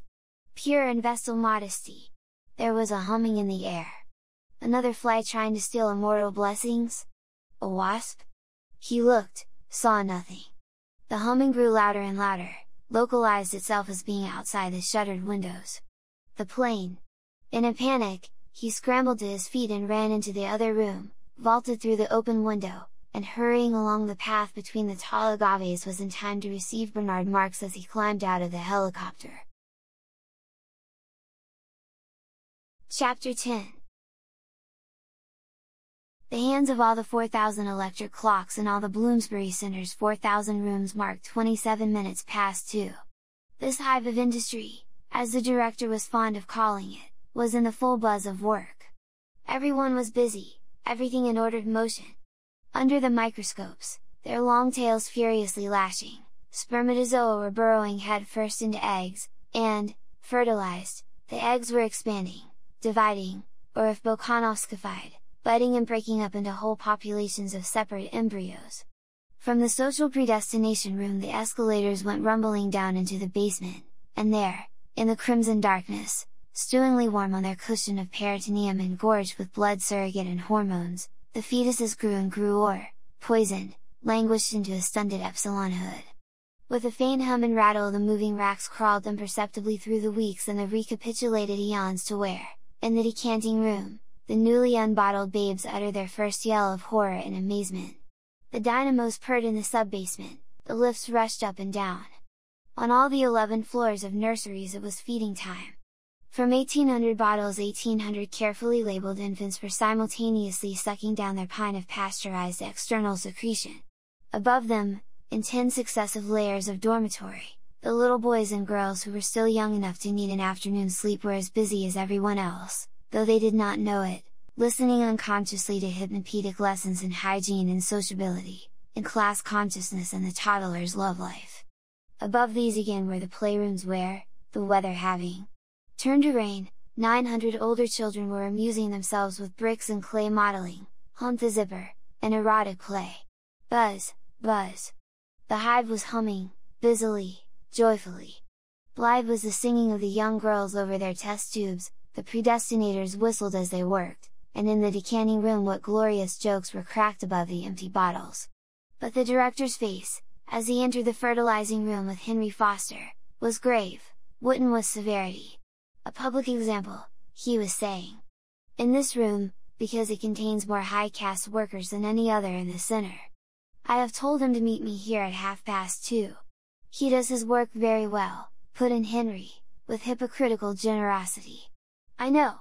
But that's all the more reason for severity. His intellectual eminence carries with it corresponding moral responsibilities. The greater a man's talents, the greater his power to lead astray. It is better that one should suffer than that many should be corrupted. Consider the matter dispassionately, Mr. Foster, and you will see that no offense is so heinous as unorthodoxy of behavior. Murder kills only the individual and, after all, what is an individual?" With a sweeping gesture he indicated the rows of microscopes, the test tubes, the incubators. "We can make a new one with the greatest ease, as many as we like. Unorthodoxy threatens more than the life of a mere individual, it strikes at society itself." "Yes, at society itself," he repeated. "Ah, but here he comes!" Bernard had entered the room and was advancing between the rows of fertilizers towards them. A veneer of jaunty self-confidence thinly concealed his nervousness. The voice in which he said, "Good morning, Director," was absurdly too loud, that in which, correcting his mistake, he said, "You asked me to come and speak to you here," ridiculously soft, a squeak. "Yes, Mr. Marx," said the director portentously. "I did ask you to come to me here. You returned from your holiday last night, I understand." "Yes," Bernard answered. "Yes, repeated the director, lingering, a serpent, on the S. Then, suddenly raising his voice, "Ladies and gentlemen," he trumpeted, "ladies and gentlemen." The singing of the girls over their test tubes, the preoccupied whistling of the microscopists, suddenly ceased. There was a profound silence, everyone looked around. "Ladies and gentlemen," the director repeated once more, "excuse me for thus interrupting your labors. A painful duty constrains me. The security and stability of society are in danger. Yes, in danger, ladies and gentlemen. This man," he pointed accusingly at Bernard, "this man who stands before you here, this Alpha Plus to whom so much has been given, and from whom, in consequence, so much must be expected, this colleague of yours, or should I anticipate and say this ex-colleague ? Has grossly betrayed the trust imposed in him. By his heretical views on sport and soma, by the scandalous unorthodoxy of his sex life, by his refusal to obey the teachings of our Ford and behave out of office hours, even as a little infant," here the director made the sign of the T, "he has proved himself an enemy of society, a subverter, ladies and gentlemen, of all order and stability, a conspirator against civilization itself. For this reason I propose to dismiss him with ignominy from the post he has held in this center. I propose forthwith to apply for his transference to a sub-center of the lowest order and, that his punishment may serve the best interests of society, as far as possible removed from any important center of population. In Iceland he will have small opportunity to lead others astray by his unfordly example." The director paused, then, folding his arms, he turned impressively to Bernard. "Marx," he said, "can you show any reason why I should not now execute the judgment passed upon you?" "Yes, I can," Bernard answered in a very loud voice. Somewhat taken aback, but still majestically, "Then show it," said the director. "Certainly! But it's in the passage." "One moment!" Bernard hurried to the door and threw it open. "Come in," he commanded, and the reason came in and showed itself. There was a gasp, a murmur of astonishment and horror, a young girl screamed, standing on a chair to get a better view. Someone upset 2 test tubes full of spermatozoa. Bloated, sagging, and among those firm youthful bodies, those undistorted faces, a strange and terrifying monster of middle-agedness, Linda advanced into the room, coquettishly smiling her broken and discolored smile, and rolling as she walked, with what was meant to be a voluptuous undulation, her enormous haunches. Bernard walked beside her. "There he is," he said, pointing at the director. "Did you think I didn't recognize him?" Linda asked indignantly, then, turning to the director, "Of course I knew you, Tamakin, I should have known you anywhere, among 1,000. But perhaps you've forgotten me. Don't you remember? Don't you remember, Tamakin? You're Linda." She stood looking at him, her head on one side, still smiling, but with a smile that became progressively, in face of the director's expression of petrified disgust, less and less self-confident, that wavered and finally went out. "Don't you remember, Tumakin?" she repeated in a voice that trembled. Her eyes were anxious, agonized. The blotched and sagging face twisted grotesquely into the grimace of extreme grief. "Tumakin!" She held out her arms. Someone began to titter. "What's the meaning," began the director, "of this monstrous Tumakin?" She ran forward, her blanket trailing behind her, threw her arms round his neck, hid her face on his chest. A howl of laughter went up irrepressibly. "This monstrous practical joke," the director shouted. Red in the face, he tried to disengage himself from her embrace. Desperately she clung. "But I'm Linda, I'm Linda!" The laughter drowned her voice. "You made me have a baby," she screamed above the uproar. There was a sudden and appalling hush, eyes floated uncomfortably, not knowing where to look. The director went suddenly pale, stopped struggling and stood, his hands on her wrists, staring down at her, horrified. "Yes, a baby, and I was its mother." She flung the obscenity like a challenge into the outraged silence, then, suddenly breaking away from him, ashamed, covered her face with her hands, sobbing. "It wasn't my fault, Tumakin. Because I always did my drill, didn't I? Didn't I? Always, I don't know how, if you knew how awful, Tumakin, but he was a comfort to me, all the same." Turning towards the door, "John!" she called. "John!" He came in at once, paused for a moment just inside the door, looked round, then soft on his moccasined feet strode quickly across the room, fell on his knees in front of the director, and said in a clear voice, "My father!" The word, for father, was not so much obscene as with its connotation of something at one remove from the loathsomeness and moral obliquity of childbearing, merely gross, a scatological rather than a pornographic impropriety. The comically smutty word relieved what had become a quite intolerable tension. Laughter broke out, enormous, almost hysterical, peal after peal, as though it would never stop. My father, and it was the director. My father! Oh Ford, oh Ford! That was really too good! The whooping and the roaring renewed themselves, faces seemed on the point of disintegration, tears were streaming.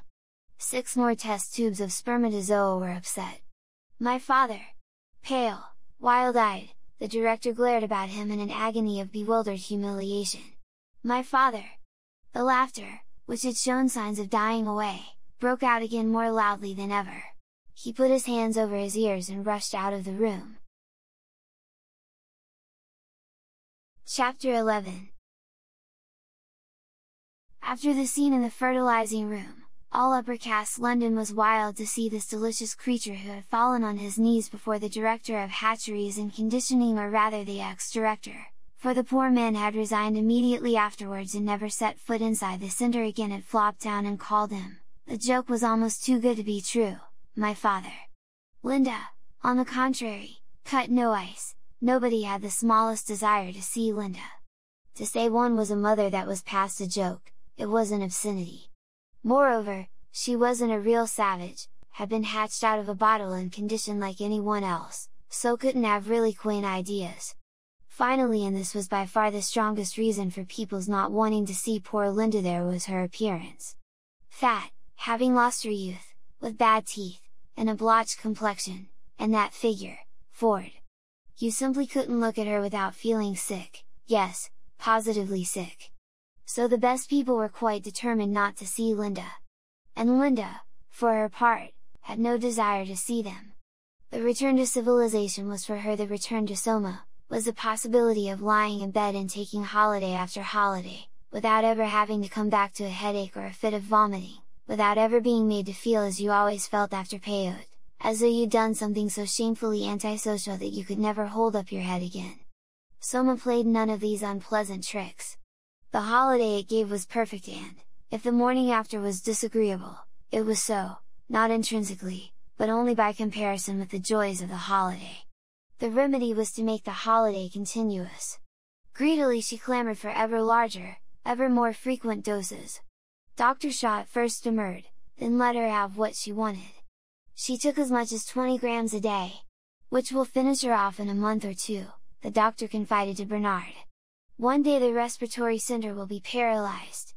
No more breathing. Finished. And a good thing too. If we could rejuvenate, of course it would be different. But we can't. Surprisingly, as everyone thought, for on Soma holiday Linda was most conveniently out of the way, John raised objections.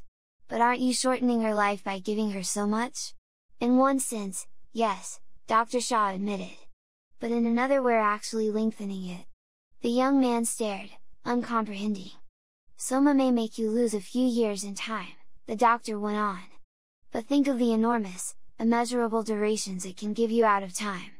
Every Soma holiday is a bit of what our ancestors used to call eternity. John began to understand. Eternity was in our lips and eyes, he murmured. Nothing. Of course, Dr. Shaw went on, you can't allow people to go popping off into eternity if they've got any serious work to do. But if she hasn't got any serious work. All the same, John persisted, I don't believe it's right. The doctor shrugged his shoulders. Well, of course, if you prefer to have her screaming mad all the time. In the end John was forced to give in. Linda got her Soma? Thenceforward she remained in her little room on the 37th floor of Bernard's apartment house, in bed, with the radio and television always on, and the patchouli tap just dripping, and the Soma tablets within reach of her hand. There she remained, and yet wasn't there at all, was all the time away, infinitely far away, on holiday in some other world, where the music of the radio was a labyrinth of sonorous colors, a sliding, palpitating labyrinth, that led, by what beautifully inevitable windings, to a bright center of absolute conviction, where the dancing images of the television box were the performers in some indescribably delicious all-singing feelie, where the dripping patchouli was more than scent was the sun, was a million saxophones, was Pope making love, only much more so, incomparably more, and without end. No, we can't rejuvenate. But I'm very glad, Dr. Shaw had concluded, to have had this opportunity to see an example of senility in a human being. Thank you so much for calling me in. He shook Bernard warmly by the hand. It was John, then, they were all after. And as it was only through Bernard, his accredited guardian, that John could be seen, Bernard now found himself, for the first time in his life, treated not merely normally, but as a person of outstanding importance. There was no more talk of the alcohol in his blood surrogate, no jibes at his personal appearance. Henry Foster went out of his way to be friendly, Benito Hoover made him a present of 6 packets of sex hormone chewing gum, the assistant predestinator came out and cadged almost abjectly for an invitation to one of Bernard's evening parties. As for the women, Bernard had only to hint at the possibility of an invitation, and he could have whichever of them he liked. Bernard's asked me to meet the Savage next Wednesday, Fanny announced triumphantly. I'm so glad, said Lenina.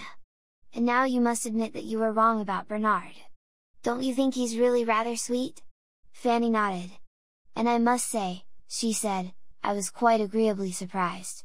The chief bottler, the director of predestination, 3 deputy assistant fertilizer generals, the professor of Feelies in the College of Emotional Engineering, the dean of the Westminster Community Singery, the supervisor of Bokhanovskification. The list of Bernard's notabilities was interminable. And I had 6 girls last week, he confided to Helmholtz Watson. 1 on Monday, 2 on Tuesday, 2 more on Friday, and 1 on Saturday. And if I'd had the time or the inclination, there were at least a dozen more who were only too anxious. Helmholtz listened to his boastings in a silence so gloomily disapproving that Bernard was offended. You're envious, he said. Helmholtz shook his head. I'm rather sad, that's all, he answered. Bernard went off in a huff. Never, he told himself, never would he speak to Helmholtz again. The days passed.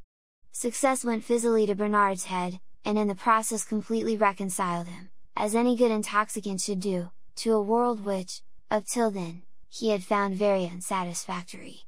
In so far as it recognized him as important, the order of things was good.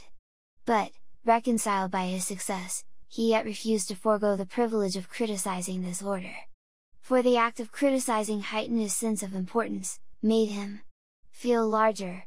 Moreover, he did genuinely believe that there were things to criticize. At the same time, he genuinely liked being a success and having all the girls he wanted, before those who now, for the sake of the Savage, paid their court to him. Bernard would parade a carping unorthodoxy, He was politely listened to. But behind his back people shook their heads. "That young man will come to a bad end," they said, prophesying the more confidently in that they themselves would in due course personally see to it that the end was bad.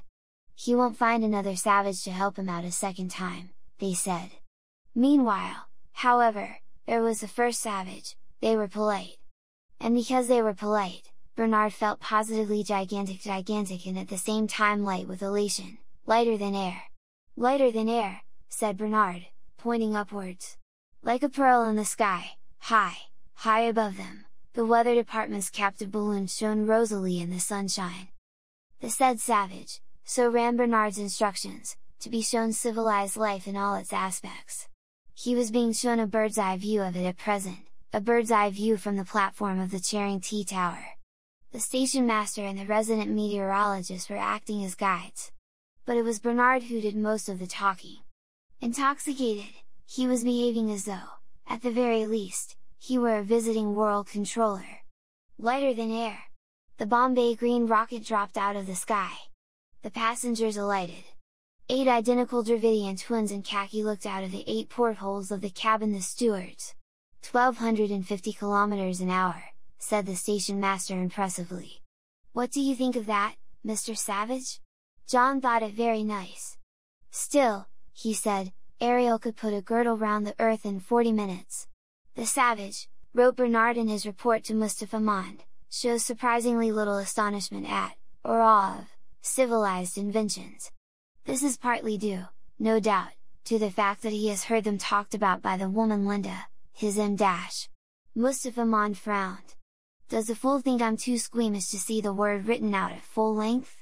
Partly on his interest being focused on what he calls the soul, which he persists in regarding as an entity independent of the physical environment, whereas, as I tried to point out to him, the controller skipped the next sentences and was just about to turn the page in search of something more interestingly concrete, when his eye was caught by a series of quite extraordinary phrases, though I must admit, he read, that I agree with the Savage in finding civilized infantility too easy or, as he puts it, not expensive enough, and I would like to take this opportunity of drawing your Lordship's attention to.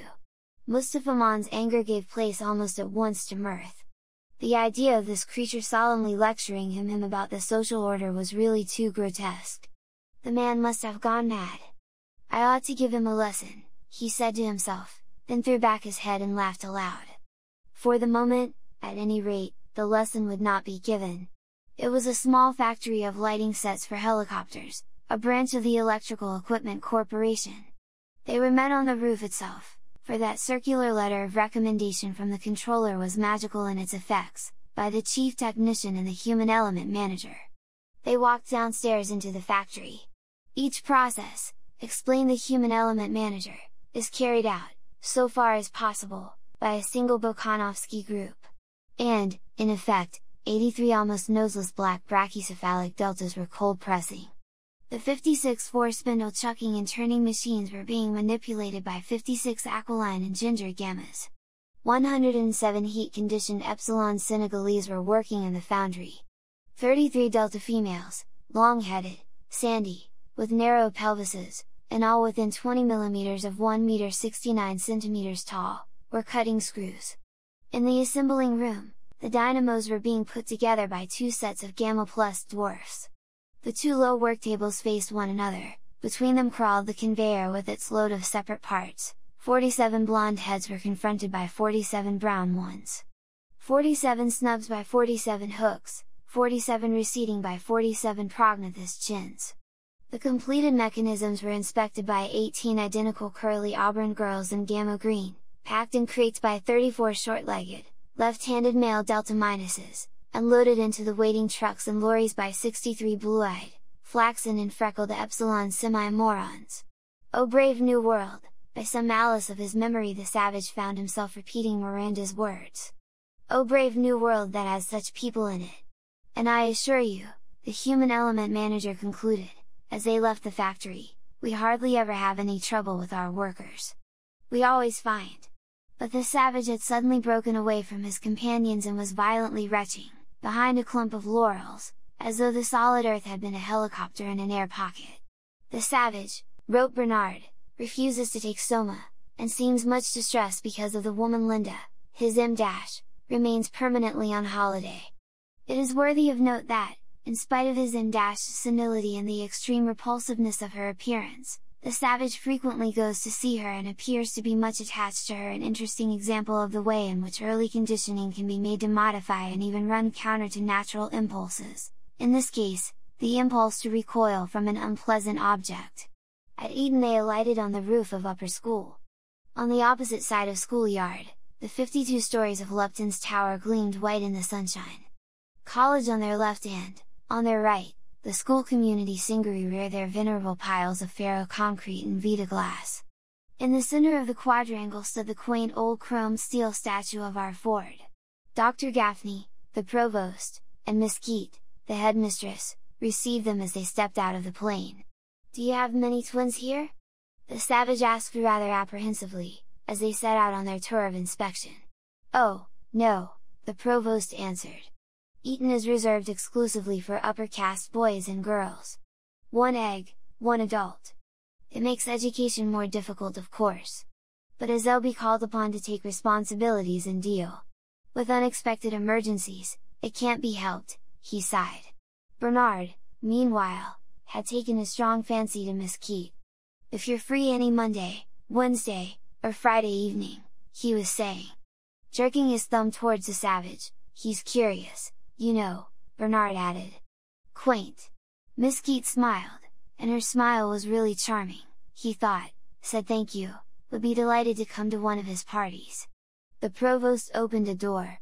5 minutes in that Alpha Double Plus classroom left John a trifle bewildered. "What is elementary relativity?" he whispered to Bernard. Bernard tried to explain, then thought better of it and suggested that they should go to some other classroom. From behind a door in the corridor leading to the Beta- geography room, a ringing soprano voice called, 1, 2, 3, 4, and then, with a weary impatience, "As you were." "Malthusian drill," explained the headmistress. "Most of our girls are Freemartins, of course. I'm a Freemartin myself." She smiled at Bernard. "But we have about 800 unsterilized ones who need constant drilling." In the Beta- geography room John learnt that a savage reservation is a place which, owing to unfavorable climatic or geological conditions, or poverty of natural resources, has not been worth the expense of civilizing. A click, the room was darkened, and suddenly, on the screen above the master's head, there were the penitentes of Acoma prostrating themselves before Our Lady, and wailing as John had heard them wail, confessing their sins before Jesus on the cross, before the eagle image of Pukong. The young Etonians fairly shouted with laughter. Still wailing, the penitentes rose to their feet, stripped off their upper garments and, with knotted whips, began to beat themselves, blow after blow. Redoubled, the laughter drowned even the amplified record of their groans. "But why do they laugh?" asked the savage in a pained bewilderment. "Why?" The provost turned towards him a still broadly grinning face. "Why? But because it's so extraordinarily funny." In the cinematographic twilight, Bernard risked a gesture which, in the past, even total darkness would hardly have emboldened him to make. Strong in his new importance, he put his arm around the headmistress's waist. It yielded, willow wily.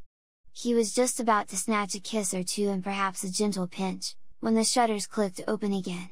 "Perhaps we had better go on," said Miss Keat, and moved towards the door.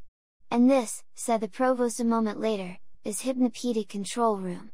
Hundreds of synthetic music boxes, one for each dormitory, stood ranged in shelves round 3 sides of the room, pigeonholed on the 4th were the paper soundtrack rolls on which the various hypnopedic lessons were printed. "You slip the roll in here," explained Bernard, interrupting Dr. Gaffney, "press down this switch." "No, that one," corrected the provost, annoyed.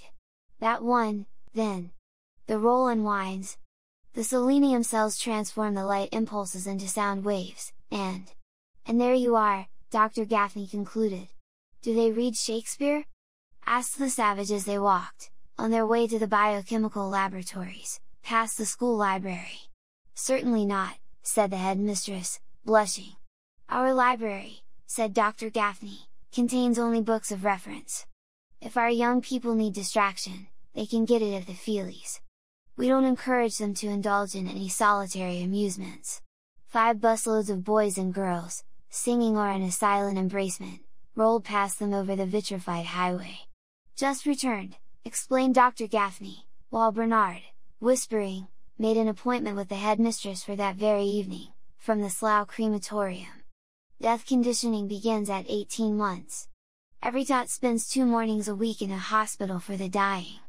All the best toys are kept there, and they get chocolate cream on death days. They learn to take dying as a matter of course. Like any other physiological process, put in the headmistress professionally. 8 o'clock at the Savoy. It was all arranged. On their way back to London they stopped at the Television Corporation's factory at Brentford. "Do you mind waiting here a moment while I go and telephone?" asked Bernard. The savage waited and watched. The main day shift was just going off duty. Crowds of lower caste workers were queued up in front of the monorail station 7 or 800 Gamma, Delta and Epsilon men and women, with not more than a dozen faces and statures between them. To each of them, with his or her ticket, the booking clerk pushed over a little cardboard pillbox. The long caterpillar of men and women moved slowly forward. "What's in those?" remembering the Merchant of Venice, "those caskets?" the savage inquired when Bernard had rejoined him. "The day's summer ration," Bernard answered rather indistinctly, for he was masticating a piece of Benito Hoover's chewing gum. "They get it after their work's over. 4 half-gram tablets. 6 on Saturdays." He took John's arm affectionately and they walked back towards the helicopter. Lenina came singing into the changing room. "You seem very pleased with yourself," said Fanny. "I am pleased," she answered. Zip! Bernard rang up half an hour ago. Zip, zip! She stepped out of her shorts. "He has an unexpected engagement." Zip! "Ask me if I take the savage to the feelies this evening. I must fly." She hurried away towards the bathroom. "She's a lucky girl," Fanny said to herself as she watched Lenina go. There was no envy in the comment, good-natured Fanny was merely stating a fact.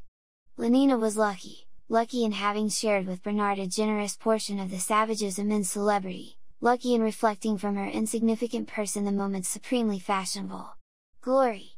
Had not the secretary of the Young Women's Fortean Association asked her to give a lecture about her experiences? Had she not been invited to the annual dinner of the Aphroditeum Club? Had she not already appeared in the Felie-Tone news visibly, audibly and tactually appeared to countless millions all over the planet? Hardly less flattering had been the attentions paid her by conspicuous individuals. The resident world controller's second secretary had asked her to dinner and breakfast. She had spent one weekend with the Ford Chief Justice, and another with the arch community songster of Canterbury. The president of the Internal and External Secretions Corporation was perpetually on the phone, and she had been to Deauville with the deputy governor of the Bank of Europe. "It's wonderful, of course. And yet in a way," she had confessed to Fanny, "I feel as though I were getting something on false pretenses. Because, of course, the first thing they all want to know is what it's like to make love to a savage. And I have to say I don't know." She shook her head. "Most of the men don't believe me, of course. But it's true. I wish it weren't," she added sadly and sighed. "He's terribly good looking, don't you think so? But doesn't he like you?" asked Fanny. "Sometimes I think he does and sometimes I think he doesn't. He always does his best to avoid me, goes out of the room when I come in, won't touch me, won't even look at me. But sometimes if I turn round suddenly, I catch him staring, and then well, you know how men look when they like you." Yes, Fanny knew. "I can't make it out," said Lenina. She couldn't make it out, and not only was bewildered, was also rather upset. "Because, you see, Fanny, I like him. Liked him more and more. Well, now there'd be a real chance," she thought, as she scented herself after her bath. Dab, dab, dab, a real chance. Her high spirits overflowed in a song. "Hug me till you drug me, honey, kiss me till I'm in a coma. Hug me, honey, snuggly bunny, love's as good as soma." The scent organ was playing a delightfully refreshing herbal capriccio, rippling arpeggios of thyme and lavender, of rosemary, basil, myrtle, tarragon, a series of daring modulations through the spice keys into ambergris, and a slow return through sandalwood, camphor, cedar and new mown hay, with occasional subtle touches of discord, a whiff of kidney pudding, the faintest suspicion of pig's dung, back to the simple aromatics with which the piece began. The final blast of time died away, there was a round of applause, the lights went up. In the synthetic music machine the soundtrack roll began to unwind. It was a trio for hyperviolin, supercello and oboe surrogate that now filled the air with its agreeable languor. 30 or 40 bars and then, against this instrumental background, a much more than human voice began to warble, now throaty, now from the head, now hollow as a flute, now charged with yearning harmonics. It effortlessly passed from Gaspard Forster's low record on the very frontiers of musical tone, to a trill bat note high above the highest C to which, in 1770, at the Ducal Opera of Parma, and to the astonishment of Mozart, Lucrezia Agigari, alone of all the singers in history, once piercingly gave utterance. Sunk in their pneumatic stalls, Lenina and the savage sniffed and listened. It was now the turn also for eyes and skin. The house lights went down, fiery letters stood out solid and as though self-supported in the darkness. 3 weeks in a helicopter. And all super singing, synthetic talk whining, colored, stereoscopic feely. With synchronized scent organ accompaniment. Take hold of those metal knobs on the arms of your chair, whispered Lenina. Otherwise you won't get any of the feely effects. The savage did as he was told. Those fiery letters, meanwhile, had disappeared. There were 10 seconds of complete darkness, then suddenly, dazzling and incomparably more solid looking than they would have seemed in actual flesh and blood, far more real than reality, there stood the stereoscopic images, locked in one another's arms, of a gigantic Negro and a golden-haired young brachycephalic beta plus female. The savage started. That sensation on his lips. He lifted a hand to his mouth, the titillation ceased, let his hand fall back on the metal knob, it began again. The scent organ, meanwhile, breathed pure musk. Expiringly, a soundtrack super dove coup de ooh, and vibrating only 32 times a second, a deeper than African bass made answer, ah. Ooh ah. Ooh ah. The stereoscopic lips came together again, and once more the facial erogenous zones of the 6,000 spectators in. The Alhambra tingled with almost intolerable galvanic pleasure. Ooh! The plot of the film was extremely simple. A few minutes after the first oohs and ahs, a duet having been sung and a little love made on that famous bearskin, every hair of which the assistant predestinator was perfectly right could be separately and distinctly felt, the Negro had a helicopter accident, fell on his head. Thump! What a twinge through the forehead! A chorus of ows and ahs went up from the audience. The concussion knocked all the Negro's conditioning into a cocked hat. He developed for the beta blonde an exclusive and maniacal passion. She protested. He persisted.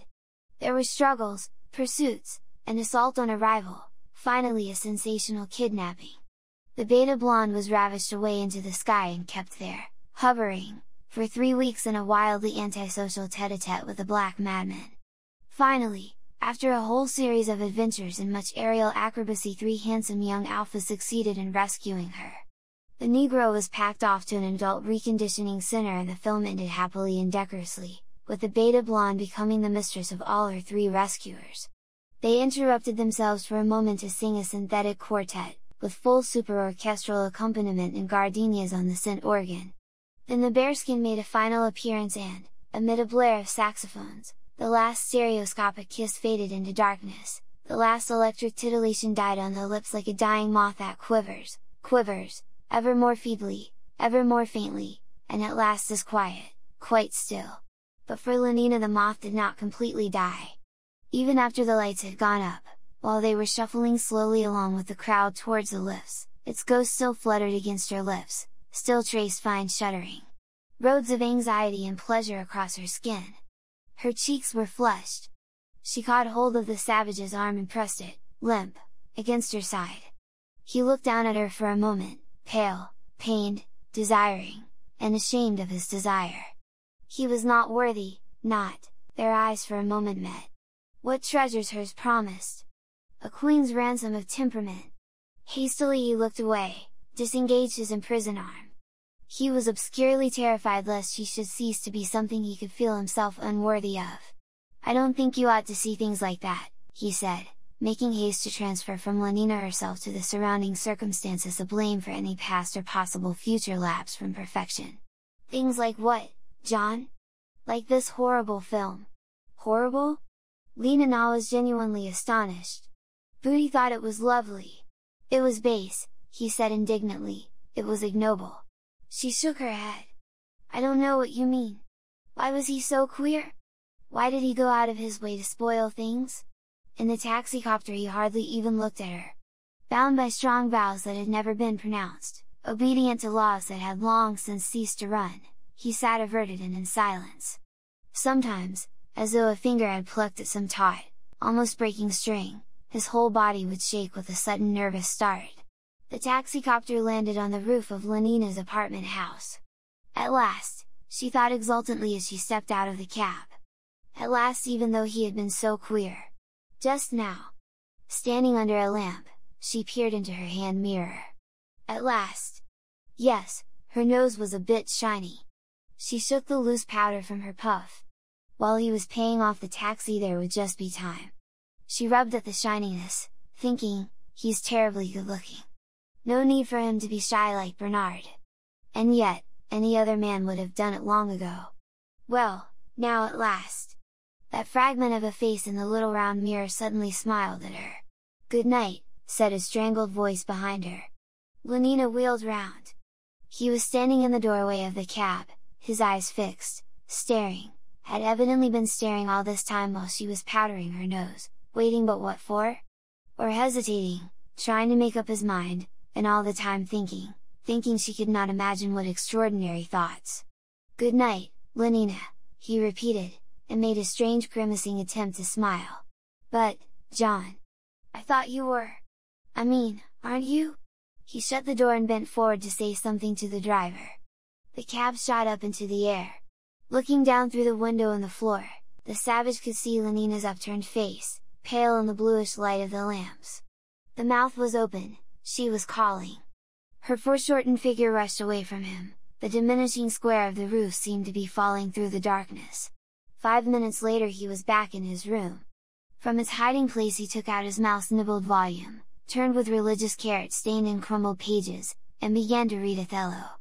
Othello, he remembered, was like the hero of 3 Weeks in a Helicopter, a black man. Drying her eyes, Lenina walked across the roof to the lift. On her way down to the 27th floor she pulled out her Soma bottle. 1 gram, she decided, would not be enough, hers had been more than a 1 gram affliction. But if she took 2 grams, she ran the risk of not waking up in time tomorrow morning. Chapter 12. Bernard had to shout through the locked door, the savage would not open. "But everybody's there, waiting for you." "Let them wait," came back the muffled voice through the door. "But you know quite well, John, how difficult it is to sound persuasive at the top of one's voice. I asked them on purpose to meet you. You ought to have asked me first whether I wanted to meet them. But you always came before, John. That's precisely why I don't want to come again." "Just to please me," Bernard bellowingly wheedled. "Won't you come to please me?" "No. Do you seriously mean it?" "Yes." Despairingly, "But what shall I do?" Bernard wailed. "Go to hell!" bawled the exasperated voice from within. "But a arch community songster off Canterbury is there tonight." Bernard was almost in tears. Ayah Takwa! It was only in Zuni that the savage could adequately express what he felt about arch community songster. Hani! He added as an afterthought, and then, with what derisive ferocity, sons Esod Sinna! And he spat on the ground, as Pope might have done. In the end Bernard had to slink back, diminished, to his rooms and inform the impatient assembly that the savage would not be appearing that evening. The news was received with indignation. The men were furious at having been tricked into behaving politely to this insignificant fellow with the unsavory reputation and the heretical opinions. The higher their position in the hierarchy, the deeper their resentment. "To play such a joke on me," the arch songster kept repeating, "on me." As for the women, they indignantly felt that they had been had on false pretenses had by a wretched little man who had had alcohol poured into his bottle by mistake by a creature with a gamma- physique. It was an outrage, and they said so, more and more loudly. The headmistress of Eton was particularly scathing. Lenina alone said nothing. Pale, her blue eyes clouded with an unwanted melancholy, she sat in a corner, cut off from those who surrounded her by an emotion which they did not share. She had come to the party filled with a strange feeling of anxious exaltation. In a few minutes, she had said to herself, as she entered the room, "I shall be seeing him, talking to him, telling him," for she had come with her mind made up, "that I like him more than anybody I've ever known. And then perhaps he'll say..." What would he say? The blood had rushed to her cheeks. Why was he so strange the other night, after the feelies? So queer. And yet I'm absolutely sure he really does rather like me. I'm sure. It was at this moment that Bernard had made his announcement: the savage wasn't coming to the party. Lenina suddenly felt all the sensations normally experienced at the beginning of a violent passion surrogate treatment: a sense of dreadful emptiness, a breathless apprehension, a nausea. Her heart seemed to stop beating. "Perhaps it's because he doesn't like me," she said to herself. And at once this possibility became an established certainty: John had refused to come because he didn't like her. He didn't like her! "It really is a bit too thick," the headmistress of Eton was saying to the director of crematoria and phosphorus reclamation. "When I think that I actually..." "Yes," came the voice of Fanny Crown, "it's absolutely true about the alcohol. Someone I know knew someone who was working in the embryo store at the time. She said to my friend, and my friend said to me." Too bad," said Henry Foster, sympathizing with the arch community songster. "It may interest you to know that our ex-director was on the point of transferring him to Iceland." Pierced by every word that was spoken, the tight balloon of Bernard's happy self-confidence was leaking from 1,000 wounds.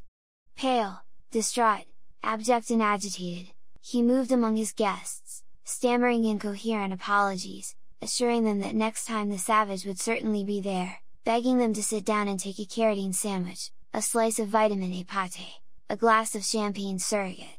They duly ate, but ignored him, drank and were either rude to his face or talked to one another about him, loudly and offensively, as though he had not been there. "And now, my friends," said the arch community songster of Canterbury, in that beautiful ringing voice with which he led the proceedings at Ford's Day celebrations, "now, my friends, I think perhaps the time has come." He rose, put down his glass, brushed from his purple viscose waistcoat the crumbs of a considerable collation, and walked towards the door. Bernard darted forward to intercept him. "Must you really, arch songster? It's very early still. I'd hoped you would." Yes, what hadn't he hoped, when Lenina confidentially told him that the arch community songster would accept an invitation if it were sent. "He's really rather sweet, you know." And she had shown Bernard the little golden zipper fastening in the form of a tea which the arch songster had given her as a memento of the weekend she had spent at Lambeth. To meet the arch community songster of Canterbury and Mr. Savage. Bernard had proclaimed his triumph on every invitation card. But the savage had chosen this evening of all evenings to lock himself up in his room, to shout Hani.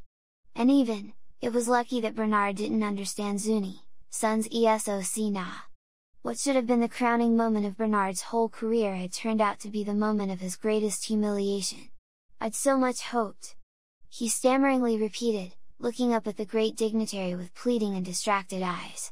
"My young friend," said the arch community songster in a tone of loud and solemn severity. There was a general silence. "Let me give you a word of advice." He wagged his finger at Bernard. "Before it's too late. A word of good advice." His voice became sepulchral. "Mend your ways, my young friend, mend your ways." He made the sign of the tea over him and turned away. "Lenina, my dear," he called in another tone. "Come with me." Obediently, but unsmiling and, wholly insensible of the honor done to her, without elation, Lenina walked after him, out of the room. The other guests followed at a respectful interval. The last of them slammed the door. Bernard was all alone. Punctured, utterly deflated, he dropped into a chair and, covering his face with his hands, began to weep. A few minutes later, however, he thought better of it and took 4 tablets of soma. Upstairs in his room the savage was reading Romeo and Juliet. Lenina and the arch community songster stepped out onto the roof of Lambeth Palace. "Hurry up, My young friend, Lenina, called the arch-songster impatiently from the lift gates.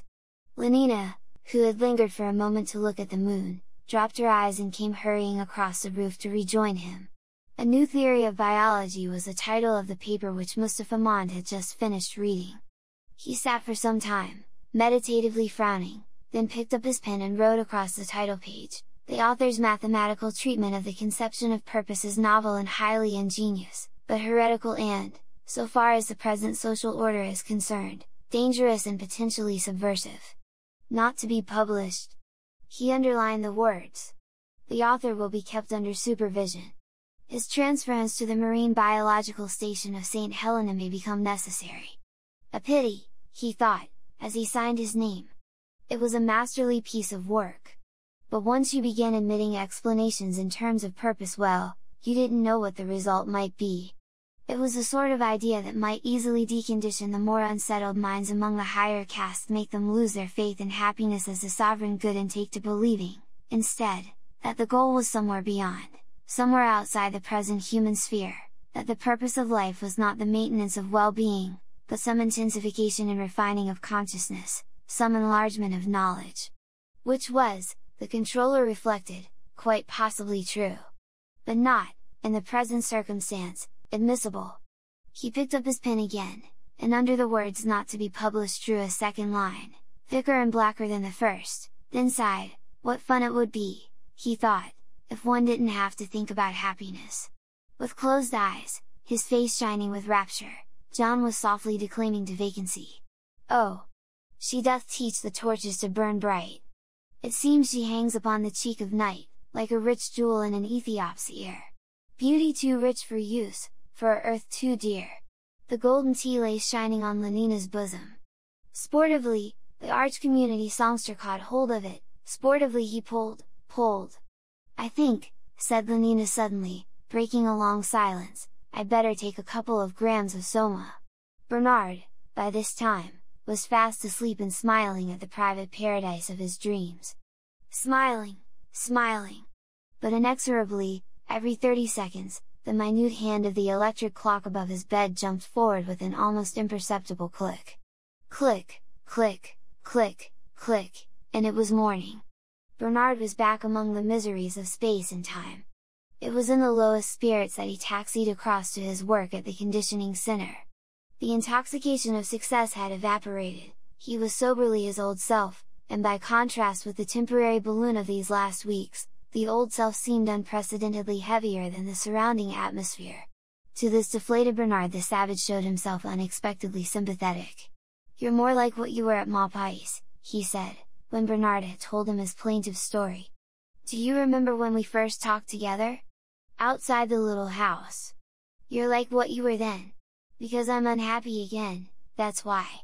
Well, I'd rather be unhappy than have the sort of false, lying happiness you were having here." "I like that," said Bernard bitterly. "When it's you who were the cause of it all. Refusing to come to my party and so turning them all against me." He knew that what he was saying was absurd in its injustice, he admitted inwardly, and at last even aloud, the truth of all that the savage now said about the worthlessness of friends who could be turned upon so slight a provocation into persecuting enemies. But in spite of this knowledge and these admissions, in spite of the fact that his friends' support and sympathy were now his only comfort, Bernard continued perversely to nourish, along with his quite genuine affection, a secret grievance against the savage, to mediate a campaign of small revenges to be wreaked upon him. Nourishing a grievance against the arch-community songster was useless, there was no possibility of being revenged on the chief bottler or the assistant predestinator.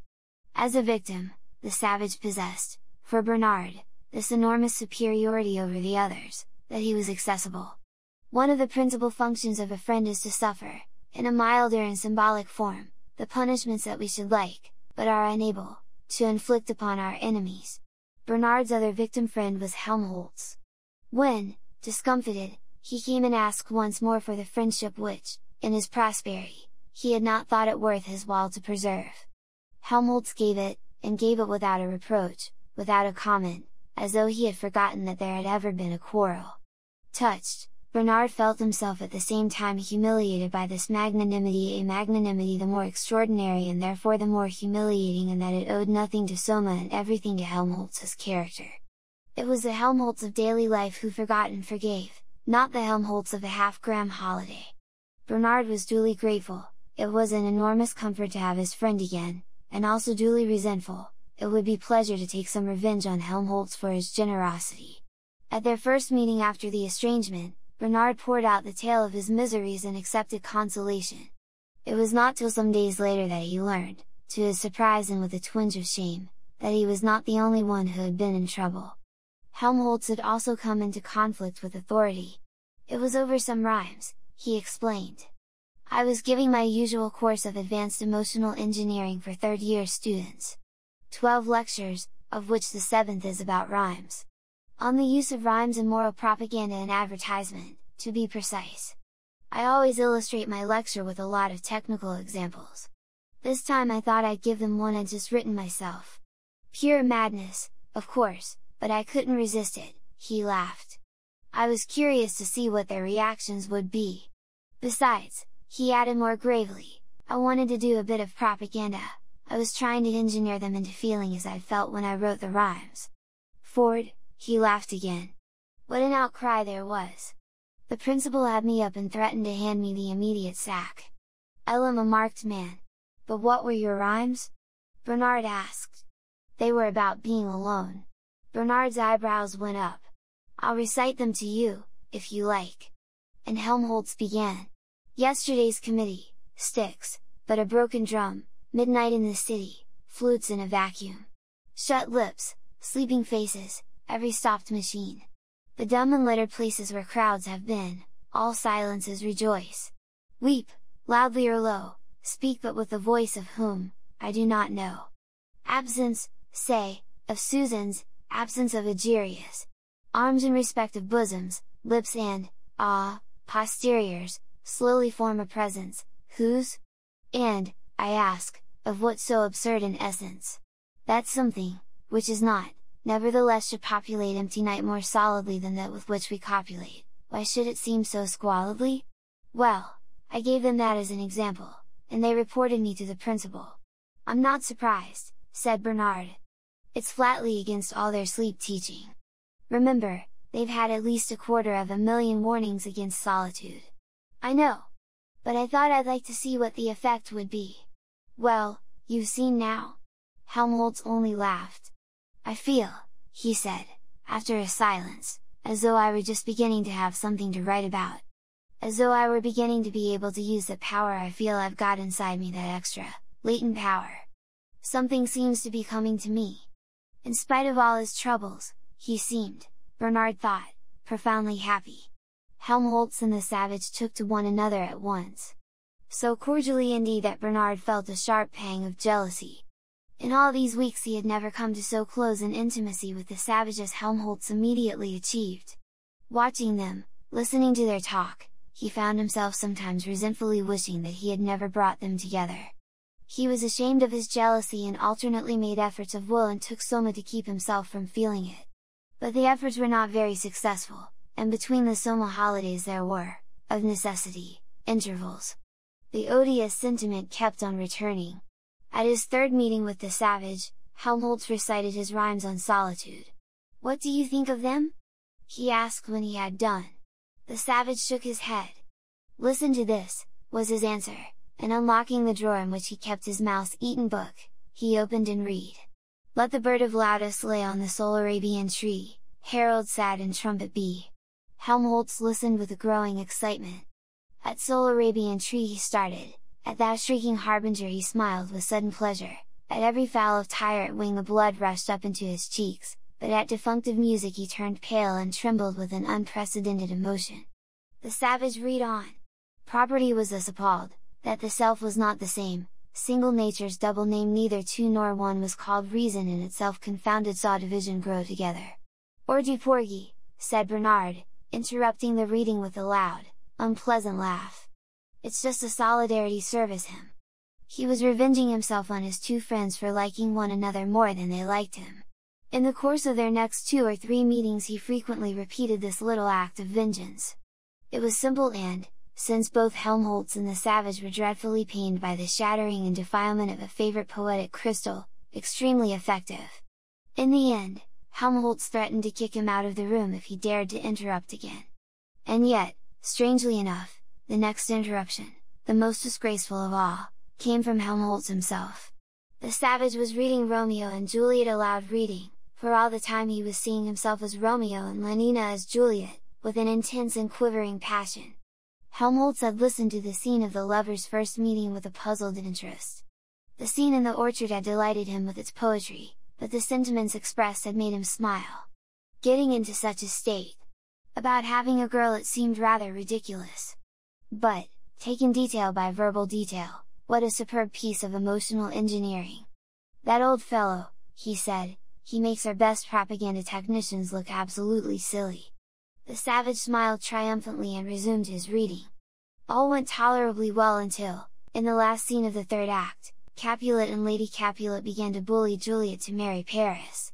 Helmholtz had been restless throughout the entire scene, but when, pathetically mimed by the savage, Juliet cried out, "Is there no pity sitting in the clouds, that sees into the bottom of my grief? O sweet my mother, cast me not away! Delay this marriage for a month, a week, or, if you do not, make the bridal bed in that dim monument where Tybalt lies." When Juliet said this, Helmholtz broke out in an explosion of uncontrollable guffawing. The mother and father, grotesque obscenity, forcing the daughter to have someone she didn't want. And the idiotic girl not saying that she was having someone else whom, for the moment, at any rate, she preferred. In its smutty absurdity the situation was irresistibly comical. He had managed, with a heroic effort, to hold down the mounting pressure of his hilarity, but sweet mother, in the savage's tremulous tone of anguish, and the reference to Tybalt lying dead, but evidently uncremated and wasting his phosphorus on a dim monument, were too much for him. He laughed and laughed till the tears streamed down his face, quenchlessly laughed while, pale with the sense of outrage, the savage looked at him over the top of his book and then, as the laughter still continued, closed it indignantly, got up and, with the gesture of one who removes his pearl from before swine, locked it away in its drawer. "And yet," said Helmholtz when, having recovered breath enough to apologize, he had mollified the savage into listening to his explanations, "I know quite well that one needs ridiculous, mad situations like that, one can't write really well about anything else. Why was that old fellow such a marvelous propaganda technician? Because he had so many insane, excruciating things to get excited about. You've got to be hurt and upset, otherwise you can't think of the really good, penetrating, X-rayish phrases. But fathers and mothers!" He shook his head. "You can't expect me to keep a straight face about fathers and mothers. And who's going to get excited about a boy having a girl or not having her?" The savage winced, but Helmholtz, who was staring pensively at the floor, saw nothing. "No," he concluded, with a sigh, "it won't do. We need some other kind of madness and violence. But what? Where can one find it?" He was silent, then, shaking his head, "I don't know," he said at last, "I don't know." Chapter 13. Henry Foster loomed up through the twilight of the embryo store. "Like to come to a feelie this evening?" Lenina shook her head without speaking. "Going out with someone else?" It interested him to know which of his friends was being had by which other. "Is it Benito?" he questioned. She shook her head again. Henry detected the weariness in those purple eyes, the pallor beneath that glaze of lupus, the sadness at the corners of the unsmiling crimson mouth. "You're not feeling ill, are you?" he asked, a trifle anxiously, afraid that she might be suffering from one of the few remaining infectious diseases. Yet once more Lenina shook her head. "Anyhow, you ought to go and see the doctor," said Henry. "A doctor a day keeps the jams away," he added heartily, driving home his hypnopedic adage with a clap on the shoulder. "Perhaps you need a pregnancy substitute," he suggested. "Or else an extra strong VPS treatment. Sometimes, you know, the standard passion surrogate isn't quite." "Oh, for Ford's sake," said Lenina, breaking her stubborn silence, "shut up." And she turned back to her neglected embryos. A VPS treatment indeed! She would have laughed, if she hadn't been on the point of crying. As though she hadn't got enough V.P. of her own. She sighed profoundly as she refilled her syringe. John, she murmured to herself, John, then my Ford, she wondered, have I given this one its sleeping sickness injection, or haven't I? She simply couldn't remember. In the end, she decided not to run the risk of letting it have a second dose, and moved down the line to the next bottle. 22 years, 8 months, and 4 days from that moment, a promising young Alpha-administrator at Monza was to die of trypanosomiasis, the first case for over half a century. Sighing, Lenina went on with her work. An hour later, in the changing room, Fanny was energetically protesting. But it's absurd to let yourself get into a state like this. Simply absurd, she repeated. And what about? I'm a known man. But he's the one I want. As though there weren't millions of other men in the world. But I don't want them. How can you know till you've tried? I have tried. But how many? Asked Fanny, shrugging her shoulders contemptuously. 1, 2? Dozens. But, shaking her head, it wasn't any good, she added. Well, you must persevere, said Fanny sententiously. But it was obvious that her confidence in her own prescriptions had been shaken. Nothing can be achieved without perseverance. But meanwhile, don't think of him. I can't help it. Take Soma, then. I do. Well, go on. But in the intervals I still like him. I shall always like him. Well, if that's the case, said Fanny, with decision, why don't you just go and take him? Whether he wants it or no. But if you knew how terribly queer he was. All the more reason for taking a firm line. It's all very well to say that. Don't stand any nonsense. Act. Fanny's voice was a trumpet, she might have been a YWFA lecturer giving an evening talk to adolescent beta-minuses. Yes, act at once. Do it now. I'd be scared, said Lenina. Well, you've only got to take half a gram of Soma first. And now I'm going to have my bath. She marched off, trailing her towel. The bell rang, and the savage, who was impatiently hoping that Helmholtz would come that afternoon, for having at last made up his mind to talk to Helmholtz about Lenina, he could not bear to postpone his confidences a moment longer, jumped up and ran to the door. I had a premonition it was you, Helmholtz, he shouted as he opened. On the threshold, in a white acetate satin sailor suit, and with a round white cap rakishly tilted over her left ear, stood Lenina. Oh, said the savage, as though someone had struck him a heavy blow. Half a gram had been enough to make Lenina forget her fears and her embarrassments. Hello, John, she said, smiling, and walked past him into the room. Automatically he closed the door and followed her. Lenina sat down. There was a long silence. You don't seem very glad to see me, John, she said at last. Not glad?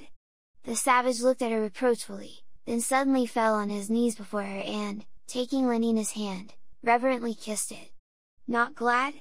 Oh, if you only knew, he whispered and, venturing to raise his eyes to her face, admired Lenina, he went on, indeed the top of admiration, worth what's dearest in the world. She smiled at him with a luscious tenderness. Oh, you so perfect, she was leaning towards him with parted lips, so perfect and so peerless are created, nearer and nearer, of every creature's best. Still nearer. The savage suddenly scrambled to his feet.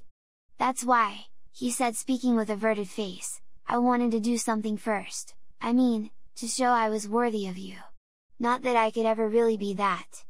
But at any rate to show I wasn't absolutely unworthy. I wanted to do something. Why should you think it necessary? Lenina began, but left the sentence unfinished. There was a note of irritation in her voice. When one has leant forward, nearer and nearer, with parted lips only to find oneself, quite suddenly, as a clumsy oaf scrambles to his feet, leaning towards nothing at all, well, there is a reason, even with half a gram of Soma circulating in one's bloodstream, a genuine reason for annoyance.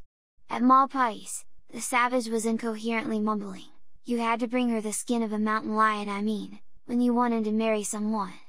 Or else a wolf. There aren't any lions in England, Lenina almost snapped. And even if there were, the savage added, with sudden contemptuous resentment, People would kill them out of helicopters, I suppose, with poison gas or something. I wouldn't do that, Lenina. He squared his shoulders, he ventured to look at her and was met with a stare of annoyed incomprehension. Confused, I'll do anything, he went on, more and more incoherently. Anything you tell me. There be some sports are painful, you know. But their labor delight in them sets off. That's what I feel. I mean, I'd sweep the floor if you wanted. But we've got vacuum cleaners here, said Lenina in bewilderment. It isn't necessary. No, of course it isn't necessary. But some kinds of baseness are nobly undergone. I'd like to undergo something nobly.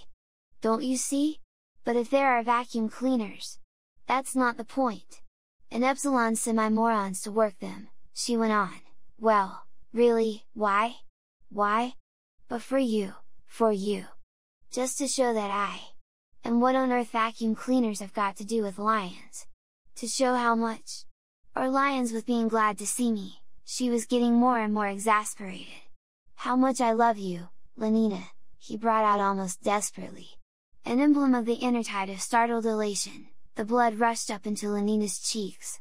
Do you mean it, John?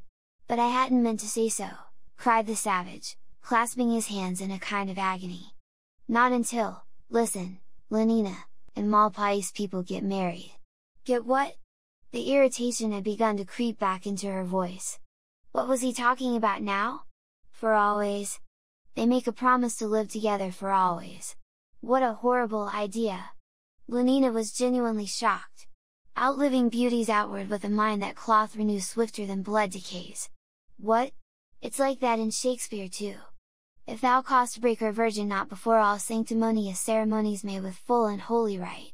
For Ford's sake, John, talk sense. I can't understand a word you say.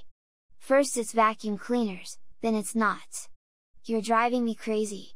She jumped up and, as though afraid that he might run away from her physically, as well as with his mind, caught him by the wrist. Answer me this question, do you really like me, or don't you? There was a moment's silence, then, in a very low voice, I love you more than anything in the world, he said. Then why on earth didn't you say so? She cried, and so intense was her exasperation that she drove her sharp nails into the skin of his wrist. Instead of driveling away about knots and vacuum cleaners and lions, and making me miserable for weeks and weeks. She released his hand and flung it angrily away from her. If I didn't like you so much, she said, I'd be furious with you. And suddenly her arms were round his neck, he felt her lips soft against his own. So deliciously soft, so warm and electric that inevitably he found himself thinking of the embraces in 3 weeks in a helicopter. Ooh! Ooh! The stereoscopic blonde and on. The more than real blackamoor. Horror! Horror! Horror! He fired to disengage himself, but Lenina tightened her embrace. Why didn't you say so? She whispered, drawing back her face to look at him. Her eyes were tenderly reproachful. The murkiest den, the most opportune place, the voice of conscience thundered poetically, the strongest suggestion our worser genius can, shall never melt mine honor into lust. Never, never! He resolved. You silly boy! She was saying. I wanted you so much! And if you wanted me too, why didn't you? But, Lenina, he began protesting, and as she immediately untwined her arms, as she stepped away from him, he thought, for a moment, that she had taken his unspoken hint. But when she unbuckled her white patent cartridge belt and hung it carefully over the back of a chair, he began to suspect that he had been mistaken. Lenina! He repeated apprehensively. She put her hand to her neck and gave a long vertical pull, her white sailor's blouse was ripped to the hem, suspicion condensed into a too solid certainty. Lenina, what are you doing? Zip, zip! Her answer was wordless. She stepped out of her bell-bottomed trousers. Her zippy camionics were a pale shell pink. The arch community songster's golden tea dangled at her breast. For those milk paps that through the window bars bore at men's eyes. The singing, thundering, magical words made her seem doubly dangerous, doubly alluring. Soft, soft, but how piercing! Boring and drilling into reason, tunneling through resolution. The strongest oaths are straw to the fire the blood. Be more abstemious, or else. zip. The rounded pincus fell apart like a neatly divided apple. A wriggle of the arms, a lifting first of the right foot, then the left, the zippy cami nicks were lying lifeless and as though deflated on the floor. Still wearing her shoes and socks, and her rakishly tilted round white cap, she advanced towards him. "Darling! Darling! If only you'd said so before!" She held out her arms. But instead of also saying "darling," and holding out his arms, the savage retreated in terror, flapping his hands at her as though he were trying to scare away some intruding and dangerous animal. 4 backward steps, and he was brought to bay against the wall. "Sweet," said Lenina and, laying her hands on his shoulders, pressed herself against him. "Put your arms round me," she commanded. "Hug me till you drug me, honey." She too had poetry at her command, new words that sang and were spells and beat drums. "Kiss me," she closed her eyes, she let her voice sink to a sleepy murmur, "kiss me till I'm in a coma. Hug me, honey, snuggly."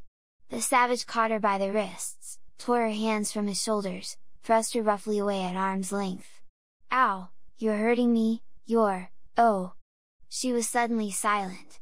Terror had made her forget the pain. Opening her eyes, she had seen his face. No, not his face, a ferocious stranger's, pale, distorted, twitching with some insane, inexplicable fury. Aghast, "But what is it, John?" she whispered. He did not answer, but only stared into her face with those mad eyes. The hands that held her wrists were trembling. He breathed deeply and irregularly. Faint almost to imperceptibility, but appalling, she suddenly heard the grinding of his teeth. "What is it?" she almost screamed. And as though awakened by her cry he caught her by the shoulders and shook her. "Whore!" he shouted, "whore! Impudent strumpet! Oh, do aunt!" she protested in a voice made grotesquely tremulous by his shaking. "Whore! Please! Damned whore! Agra almas beatter!" she began. The savage pushed her away with such force that she staggered and fell. "Go!" he shouted, standing over her menacingly, "get out of my sight or I'll kill you!" He clenched his fists. Lenina raised her arm to cover her face. "No, please don't, John! Hurry up! Quick!" One arm still raised, and following his every movement with a terrified eye, she scrambled to her feet and still crouching, still covering her head, made a dash for the bathroom. The noise of that prodigious slap by which her departure was accelerated was like a pistol shot. "Ow!" Lenina bounded forward. Safely locked into the bathroom, she had leisure to take stock of her injuries. Standing with her back to the mirror, she twisted her head. Looking over her left shoulder she could see the imprint of an open hand, standing out distinct and crimson on the pearly flesh. Gingerly she rubbed the wounded spot. Outside, in the other room, the savage was striding up and down, marching to the drums and music of magical words. The wren ghost hot and the small gilded fly does lecher in my sight. Maddeningly they rumbled in his ears. The fichu nor the soiled horse goes taught with a more riotous appetite. Down from the waist they are centaurs, though women all above. But to the girdle do the gods inherit. Beneath is all the fiends. There's hell, there's darkness, there is a sulphurous pit, burning scalding, stench, consumption, fie, pain, pain. Give me an ounce of civet, good apothecary, to sweeten my imagination. John! Ventured a small ingratiating voice from the bathroom. John!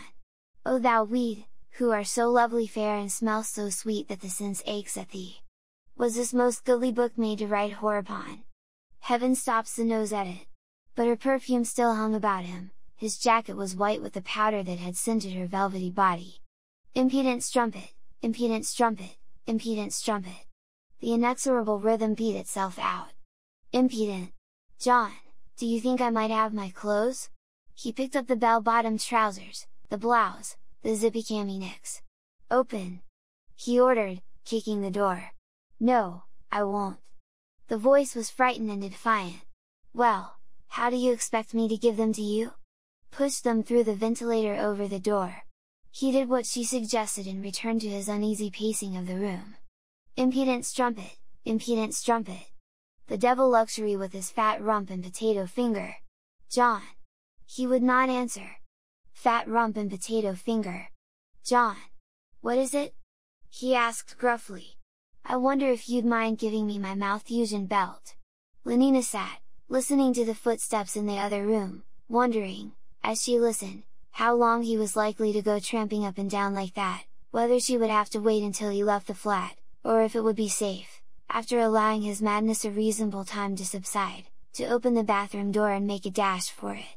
She was interrupted in the midst of these uneasy speculations by the sound of the telephone bell ringing in the other room. Abruptly the tramping ceased. She heard the voice of the savage parleying with silence. "Hello? Yes. If I do not usurp myself, I am. Yes, didn't you hear me say so? Mr. Savage speaking. What? Who's ill? Of course it interests me. But is it serious? Is she really bad? I'll go at once. Not in her rooms anymore? Where has she been taken? Oh, my God! What's the address? 3 Park Lane, is that it? 3? Thanks." Lenina heard the click of the replaced receiver, then hurrying steps. A door slammed. There was silence. Was he really gone?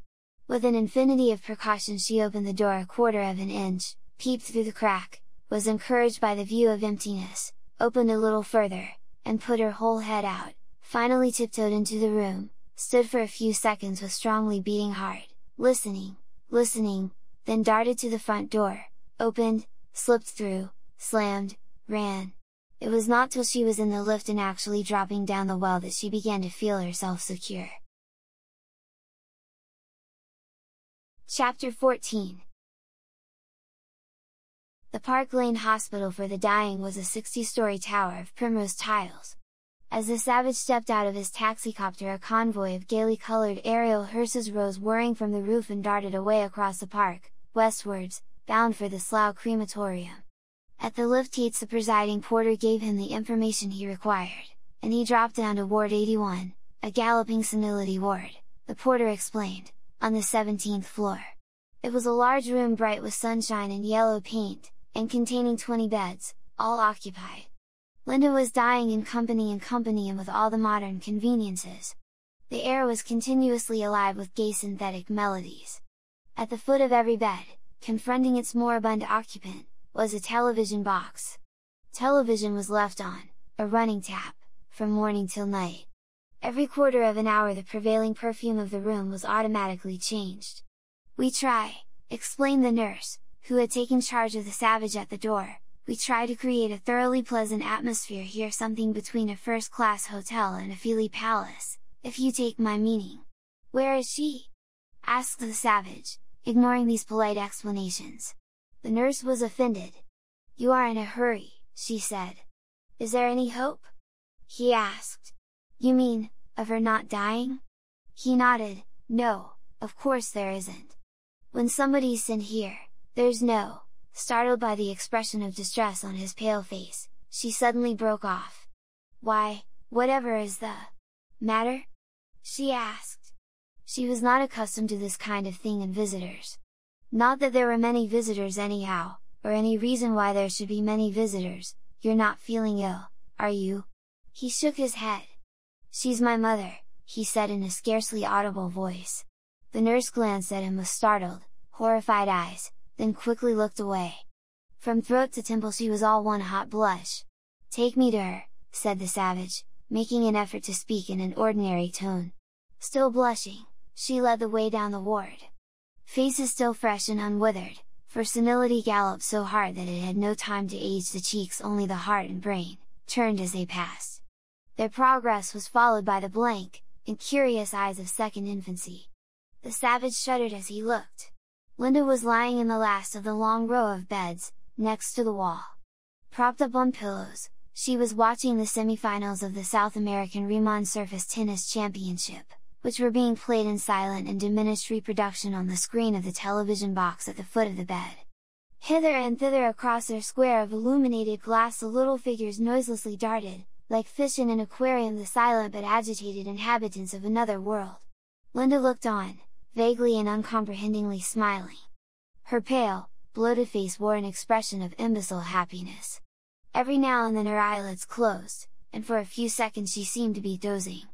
Then with a little start she would wake up again, wake up to the aquarium antics of the tennis champions, to the Supervox Wurlitzer and a rendering of Hug Me Till You Drug Me, Honey, to the warm draft of verbena that came blowing through the ventilator above her head, would wake to these things, or rather to a dream of which these things, transformed and embellished by the soma in her blood, were the marvelous constituents, and smile once more her broken and discolored smile of infantile contentment. "Well, I must go," said the nurse. "I've got my batch of children coming. Besides, there's number 3. She pointed up the ward. "Might go off any minute now. Well, make yourself comfortable." She walked briskly away. The savage sat down beside the bed. "Linda," he whispered, taking her hand. At the sound of her name, she turned. Her vague eyes brightened with recognition. She squeezed his hand, she smiled, her lips moved, then quite suddenly her head fell forward. She was asleep. He sat watching her, seeking through the tired flesh, seeking and finding that young, bright face which had stooped over his childhood in mop ice, remembering, and he closed his eyes, her voice, her movements, all the events of their life together. Streptococcus to Banbury tea, how beautiful her singing had been! And those childish rhymes, how magically strange and mysterious! A, B, C, vitamin D! The fats in the liver, the cods in the sea! He felt the hot tears welling up behind his eyelids as he recalled the words and Linda's voice as she repeated them. And then the reading lessons, the Todd is in the pot, the cat is on the mat, and the elementary instructions for beta workers in the embryo store. And long evenings by the fire or, in summertime, on the roof of the little house, when she told him those stories about the other place, outside the reservation, that beautiful, beautiful other place, whose memory, as of a heaven, a paradise of goodness and loveliness, he still kept whole and intact, undefiled by contact with the reality of this real London, these actual civilized men and women. A sudden noise of shrill voices made him open his eyes and, after hastily brushing away the tears, look round. What seemed an interminable stream of identical 8-year-old male twins was pouring into the room. Twin after twin, twin after twin, they came a nightmare. Their faces, their repeated face, for there was only one between the lot of them, puggishly stared, all nostrils and pale goggling eyes. Their uniform was khaki. All their mouths hung open. Squealing and chattering they entered. In a moment, it seemed, the ward was maggoty with them. They swarmed between the beds, clambered over, crawled under, peeped into the television boxes, made faces at the patients. Linda astonished and rather alarmed them. A group stood clustered at the foot of her bed, staring with the frightened and stupid curiosity of animals suddenly confronted by the unknown.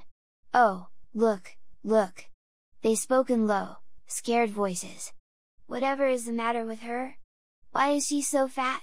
They had never seen a face like hers before, had never seen a face that was not youthful and taut-skinned, a body that had ceased to be slim and upright. All these moribund sexagenarians had the appearance of childish girls. At 44, Linda seemed, by contrast, a monster of flaccid and distorted senility. "Isn't she awful?" came the whispered comments. "Look at her teeth!" Suddenly from under the bed a pug-faced twin popped up between John's chair and the wall, and began peering into Linda's sleeping face. "I say," he began, but the sentence ended prematurely in a squeal.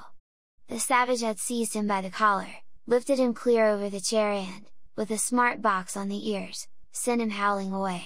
His yells brought the head nurse hurrying to the rescue. "What have you been doing to him?" she demanded fiercely.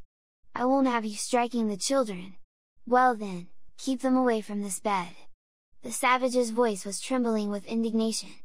"What are these filthy little brats doing here at all? It's disgraceful!" "Disgraceful? But what do you mean?"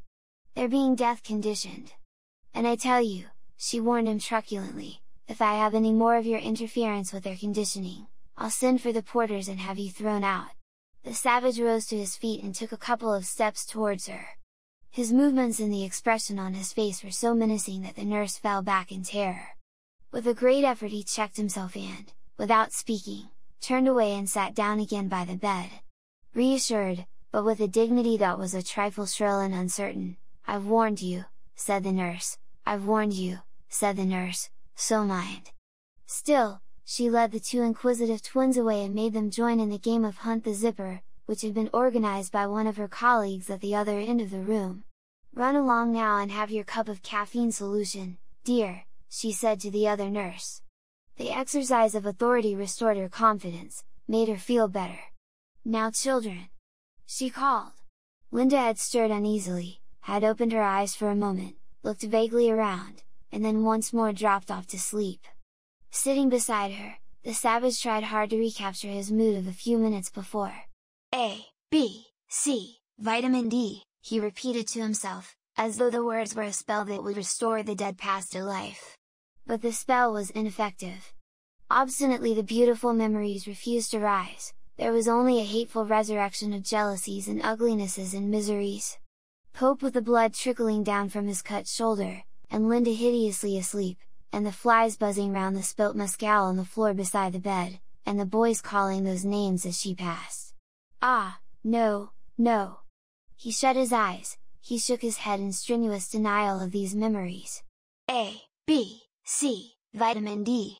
He tried to think of those times when he sat on her knees and she put her arms about him and sang, over and over again, rocking him to sleep. A, B, C, vitamin D, vitamin D, vitamin D! The Supervox Wurlitzeriana had risen to a sobbing crescendo, and suddenly the verbena gave place, in the sense circulating system, to an intense patchouli. Linda stirred, woke up, stared for a few seconds bewilderedly at the semi-finalists, then, lifting her face, sniffed once or twice at the newly perfumed air and suddenly smiled a smile of childish ecstasy. "Pope," she murmured, and closed her eyes. "Oh, I do so like it, I do," she sighed and let herself sink back into the pillows. "But, Linda!" The savage spoke imploringly, "don't you know me?" He had tried so hard, had done his very best, why wouldn't she allow him to forget? He squeezed her limp hand almost with violence, as though he would force her to come back from this dream of ignoble pleasures, from these base and hateful memories back into the present, back into reality, the appalling present, the awful reality but sublime, but significant, but desperately important precisely because of the imminence of that which made them so fearful. "Don't you know me, Linda?" He felt the faint answering pressure of her hand. The tears started into his eyes. He bent over her and kissed her. Her lips moved. "Pope," she whispered again, and it was as though he had had a pailful of ordure thrown in his face.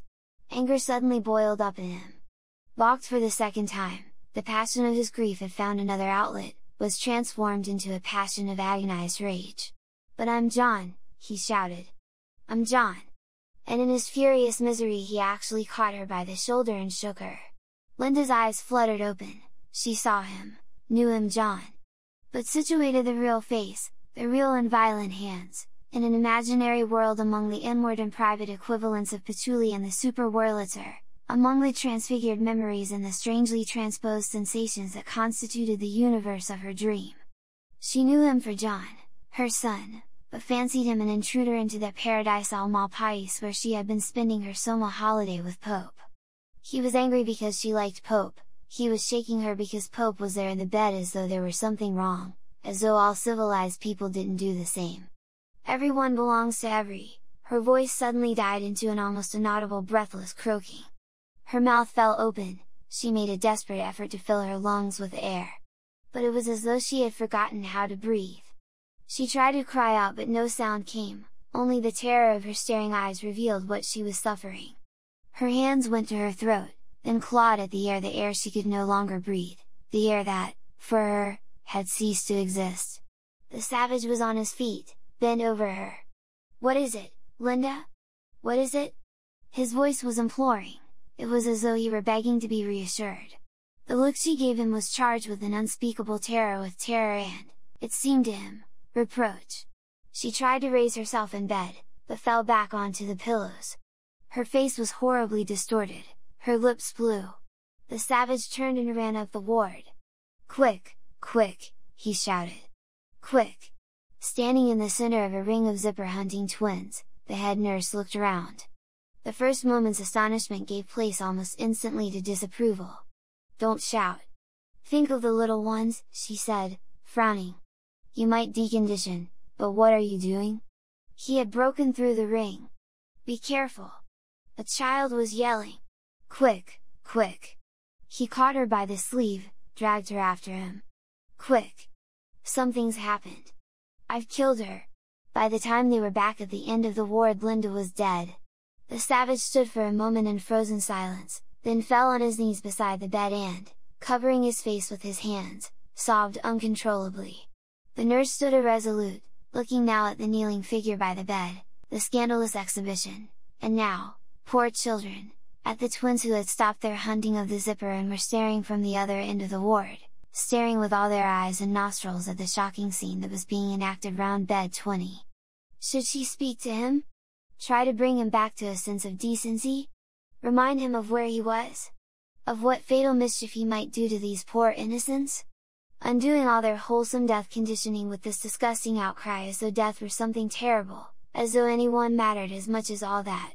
It might give them the most disastrous ideas about the subject, might upset them into reacting in the entirely wrong, the utterly antisocial way. She stepped forward, she touched him on the shoulder. "Can't you behave?"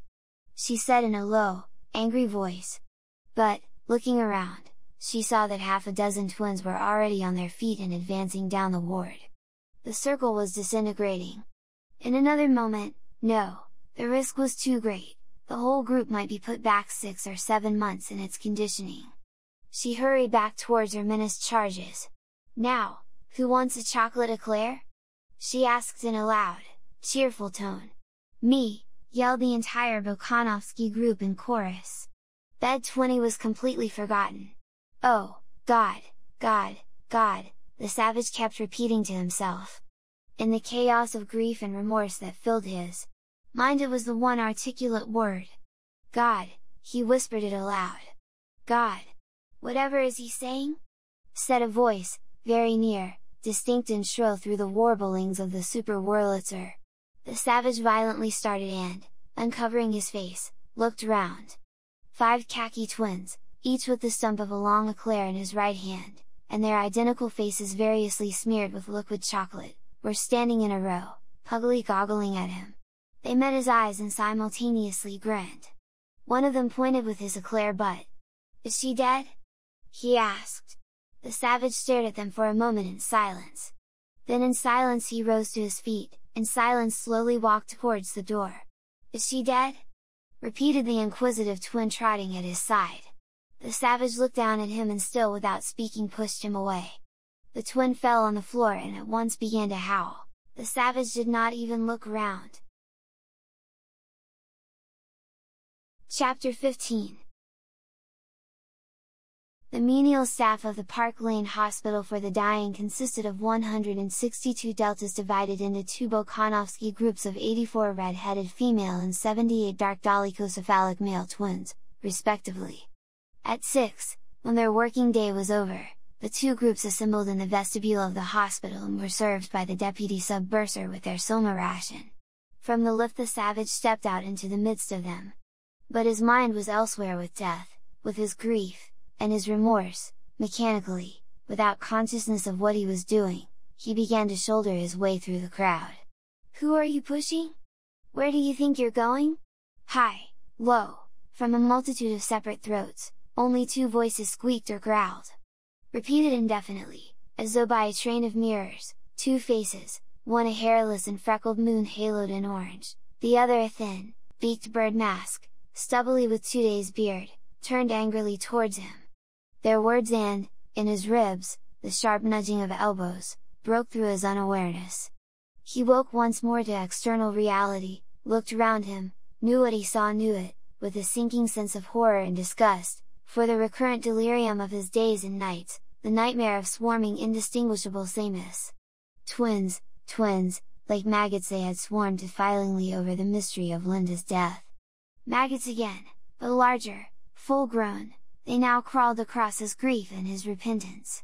He halted and, with bewildered and horrified eyes, stared round him at the khaki mob, in the midst of which, overtopping it by a full head, he stood. "How many goodly creatures are there here?" The singing words mocked him derisively. "How beauteous mankind is! O brave new world! Soma distribution, shouted a loud voice. "In good order, please! Hurry up there!" A door had been opened, a table and chair carried into the vestibule. The voice was that of a jaunty young alpha, who had entered carrying a black iron cash box.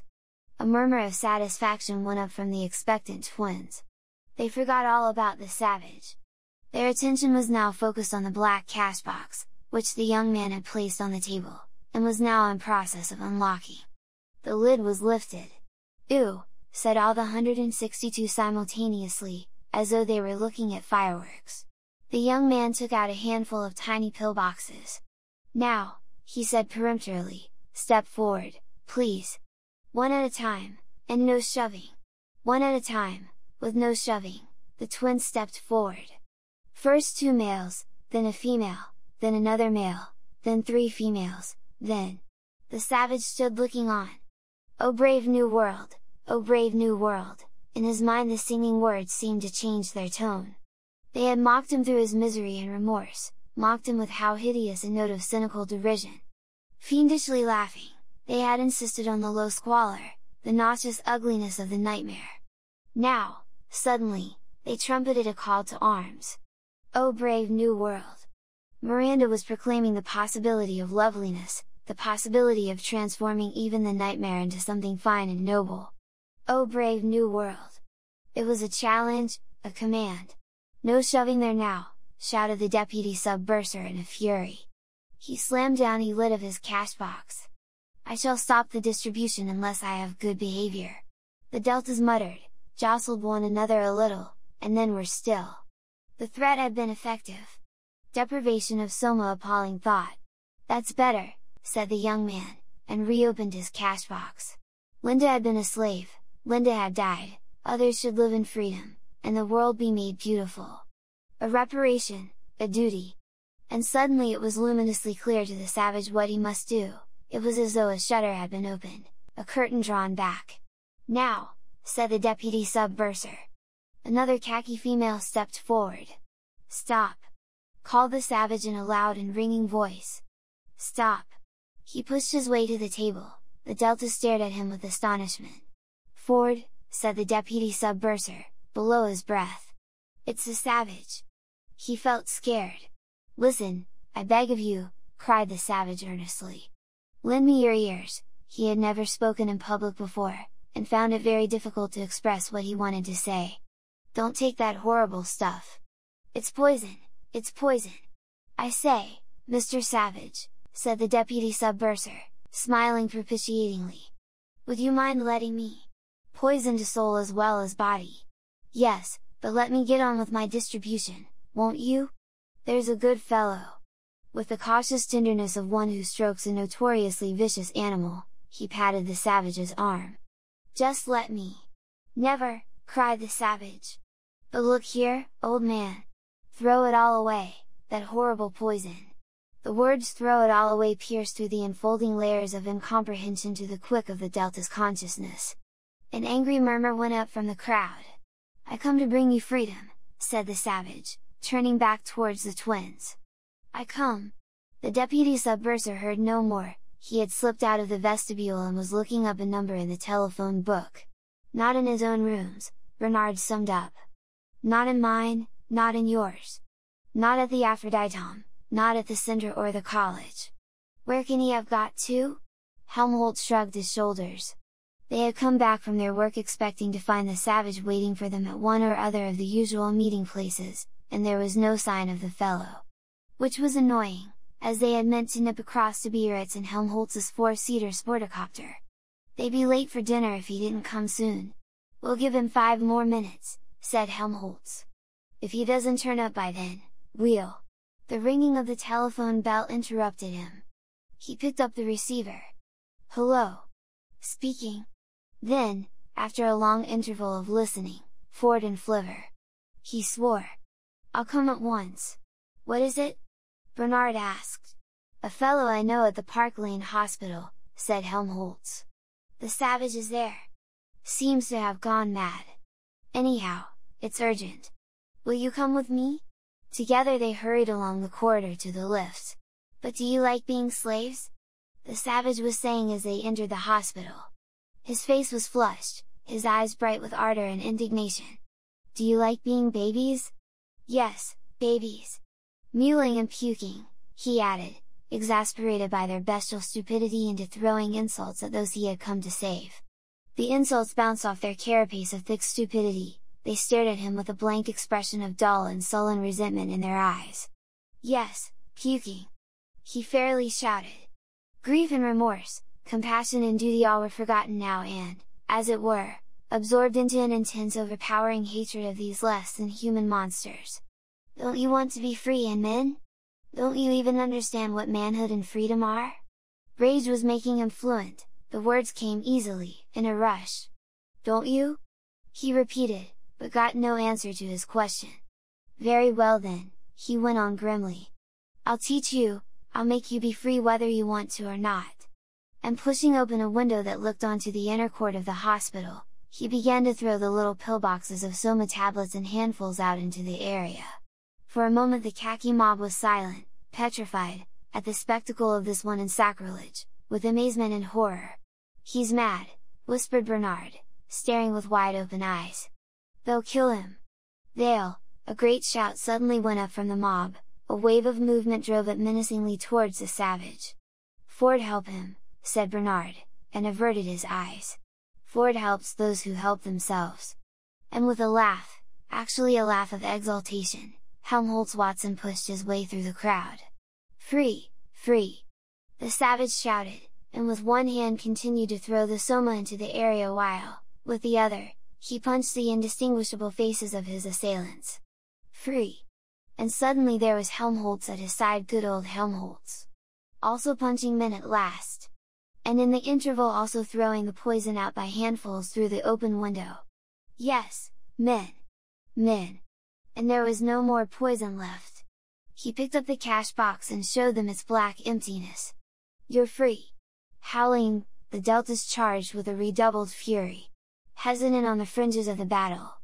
"They're done for," said Bernard and, urged by a sudden impulse, ran forward to help them, then thought better of it and halted, then, ashamed, stepped forward then again thought better of it, and was standing in an agony of humiliated indecision thinking that they might be killed if he didn't help them, and that he might be killed if he did when, Ford be praised, goggle-eyed and swine-snouted in their gas masks, and ran the police. Bernard dashed to meet them. He waved his arms, and it was action, he was doing something. He shouted help! Several times, more and more loudly so as to give himself the illusion of helping. "Help! Help! Help!" The policemen pushed him out of the way and got on with their work. 3 men with spraying machines buckled to their shoulders pumped thick clouds of soma vapor into the air. 2 more were busy round the portable synthetic music box. Carrying water pistols charged with a powerful anesthetic, 4 others had pushed their way into the crowd and were methodically laying out, squirt by squirt, the more ferocious of the fighters. "Quick! Quick!" yelled Bernard. "They'll be killed if you don't hurry! They'll—" "Oh!" Annoyed by his chatter, one of the policemen had given him a shot from his water pistol. Bernard stood for a second or two wambling unsteadily on legs that seemed to have lost their bones, their tendons, their muscles, to have become mere sticks of jelly, and at last not even jelly water, he tumbled in a heap on the floor. Suddenly, from out of the synthetic music box a voice began to speak. The voice of reason, the voice of good feeling. The soundtrack roll was unwinding itself in synthetic anti-riot speech number 2, medium strength. "Straight from the depths of a non-existent heart, my friends," said the voice so pathetically, with a note of such infinitely tender reproach that, behind their gas masks, even the policemen's eyes were momentarily dimmed with tears. "What is the meaning of this? Why aren't you all being happy and good together?" "Happy and good," the voice repeated. At peace, at peace." It trembled, sank into a whisper and momentarily expired. "Oh, I do want you to be happy," it began, with a yearning earnestness. "I do so want you to be good! Please, please be good and..." 2 minutes later the voice and the soma vapor had produced their effect. In tears, the deltas were kissing and hugging one another, half a dozen twins at a time in a comprehensive embrace. Even Helmholtz and the savage were almost crying. A fresh supply of pillboxes. was brought in from the bursary, a new distribution was hastily made and, to the sound of the voices richly affectionate, baritone valedictions, the twins dispersed, blubbering as though their hearts would break. "Goodbye, my dearest, dearest friends, Ford keep you! Goodbye, my dearest, dearest friends, Ford keep you! Goodbye my dearest, dearest!" When the last of the deltas had gone, the policeman switched off the current. The angelic voice fell silent. "Will you come quietly?" asked the sergeant, "or must we anesthetize?" He pointed his water pistol menacingly. "Oh, we'll come quietly," the savage answered, dabbing alternately a cut lip, a scratched neck, and a bitten left hand. Still keeping his handkerchief to his bleeding nose, Helmholtz nodded in confirmation. Awake and having recovered the use of his legs, Bernard had chosen this moment to move as inconspicuously as he could towards the door. "Hi, you there!" called the sergeant, and a swine-masked policeman hurried across the room and laid a hand on the young man's shoulder. Bernard turned with an expression of indignant innocence. "Escaping? He hadn't dreamed of such a thing! But what on earth you want me for?" he said to the sergeant. "I really can't imagine. You're a friend of the prisoners, aren't you?" "Well," said Bernard, and hesitated. No, he really couldn't deny it. "Why shouldn't I be?" he asked. "Come on then," said the sergeant, and led the way towards the door and the waiting police car. Chapter 16. The room into which the three were ushered was the controller's study. "His Fordship will be down in a moment." The Gamma butler left them to themselves. Helmholtz laughed aloud. "It's more like a caffeine solution party than a trial," he said, and let himself fall into the most luxurious of the pneumatic armchairs. "Cheer up, Bernard," he added, catching sight of his friend's green unhappy face. But Bernard would not be cheered. Without answering, without even looking at Helmholtz, he went and sat down on the most uncomfortable chair in the room, carefully chosen in the obscure hope of somehow deprecating the wrath of the higher powers. The savage meanwhile wandered restlessly round the room, peering with a vague superficial inquisitiveness at the books in the shelves, at the soundtrack rolls and reading machine bobbins in their numbered pigeonholes. On the table under the window lay a massive volume bound in limp black leather surrogate, and stamped with large golden T's. He picked it up and opened it. My Life and Work, by R. Ford. The book had been published at Detroit by the Society for the Propagation of Fortean Knowledge. Idly he turned the pages, read a sentence here, a paragraph there, and had just come to the conclusion that the book didn't interest him, when the door opened, and the resident world controller for Western Europe walked briskly into the room. Mustafa Mon shook hands with all three of them, but it was to the Savage that he addressed himself. "So you don't much like civilization, Mr. Savage," he said. The Savage looked at him. He had been prepared to lie, to bluster, to remain sullenly unresponsive, but, reassured by the good-humoured intelligence of the controller's face, he decided to tell the truth, straightforwardly. "No." He shook his head. Bernard started and looked horrified. What would the controller think? To be labelled as a friend of a man who said that he didn't like civilization said it openly and, of all people, to the controller it was terrible. "But, John," he began. A look from Mustafa Mon reduced him to an abject silence. "Of course," the Savage went on to admit, "there are some very nice things. All that music in the air, for instance. Sometimes 1,000 twangling instruments will hum about my ears and sometimes voices." The Savage's face lit up with a sudden pleasure. "Have you read it too?" he asked. "I thought nobody knew about the book here, in England. Almost nobody. I'm one of the very few. It's prohibited, you see.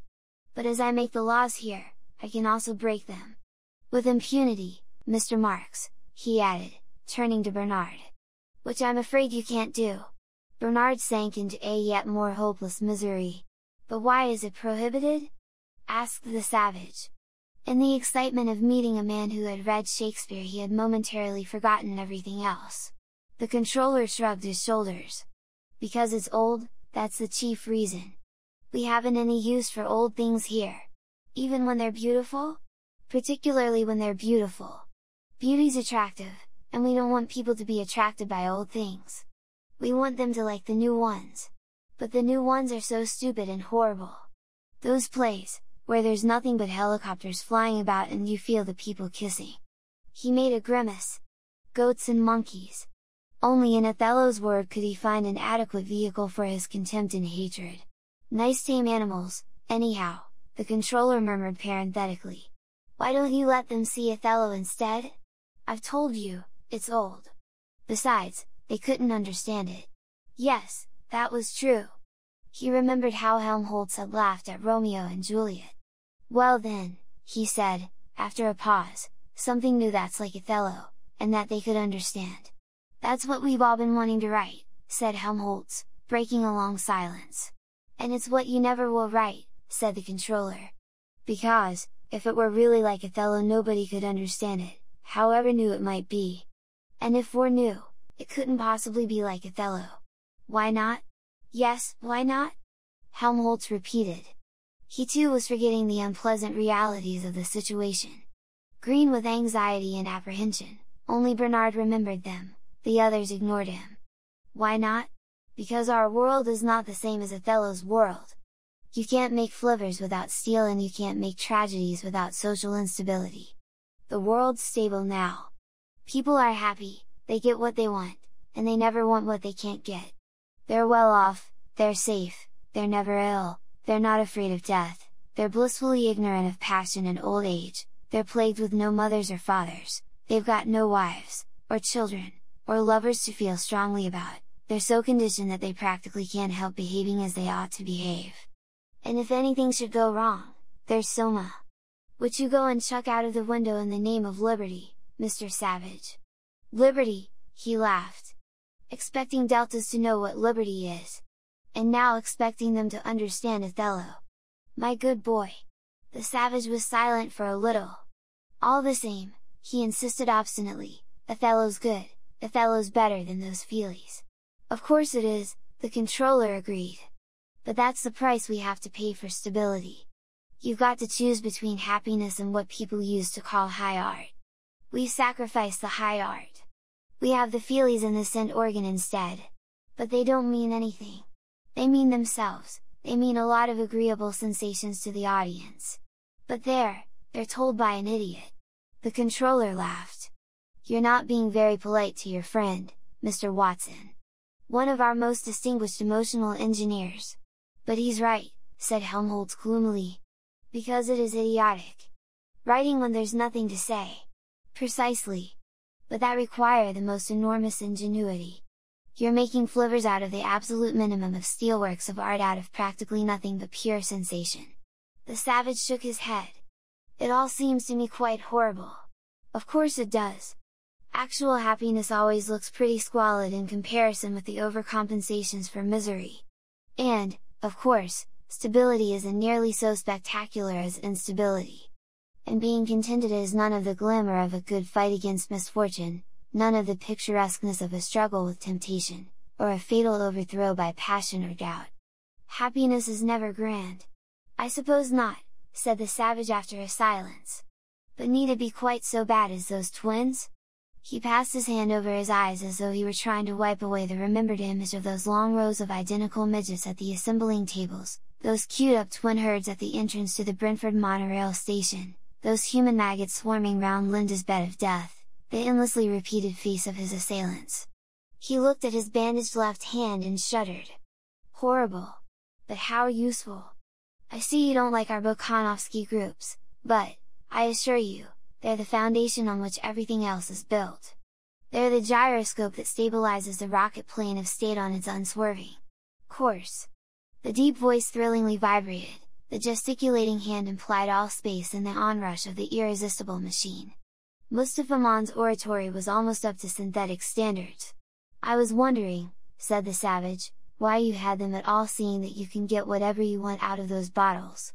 Why don't you make everybody an Alpha Double Plus while you're about it?" Mustafa Mond laughed. "Because we have no wish to have our throats cut," he answered. "We believe in happiness and stability. A society of alphas couldn't fail to be unstable and miserable. Imagine a factory staffed by alphas, that is to say by separate and unrelated individuals of good heredity and conditioned so as to be capable, within limits, of making a free choice and assuming responsibilities. Imagine it! He repeated.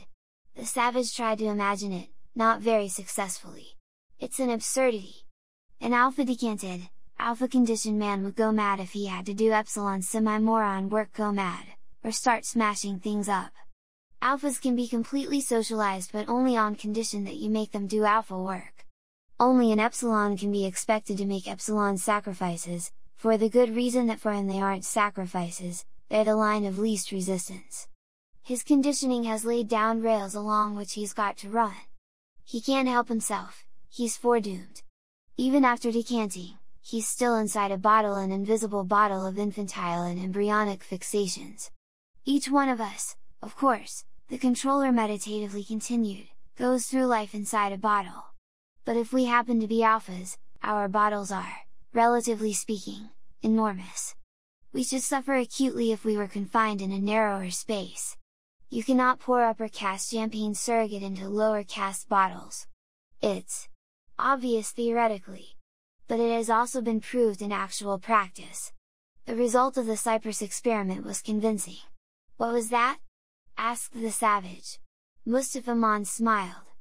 Well, you can call it an experiment in rebottling if you like. It began in AF 473. The controllers had the island of Cyprus cleared of all its existing inhabitants and recolonized with a specially prepared batch of 22,000 alphas. All agricultural and industrial equipment was handed over to them and they were left to manage their own affairs. The result exactly fulfilled all the theoretical predictions.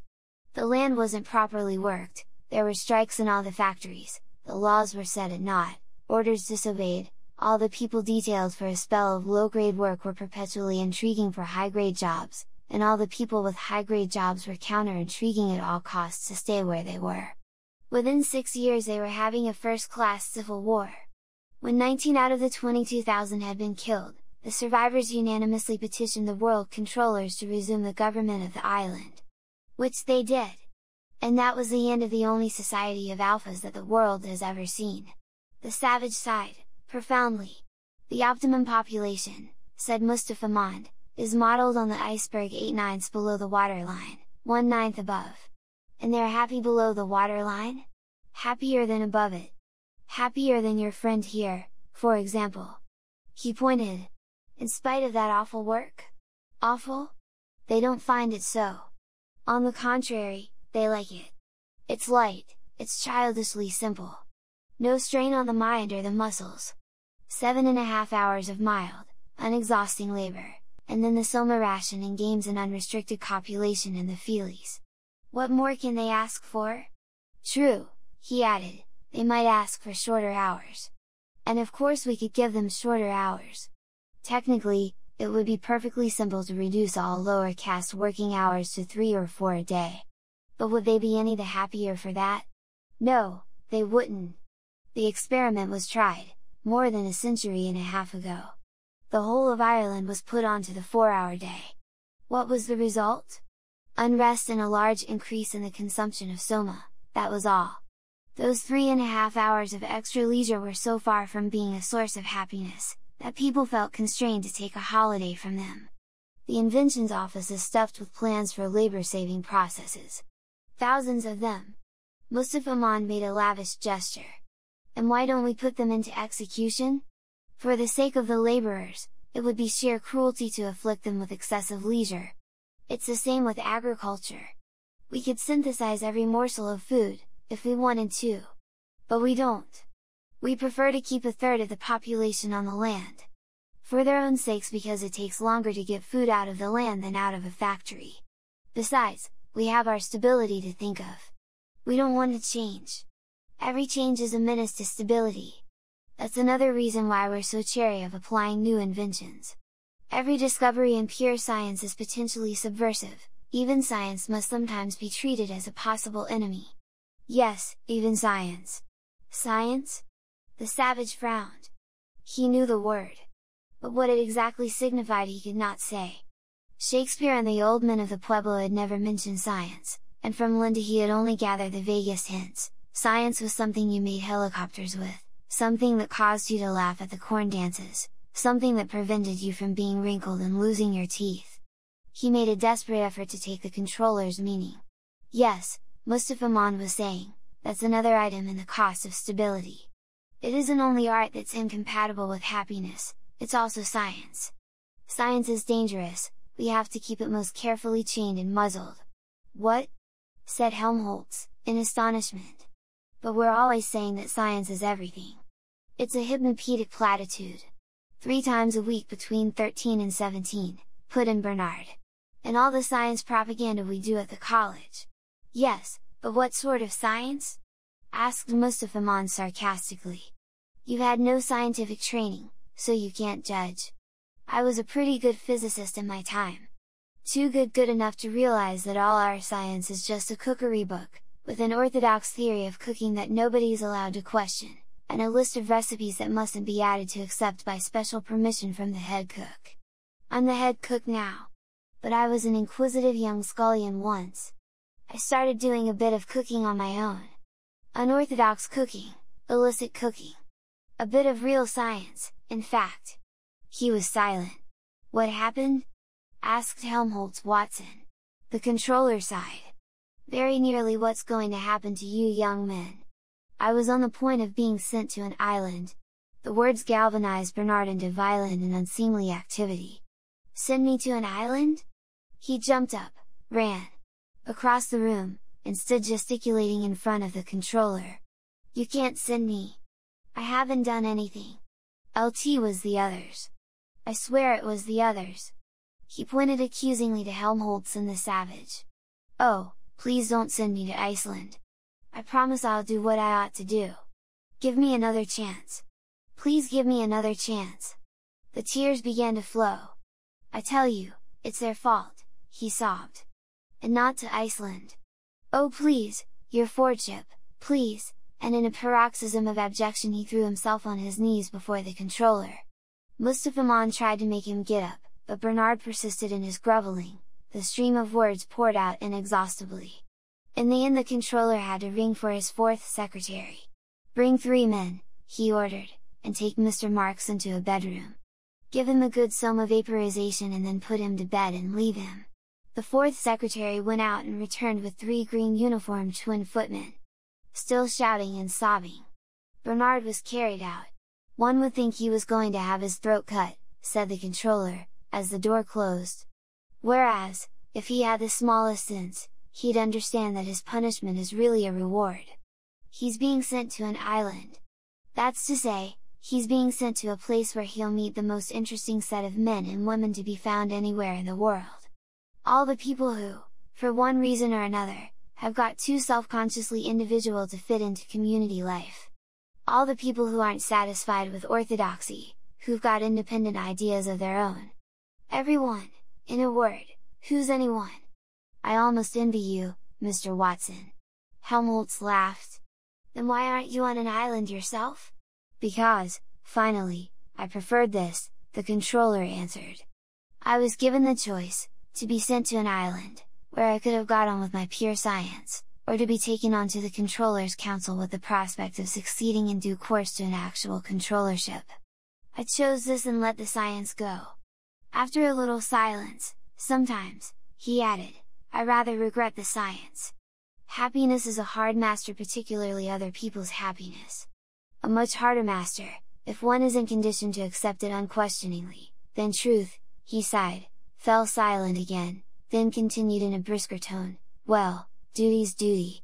One can't consult one's own preference. I'm interested in truth, I like science. But truth's a menace, science is a public danger. As dangerous as it's been beneficent. It has given us a stablest equilibrium in history. China's was hopelessly insecure by comparison, even the primitive matriarchies weren't steadier than we are. Thanks, I'll repeat, to science. But we can't allow science to undo its own good work. That's why we so carefully limit the scope of its researches. That's why I almost got sent to an island. We don't allow it to deal with any but the most immediate problems of the moment. All other inquiries are most sedulously discouraged. It's curious, he went on after a little pause, to read what people in the time of our Ford used to write about scientific progress. They seem to have imagined that it could be allowed to go on indefinitely, regardless of everything else. Knowledge was the highest good, truth the supreme value, all the rest was secondary and subordinate. True, ideas were beginning to change even then. Our Ford himself did a great deal to shift the emphasis from truth and beauty to comfort and happiness. Mass production demanded this shift. Universal happiness keeps the wheel steadily turning, truth and beauty can't. And, of course, whenever the masses seized political power, then it was happiness rather than truth and beauty that mattered. Still, in spite of every tongue, unrestricted scientific research was still permitted. People still went on talking about truth and beauty as though they were the sovereign goods. Right up to the time of the 9 Years' War. That made them change their tune all right. What's the point of truth or beauty or knowledge when the anthrax bombs are popping all around you? That was when science first began to be controlled after the 9 Years' War. People were ready to have even their appetites controlled then. Anything for a quiet life. We've gone on controlling ever since. It hasn't been very good for truth, of course. But it's been very good for happiness. One can't have something for nothing. Happiness has got to be paid for. You're paying for it, Mr. Watson, paying because you happen to be too much interested in beauty. I was too much interested in truth, I paid too. But you didn't go to an island, said the savage, breaking a long silence. The controller smiled. That's how I paid. By choosing to serve happiness. Other people's, not mine. It's lucky, he added, after a pause, that there are such a lot of islands in the world. I don't know what we should do without them. Put you all in the lethal chamber, I suppose. By the way, Mr. Watson, would you like a tropical climate? The Marquesas, for example, or Samoa? Or something rather more bracing? Helmholtz rose from his pneumatic chair. I should like a thoroughly bad climate, he answered. I believe one would write better if the climate were bad. If there were a lot of wind and storms, for example. The controller nodded his approbation. I like your spirit, Mr. Watson. I like it very much indeed. As much as I officially disapprove of it. He smiled. What about the Falkland Islands? Yes, I think that will do, Helmholtz answered. And now, if you don't mind, I'll go and see how poor Bernard's getting on. Chapter 17. Art, science, you seem to have paid a fairly high price for your happiness, said the savage, when they were alone. Anything else? Well, religion, of course, replied the controller. There used to be something called God before the 9 Years' War. But I was forgetting, you know all about God, I suppose. Well, the savage hesitated. He would have liked to say something about solitude, about night, about the mesa lying pale under the moon, about the precipice, the plunge into shadowy darkness, about death. He would have liked to speak, but there were no words. Not even in Shakespeare. The controller, meanwhile, had crossed to the other side of the room and was unlocking a large safe set into the wall between the bookshelves. The heavy door swung open. Rummaging in the darkness within, it's a subject, he said, that has always had a great interest for me. He pulled out a thick black volume. You've never read this, for example.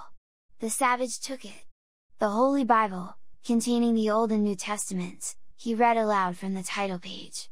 Nor this. It was a small book and had lost its cover. The Imitation of Christ. Nor this. He handed out another volume. The Varieties of Religious Experience. By William James. And I've got plenty more, Mustafa Mon continued, resuming his seat. A whole collection of pornographic old books. Got in the safe and forward on the shelves. He pointed with a laugh to his avowed library, to the shelves of books, the rack full of reading machine bobbins and soundtrack rolls. But if you know about God, why don't you tell them? Asked the savage indignantly. Why don't you give them these books about God? For the same reason as we don't give them Othello, they're old, they're about God hundreds of years ago. Not about God now. But God doesn't change. Men do, though. What difference does that make? All the difference in the world, said Mustafa Mond. He got up again and walked to the safe. There was a man called Cardinal Newman, he said. A cardinal, he exclaimed parenthetically, was a kind of arch community songster. A Panjulf, a fair Milan, Cardinal. I've read about them in Shakespeare. Of course you have. Well, as I was saying, there was a man called Cardinal Newman. Ah, here's the book. He pulled it out. And while I'm about it, I'll take this one too. It's by a man called Maine de Biran. He was a philosopher, if you know what that was. A man who dreams of fewer things than there are in heaven and earth, said the savage promptly. Quite so. I'll read you one of the things he did dream of in a moment. Meanwhile, listen to what this old arch community songster said. He opened the book at the place marked by a slip of paper and began to read. We are not our own any more than what we possess is our own. We did not make ourselves, we cannot be supreme over ourselves. We are not our own masters. We are God's property. Is it not our happiness thus to view the matter? Is it any happiness or any comfort, to consider that we are our own? It may be thought so by the young and prosperous. These may think it a great thing to have everything, as they suppose, their own way, to depend on no one, to have to think of nothing out of sight, to be without the irksomeness of continual acknowledgement, continual prayer, continual reference of what they do to the will of another. But as time goes on, they, as all men, will find that independence was not made for man, that it is an unnatural state, will do for a while, but will not carry us on safely to the end. Mustafa Mon paused, put down the first book and, picking up the other, turned over the pages. Take this, for example, he said, and in his deep voice once more began to read. A man grows old, he feels in himself that radical sense of weakness, of listlessness, of discomfort, which accompanies the advance of age, and, feeling thus, imagines himself merely sick, lulling his fears with the notion that this distressing condition is due to some particular cause, from which, as from an illness, he hopes to recover. Vain imaginings! That sickness is old age, and a horrible disease it is. They say that it is the fear of death and of what comes after death that makes men turn to religion as they advance in years. But my own experience has given me the conviction that, quite apart from any such terrors or imaginings, the religious sentiment tends to develop as we grow older, to develop because, as the passions grow calm, as the fancy and sensibilities are less excited and less excitable, our reason becomes less troubled in its working, less obscured by the images, desires and distractions, in which it used to be absorbed, whereupon God emerges as from behind a cloud, our soul feels, sees, turns towards the source of all light, turns naturally and inevitably, for now that all that gave to the world of sensations its life and charms has begun to leak away from us, now that phenomenal existence is no more bolstered up by impressions from within or from without, we feel the need to lean on something that abides, something that will never play us false, a reality, an absolute and everlasting truth. Yes, we inevitably turn to God, for this religious sentiment is of its nature so pure, so delightful to the soul that experiences it, that it makes up to us for all our other losses. Mustafa Mon shut the book and leaned back in his chair. One of the numerous things in heaven and earth that these philosophers didn't dream about was this, he waved his hand, us, the modern world. You can only be independent of God while you've got youth and prosperity, independence won't take you safely to the end. Well, we've now got youth and prosperity right up to the end. What follows? Evidently, that we can be independent of God. The religious sentiment will compensate us for all our losses. But there aren't any losses for us to compensate, religious sentiment is superfluous. And why should we go hunting for a substitute for youthful desires, when youthful desires never fail? A substitute for distractions, when we go on enjoying all the old fooleries to the very last? What need have we of repose when our minds and bodies continue to delight in activity? Of consolation, when we have soma? Of something immovable, when there is a social order? Then you think there is no God? No, I think there quite probably is one. Then why? Mustafa Mon checked him. But he manifests himself in different ways to different men. In pre-modern times he manifested himself as the being that's described in these books. Now, how does he manifest himself now? Asked the savage. Well, he manifests himself as an absence, as though he weren't there at all. That's your fault. Call it the fault of civilization. God is incompatible with machinery and scientific medicine and universal happiness. You must make your choice. Our civilization has chosen machinery and medicine and happiness. That's why I have to keep these books locked up in the safe. There's smut. People would be shocked at. The savage interrupted him. But isn't it natural to feel there's a God? You might as well ask if it's natural to do up one's trousers with the zippers, said the controller sarcastically. You remind me of another of those old fellows called Bradley. He defined philosophy as the finding of bad reason for what one believes by instinct. As if one believed anything by instinct. One believes things because one has been conditioned to believe them. Finding bad reasons for what one believes for other bad reasons, that's philosophy. People believe in God because they've been conditioned to. But all the same, insisted the savage, it is natural to believe in God when you're alone, quite alone, in the night, thinking about death. But people never are alone now, said Mustafa Mond. We make them hate solitude, and we arrange their lives so that it's almost impossible for them ever to have it. The savage nodded gloomily. At Malpais he had suffered because they had shut him out from the communal activities of the pueblo. In civilized London he was suffering because he could never escape from those communal activities, never be quietly alone. Do you remember that bit in King Lear? Said the savage at last. The gods are just and of our pleasant vices make instruments to plague us, the dark and vicious place where the egot cost him his eyes, and Edmund answers, you remember, he's wounded, he's dying, thou hast spoken right, 'tis true. The wheel has come full circle, I am here. What about that now? Doesn't there seem to be a God managing things, punishing, rewarding? Well, does there?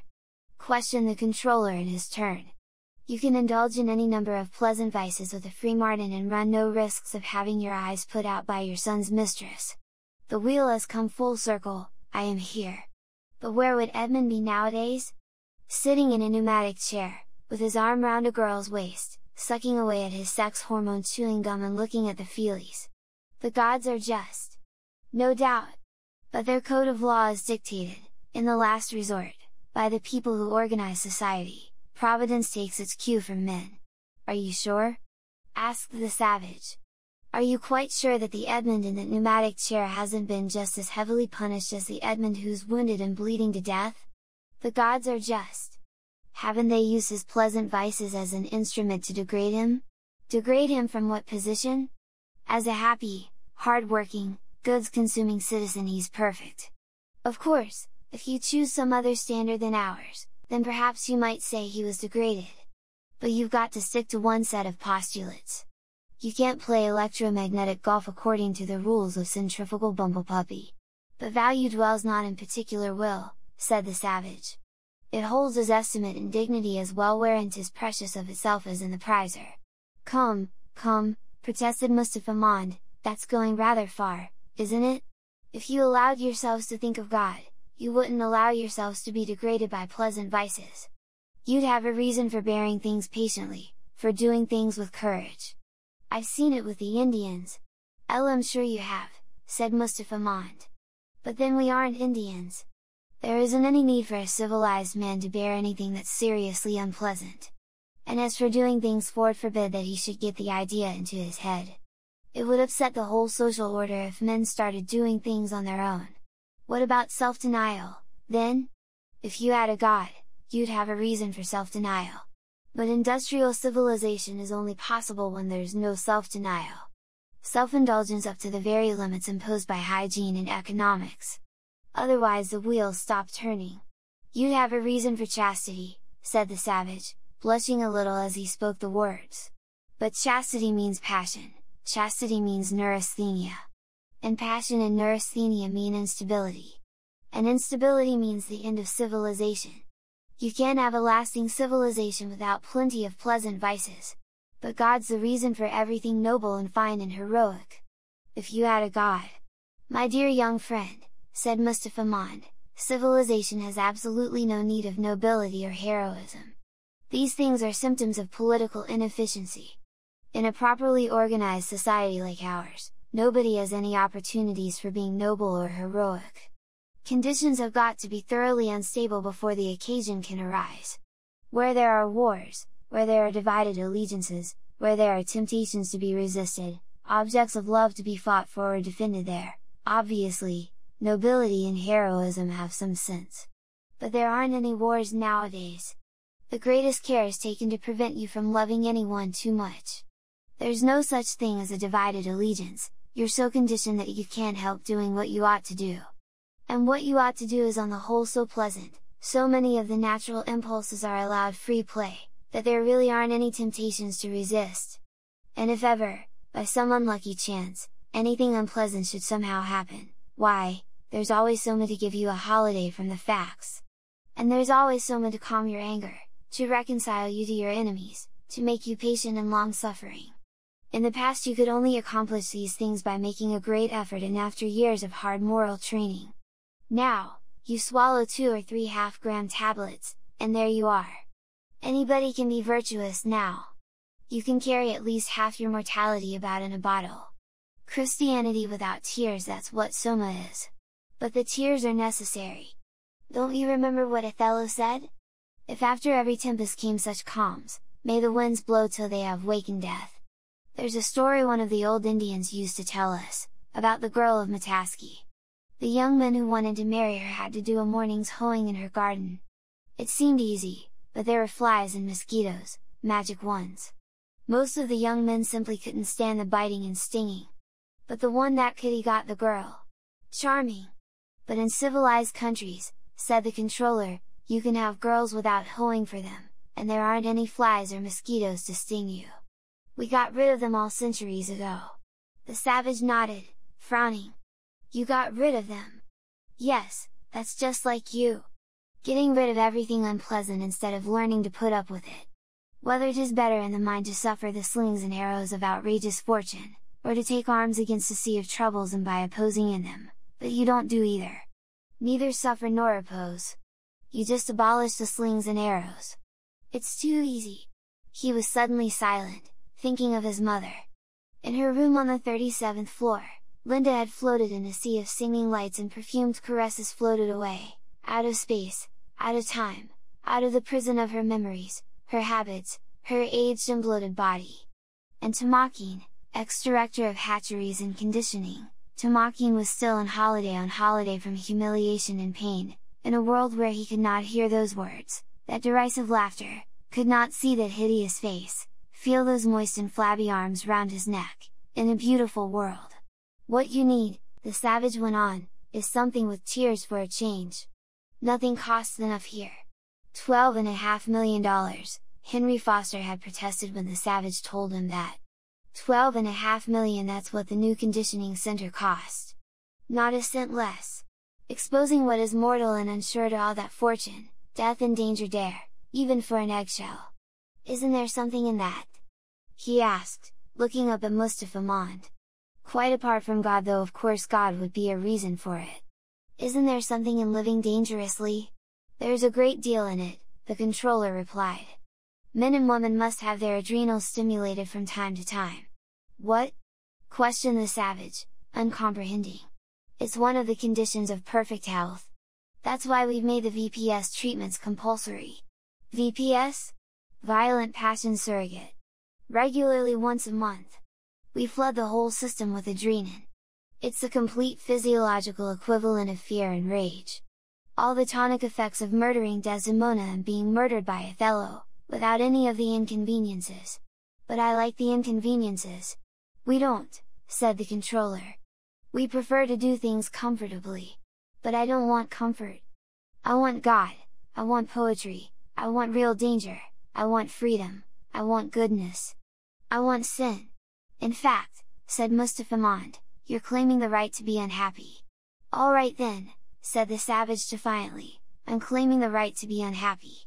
Not to mention the right to grow old and ugly and impotent, the right to have syphilis and cancer, the right to have too little to eat, the right to be lousy, the right to live in constant apprehension of what may happen tomorrow, the right to catch typhoid, the right to be tortured by unspeakable pains of every kind.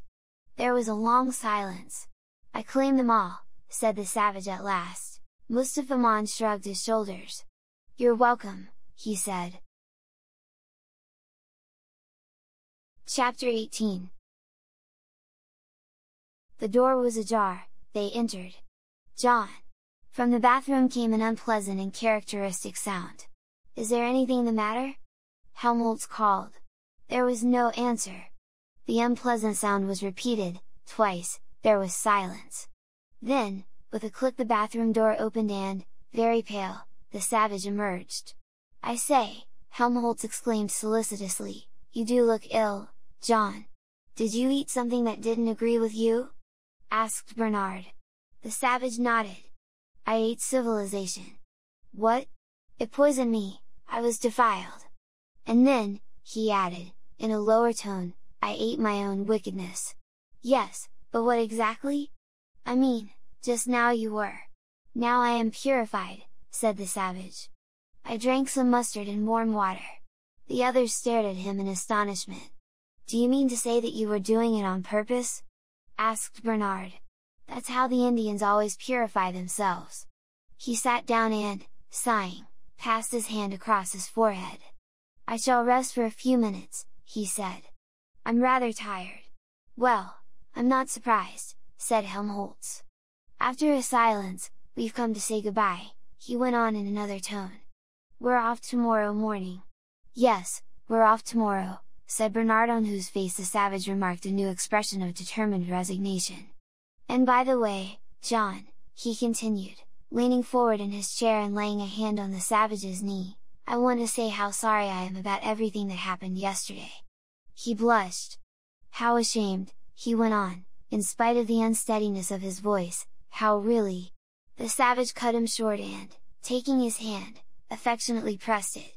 "Helmholtz was wonderful to me," Bernard resumed, after a little pause. "If it hadn't been for him, I should—" Now, Helmholtz protested. There was a silence. In spite of their sadness because of it, even, for their sadness was a symptom of their love for one another, the three young men were happy. "I went to see the controller this morning," said the savage at last. "What for?" "To ask if I mightn't go to the islands with you." "And what did he say?" asked Helmholtz eagerly. The savage shook his head. "He wouldn't let me." "Why not?" "He said he wanted to go on with the experiment." "But I'm damned," the savage added, with sudden fury, "I'm damned if I'll go on being experimented with. Not for all the controllers in the world. Else shall go away tomorrow too." "But where?" the others asked in unison. The savage shrugged his shoulders. "Anywhere. I don't care. So long as I can be alone."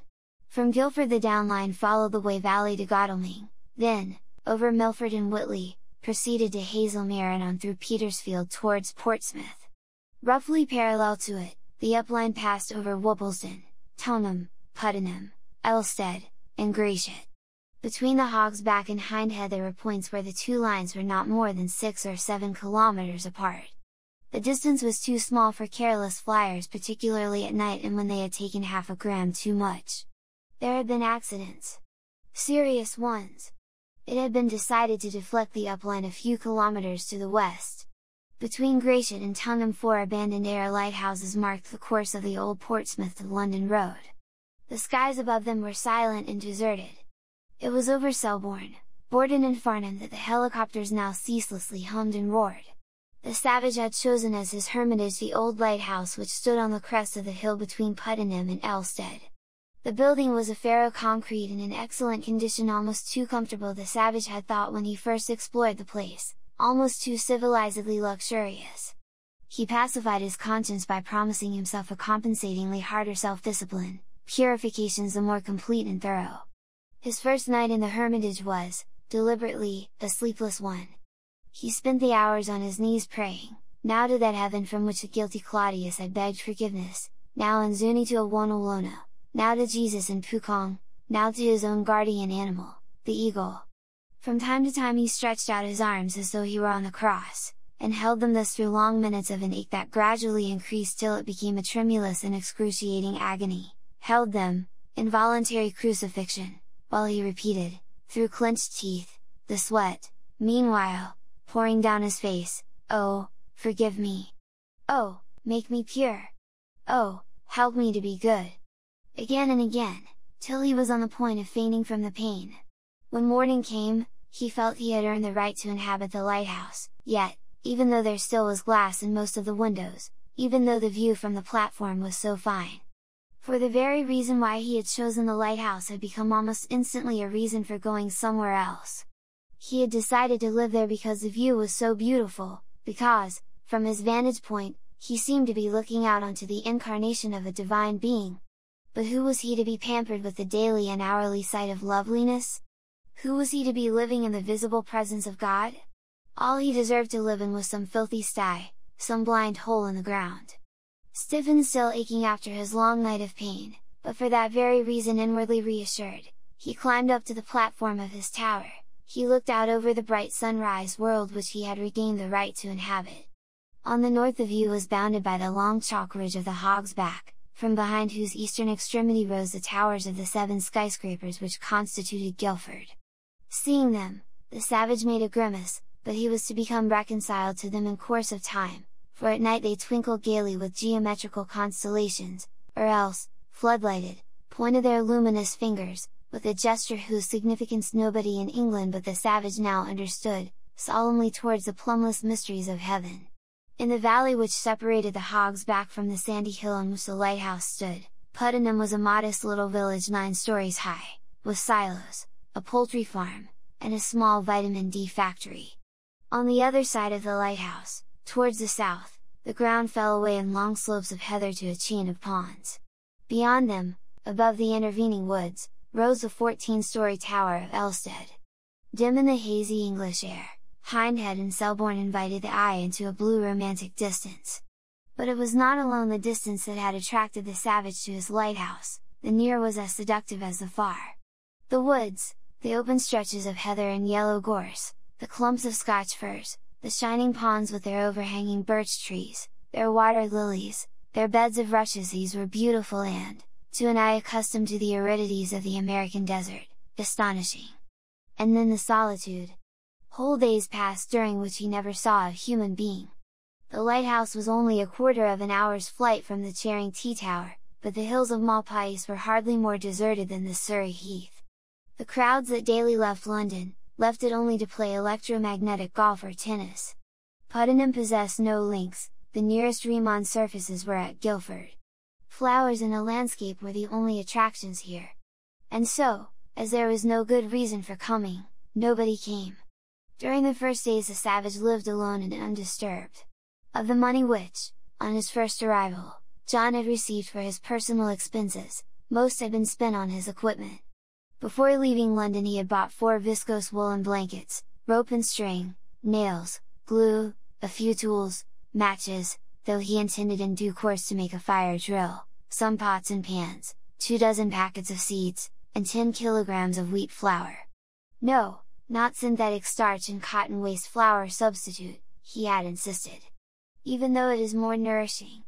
But when it came to pan-glandular biscuits and vitaminized beef surrogate, he had not been able to resist the shopman's persuasion. Looking at the tins now, he bitterly reproached himself for his weakness. Loathsome civilized stuff! He had made up his mind that he would never eat it, even if he were starving.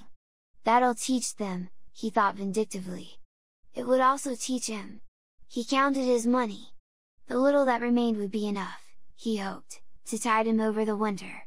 By next spring, his garden would be producing enough to make him independent of the outside world. Meanwhile, there would always be game. He had seen plenty of rabbits, and there were waterfowl on the ponds. He set to work at once to make a bow and arrows. There were ash trees near the lighthouse and, for arrow shafts, a whole copse full of beautifully straight hazel saplings. He began by felling a young ash, cut out 6 feet of unbranched stem, stripped off the bark and, paring by paring, shaved away the white wood, as old Mitsima had taught him, until he had a stave of his own height, stiff at the thickened center, lively and quick at the slender tips. The work gave him an intense pleasure. After those weeks of idleness in London, with nothing to do, whenever he wanted anything, but to press a switch or turn a handle, it was pure delight to be doing something that demanded skill and patience. He had almost finished whittling the stave into shape, when he realized with a start that he was singing. It was as though, stumbling upon himself from the outside, he had suddenly caught himself out, taken himself flagrantly at fault. Guiltily he blushed. After all, it was not to sing and enjoy himself that he had come here. It was to escape further contamination by the filth of civilized life, it was to be purified and made good, it was actively to make amends. He realized to his dismay that, absorbed in the whittling of his bow, he had forgotten what he had sworn to himself he would constantly remember poor Linda, and his own murderous unkindness to her, and those loathsome twins, swarming like lice across the mystery of her death, insulting, with their presence, not merely his own grief and repentance, but the very gods themselves. He had sworn to remember, he had sworn unceasingly to make amends. And there was he, sitting happily over his bow stave, singing, actually singing. He went indoors, opened the box of mustard, and put some water to boil on the fire. Half an hour later, 3 Delta- land workers from one of the Putin and Bokhanovsky groups happened to be driving to Elstead and, at the top of the hill, were astonished to see a young man standing outside the abandoned lighthouse stripped to the waist and hitting himself with a whip of knotted cords. His back was horizontally streaked with crimson, and from wheel to wheel ran thin trickles of blood. The driver of the lorry pulled up at the side of the road and, with his 2 companions, stared open-mouthed at the extraordinary spectacle. 1, 2, 3 they counted the strokes. After the 8th, the young man interrupted his self-punishment to run to the wood's edge and there be violently sick. When he had finished, he picked up the whip and began hitting himself again. 9, 10, 11, 12. Ford, whispered the driver. And his twins were of the same opinion. 40, they said. 3 days later, like turkey buzzards settling on a corpse, the reporters came. Dried and hardened over a slow fire of green wood, the bow was ready. The savage was busy on his arrows. 30 hazel sticks had been whittled and dried, tipped with sharp nails, carefully nocked. He had made a raid one night on the Putin and poultry farm, and now had feathers enough to equip a whole armory. It was at work upon the feathering of his shafts that the first of the reporters found him. Noiseless on his pneumatic shoes, the man came up behind him. "Good morning, Mr. Savage," he said. "I am the representative of the hourly radio." Startled as though by the bite of a snake, the savage sprang to his feet, scattering arrows, feathers, glue pot and brush in all directions. "I beg your pardon," said the reporter, with genuine compunction. "I had no intention." He touched his hat, the aluminum stovepipe hat in which he carried his wireless receiver and transmitter. "Excuse my not taking it off," he said. "It's a bit heavy? Well, as I was saying, I am the representative of the hourly. What do you want?" asked the savage, scowling. The reporter returned his most ingratiating smile. "Well, of course, our readers would be profoundly interested." He put his head on one side, his smile became almost coquettish. "Just a few words from you, Mr. Savage." And rapidly, with a series of ritual gestures, he uncoiled 2 wires connected to the portable battery buckled round his waist, plugged them simultaneously into the sides of his aluminum hat, touched a spring on the crown and antenna shot up into the air, touched another spring on the peak of the brim and, like a jack-in-the-box, out jumped a microphone and hung there, quivering, 6 inches in front of his nose, pulled down a pair of receivers over his ears, pressed a switch on the left side of the hat and from within came a faint waspy buzzing, turned a knob on the right and the buzzing was interrupted by a stethoscopic wheeze and cackle, by hiccups and sudden squeaks. "Hello," he said to the microphone, "hello, hello," a bell suddenly rang inside his hat. "Is that you, Edsel? Primo Melon speaking. Yes, I've got hold of him. Mr. Savage will now take the microphone and say a few words. Won't you, Mr. Savage?" He looked up at the savage with another of those winning smiles of his. "Just tell our readers why you came here. What made you leave London, hold on, Edsel, so very suddenly? And, of course, that whip." The savage started. How did they know about the whip? We're all crazy to know about the whip.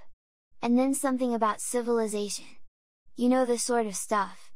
What I think of the civilized girl. Just a few words, a very few. The savage obeyed with a disconcerting literalness. 5 words he uttered and no more 5 words, the same as those he had said to Bernard about the arch community songster of Canterbury. "Hani!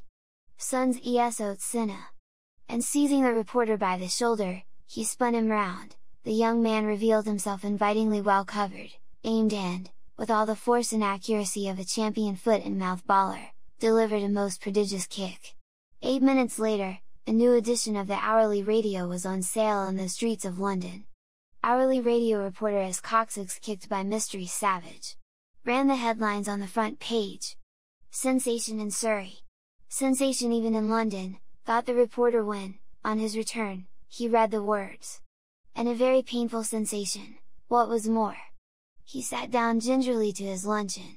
Undeterred by that cautionary bruise on their colleague's coccyx, 4 other reporters, representing the New York Times, the Frankfurt Four-Dimensional Continuum, the Fortean Science Monitor, and the Delta Mirror, called that afternoon at the lighthouse and met with receptions of progressively increasing violence.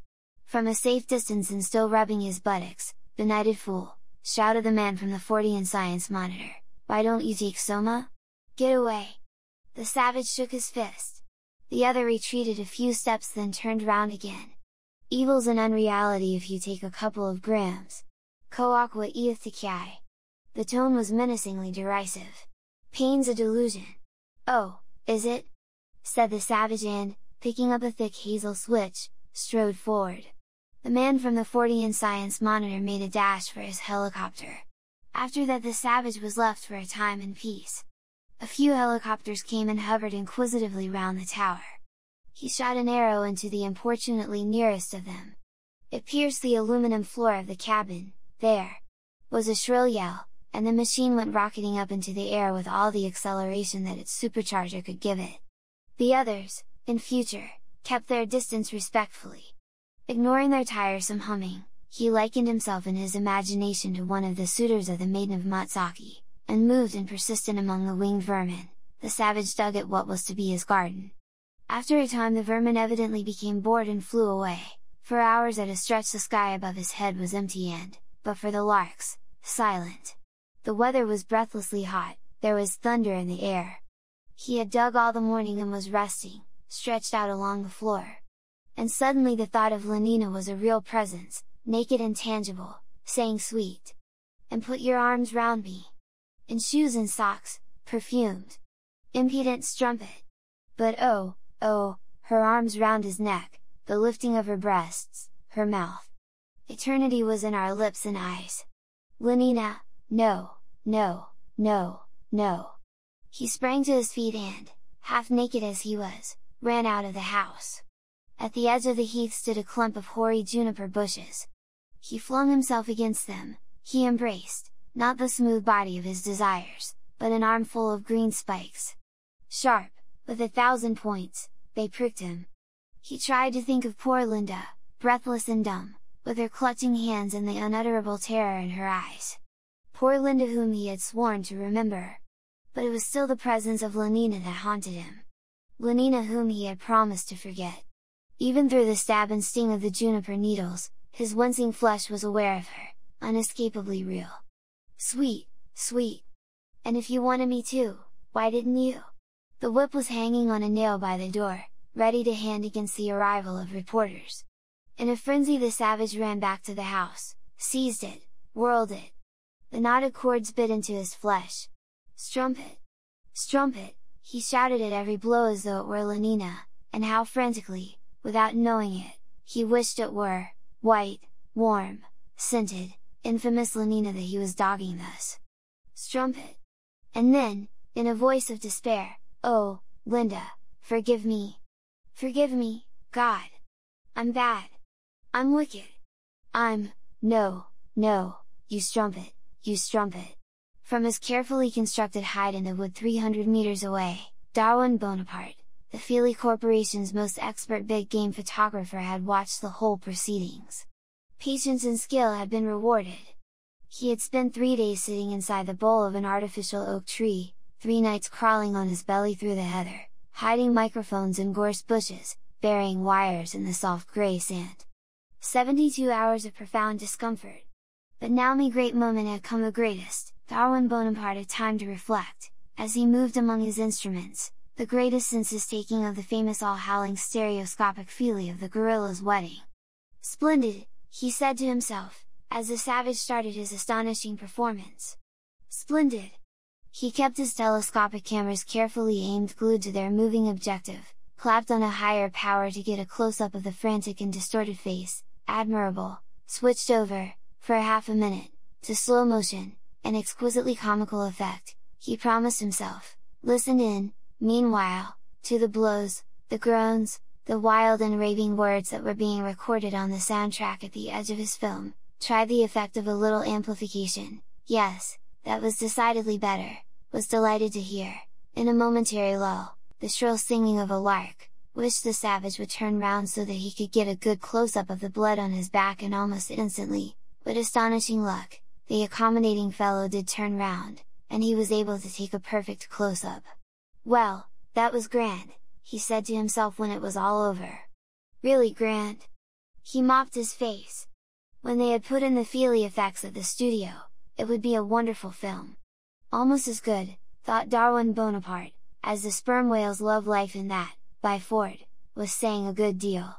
12 days later The Savage of Surrey had been released and could be seen, heard and felt in every first-class Feely palace in Western Europe. The effect of Darwin Bonaparte's film was immediate and enormous. On the afternoon which followed the evening of its release, John's rustic solitude was suddenly broken by the arrival overhead of a great swarm of helicopters. He was digging in his garden, digging, too, in his own mind, laboriously turning up the substance of his thought. Death, and he drove in his spade once, and again, and yet again. And all our yesterdays have lighted fools away to dusty death. A convincing thunder rumbled through the words. He lifted another spadeful of earth. Why had Linda died? Why had she been allowed to become gradually less than human, and at last, he shuddered. A good kissing carrion! He planted his foot on his spade and stamped it fiercely into the tough ground. As flies to one and boys are we to the gods, they kill us for their sport. Thunder again, words that proclaimed themselves truer somehow than truth itself. And yet that same Gloucester had called them ever gentle gods. Besides, thy best of rest is sleep, in that thou oft provokest, yet grossly first thy death, which is no more than sleep. Sleep! Perchance to dream. His spade struck against a stone, he stooped to pick it up. For in that sleep of death, what dreams? A humming overhead had become a roar, and suddenly he was in shadow, there was something between the sun and him. He looked up, startled, from his digging, from his thoughts, looked up in a dazzled bewilderment, his mind still wandering in that other world of truer than truth, still focused on the immensities of death and deity, looked up and saw, close above him, the swarm of hovering machines. Like locusts they came, hung poised, descended all around him on the heather. And from out of the bellies of these giant grasshoppers stepped men in white viscose flannels, women, for the weather was hot, in acetate shantung pajamas or velveteen shorts and sleeveless, half unzippered singlets, one couple from each. In a few minutes there were dozens of them, standing in a wide circle round the lighthouse, staring, laughing, clicking their cameras, throwing, as to an ape, peanuts, packets of sex hormone chewing gum, pan-glandular petite bière. And every moment, for across the Hog's Back the stream of traffic now flowed unceasingly, their numbers increased. As in a nightmare, the dozens became scores, the scores hundreds. The savage had retreated towards cover, and now, in the posture of an animal at bay, stood with his back to the wall of the lighthouse, staring from face to face in speechless horror, like a man out of his senses. From the stupor he was aroused to a more immediate sense of reality by the impact on his cheek of a well-aimed packet of chewing gum. A shock of startling pain, and he was brought awake, awake and fiercely angry. "Go away!" he shouted. The ape had spoken, there was a burst of laughter and hand-clapping. "Good old savage! Hurrah! Hurrah!" And through the babel he heard cries of, "Whip! Whip! The whip!" Acting on the word's suggestion, he seized the bunch of knotted cords from its nail behind the door and shook it at his tormentors. There was a yell of ironical applause. Menacingly he advanced towards them. A woman cried out in fear.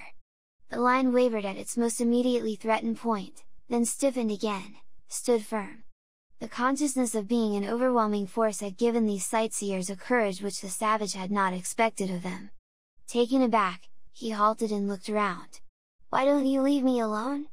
There was an almost plaintive note in his anger. "Have a few magnesium salted almonds," said the man who, if the savage were to advance, would be the first to be attacked. He held out a packet. "They're really very good, you know," he added, with a rather nervous smile of propitiation. "And the magnesium salts will help to keep you young." The savage ignored his offer. "What do you want with me?" he asked, turning from one grinning face to another. "What do you want with me?" "The whip," answered 100 voices confusedly. "Do the whipping stunt." "Let's see the whipping stunt." Then, in unison and on a slow, heavy rhythm, "We want the whip," shouted a group at the end of the line. "We want the whip!" Others at once took up the cry, and the phrase was repeated, parrot fashion, again and again, with an ever-growing volume of sound, until, by the 7th or 8th reiteration, no other word was being spoken. "We want the whip!" They were all crying together, and, intoxicated by the noise, the unanimity, the sense of rhythmical atonement, they might, it seemed, have gone on for hours almost indefinitely. But at about the 25th repetition the proceedings were startlingly interrupted. Yet another helicopter had arrived from across the hog's back, hung poised above the crowd, then dropped within a few yards of where the savage was standing, in the open space between the line of sightseers and the lighthouse. The roar of the air screws momentarily drowned the shouting, then, as the machine touched the ground and the engines were turned off, "We want the whip! We want the whip!" broke out again in the same loud, insistent monotone. The door of the helicopter opened, and out stepped, first a fair and ruddy-faced young man, then, in green velveteen shorts, white shirt, and jockey cap, a young woman. At the sight of the young woman, the savage started, recoiled, turned pale. The young woman stood, smiling at him an uncertain, imploring, almost abject smile. The seconds passed. Her lips moved, she was saying something, but the sound of her voice was covered by the loud reiterated refrain of the sightseers. "We want the whip! We want the whip!" The young woman pressed both hands to her left side, and on that peach-bright, doll beautiful face of hers appeared a strangely incongruous expression of yearning distress. Her blue eyes seemed to grow larger, brighter, and suddenly 2 tears rolled down her cheeks. Inaudibly, she spoke again, then, with a quick, impassioned gesture stretched out her arms towards the savage, stepped forward. "We want the whip! We want!" And all of a sudden they had what they wanted. Strumpet! The savage had rushed at her like a madman. Fichu! Like a madman, he was slashing at her with his whip of small cords. Terrified, she had turned to flee, had tripped and fallen in the heather. "Henry! Henry!" she shouted. But her ruddy-faced companion had bolted out of harm's way behind the helicopter. With a whoop of delighted excitement the line broke, there was a convergent stampede towards that magnetic center of attraction. Pain was a fascinating horror. Fry! Lechery! Fry! Frenzied, the savage slashed again. Hungrily they gathered round, pushing and scrambling like swine about the trough. Oh, the flesh! The savage ground his teeth. This time it was on his shoulders that the whip descended. Kill it! Kill it! Drawn by the fascination of the horror of pain and, from within, impelled by the habit of cooperation, that desire for unanimity and atonement, which their conditioning had so ineradicably implanted in them, they began to mime the frenzy of his gestures, striking at one another as the savage struck at his own rebellious flesh, or at that plump incarnation of turpitude writhing in the heather at his feet. Kill it! Kill it! Kill it! The savage went on shouting. Then suddenly somebody started singing Orgy Porgy and, in a moment, they had all caught up the refrain and, singing, had begun to dance. Orgy Porgy, round and round and round, beating one another in 6/8 time. Orgy Porgy! It was after midnight when the last of the helicopters took its flight. Stupefied by soma, and exhausted by a long-drawn frenzy of sensuality, the savage lay sleeping in the heather. The sun was already high when he awoke. He lay for a moment, blinking in owlish incomprehension at the light, then suddenly remembered everything. "Oh, my God, my God!" He covered his eyes with his hand. That evening the swarm of helicopters that came buzzing across the hog's back was a dark cloud 10 kilometers long. The description of last night's orgy of atonement had been in all the papers. "Savage! Call the first arrivals," as they alighted from their machine. "Mr. Savage!" There was no answer. The door of the lighthouse was ajar. They pushed it open and walked into a shuttered twilight. Through an archway on the further side of the room they could see the bottom of the staircase that led up to the higher floors. Just under the crown of the arch dangled a pair of feet. "Mr. Savage!" Slowly, very slowly, like two unhurried compass needles, the feet turned towards the right, north, northeast, east, southeast, south, south-southwest, then paused, and, after a few seconds, turned as unhurriedly back towards the left. South-southwest, south, southeast, east. End.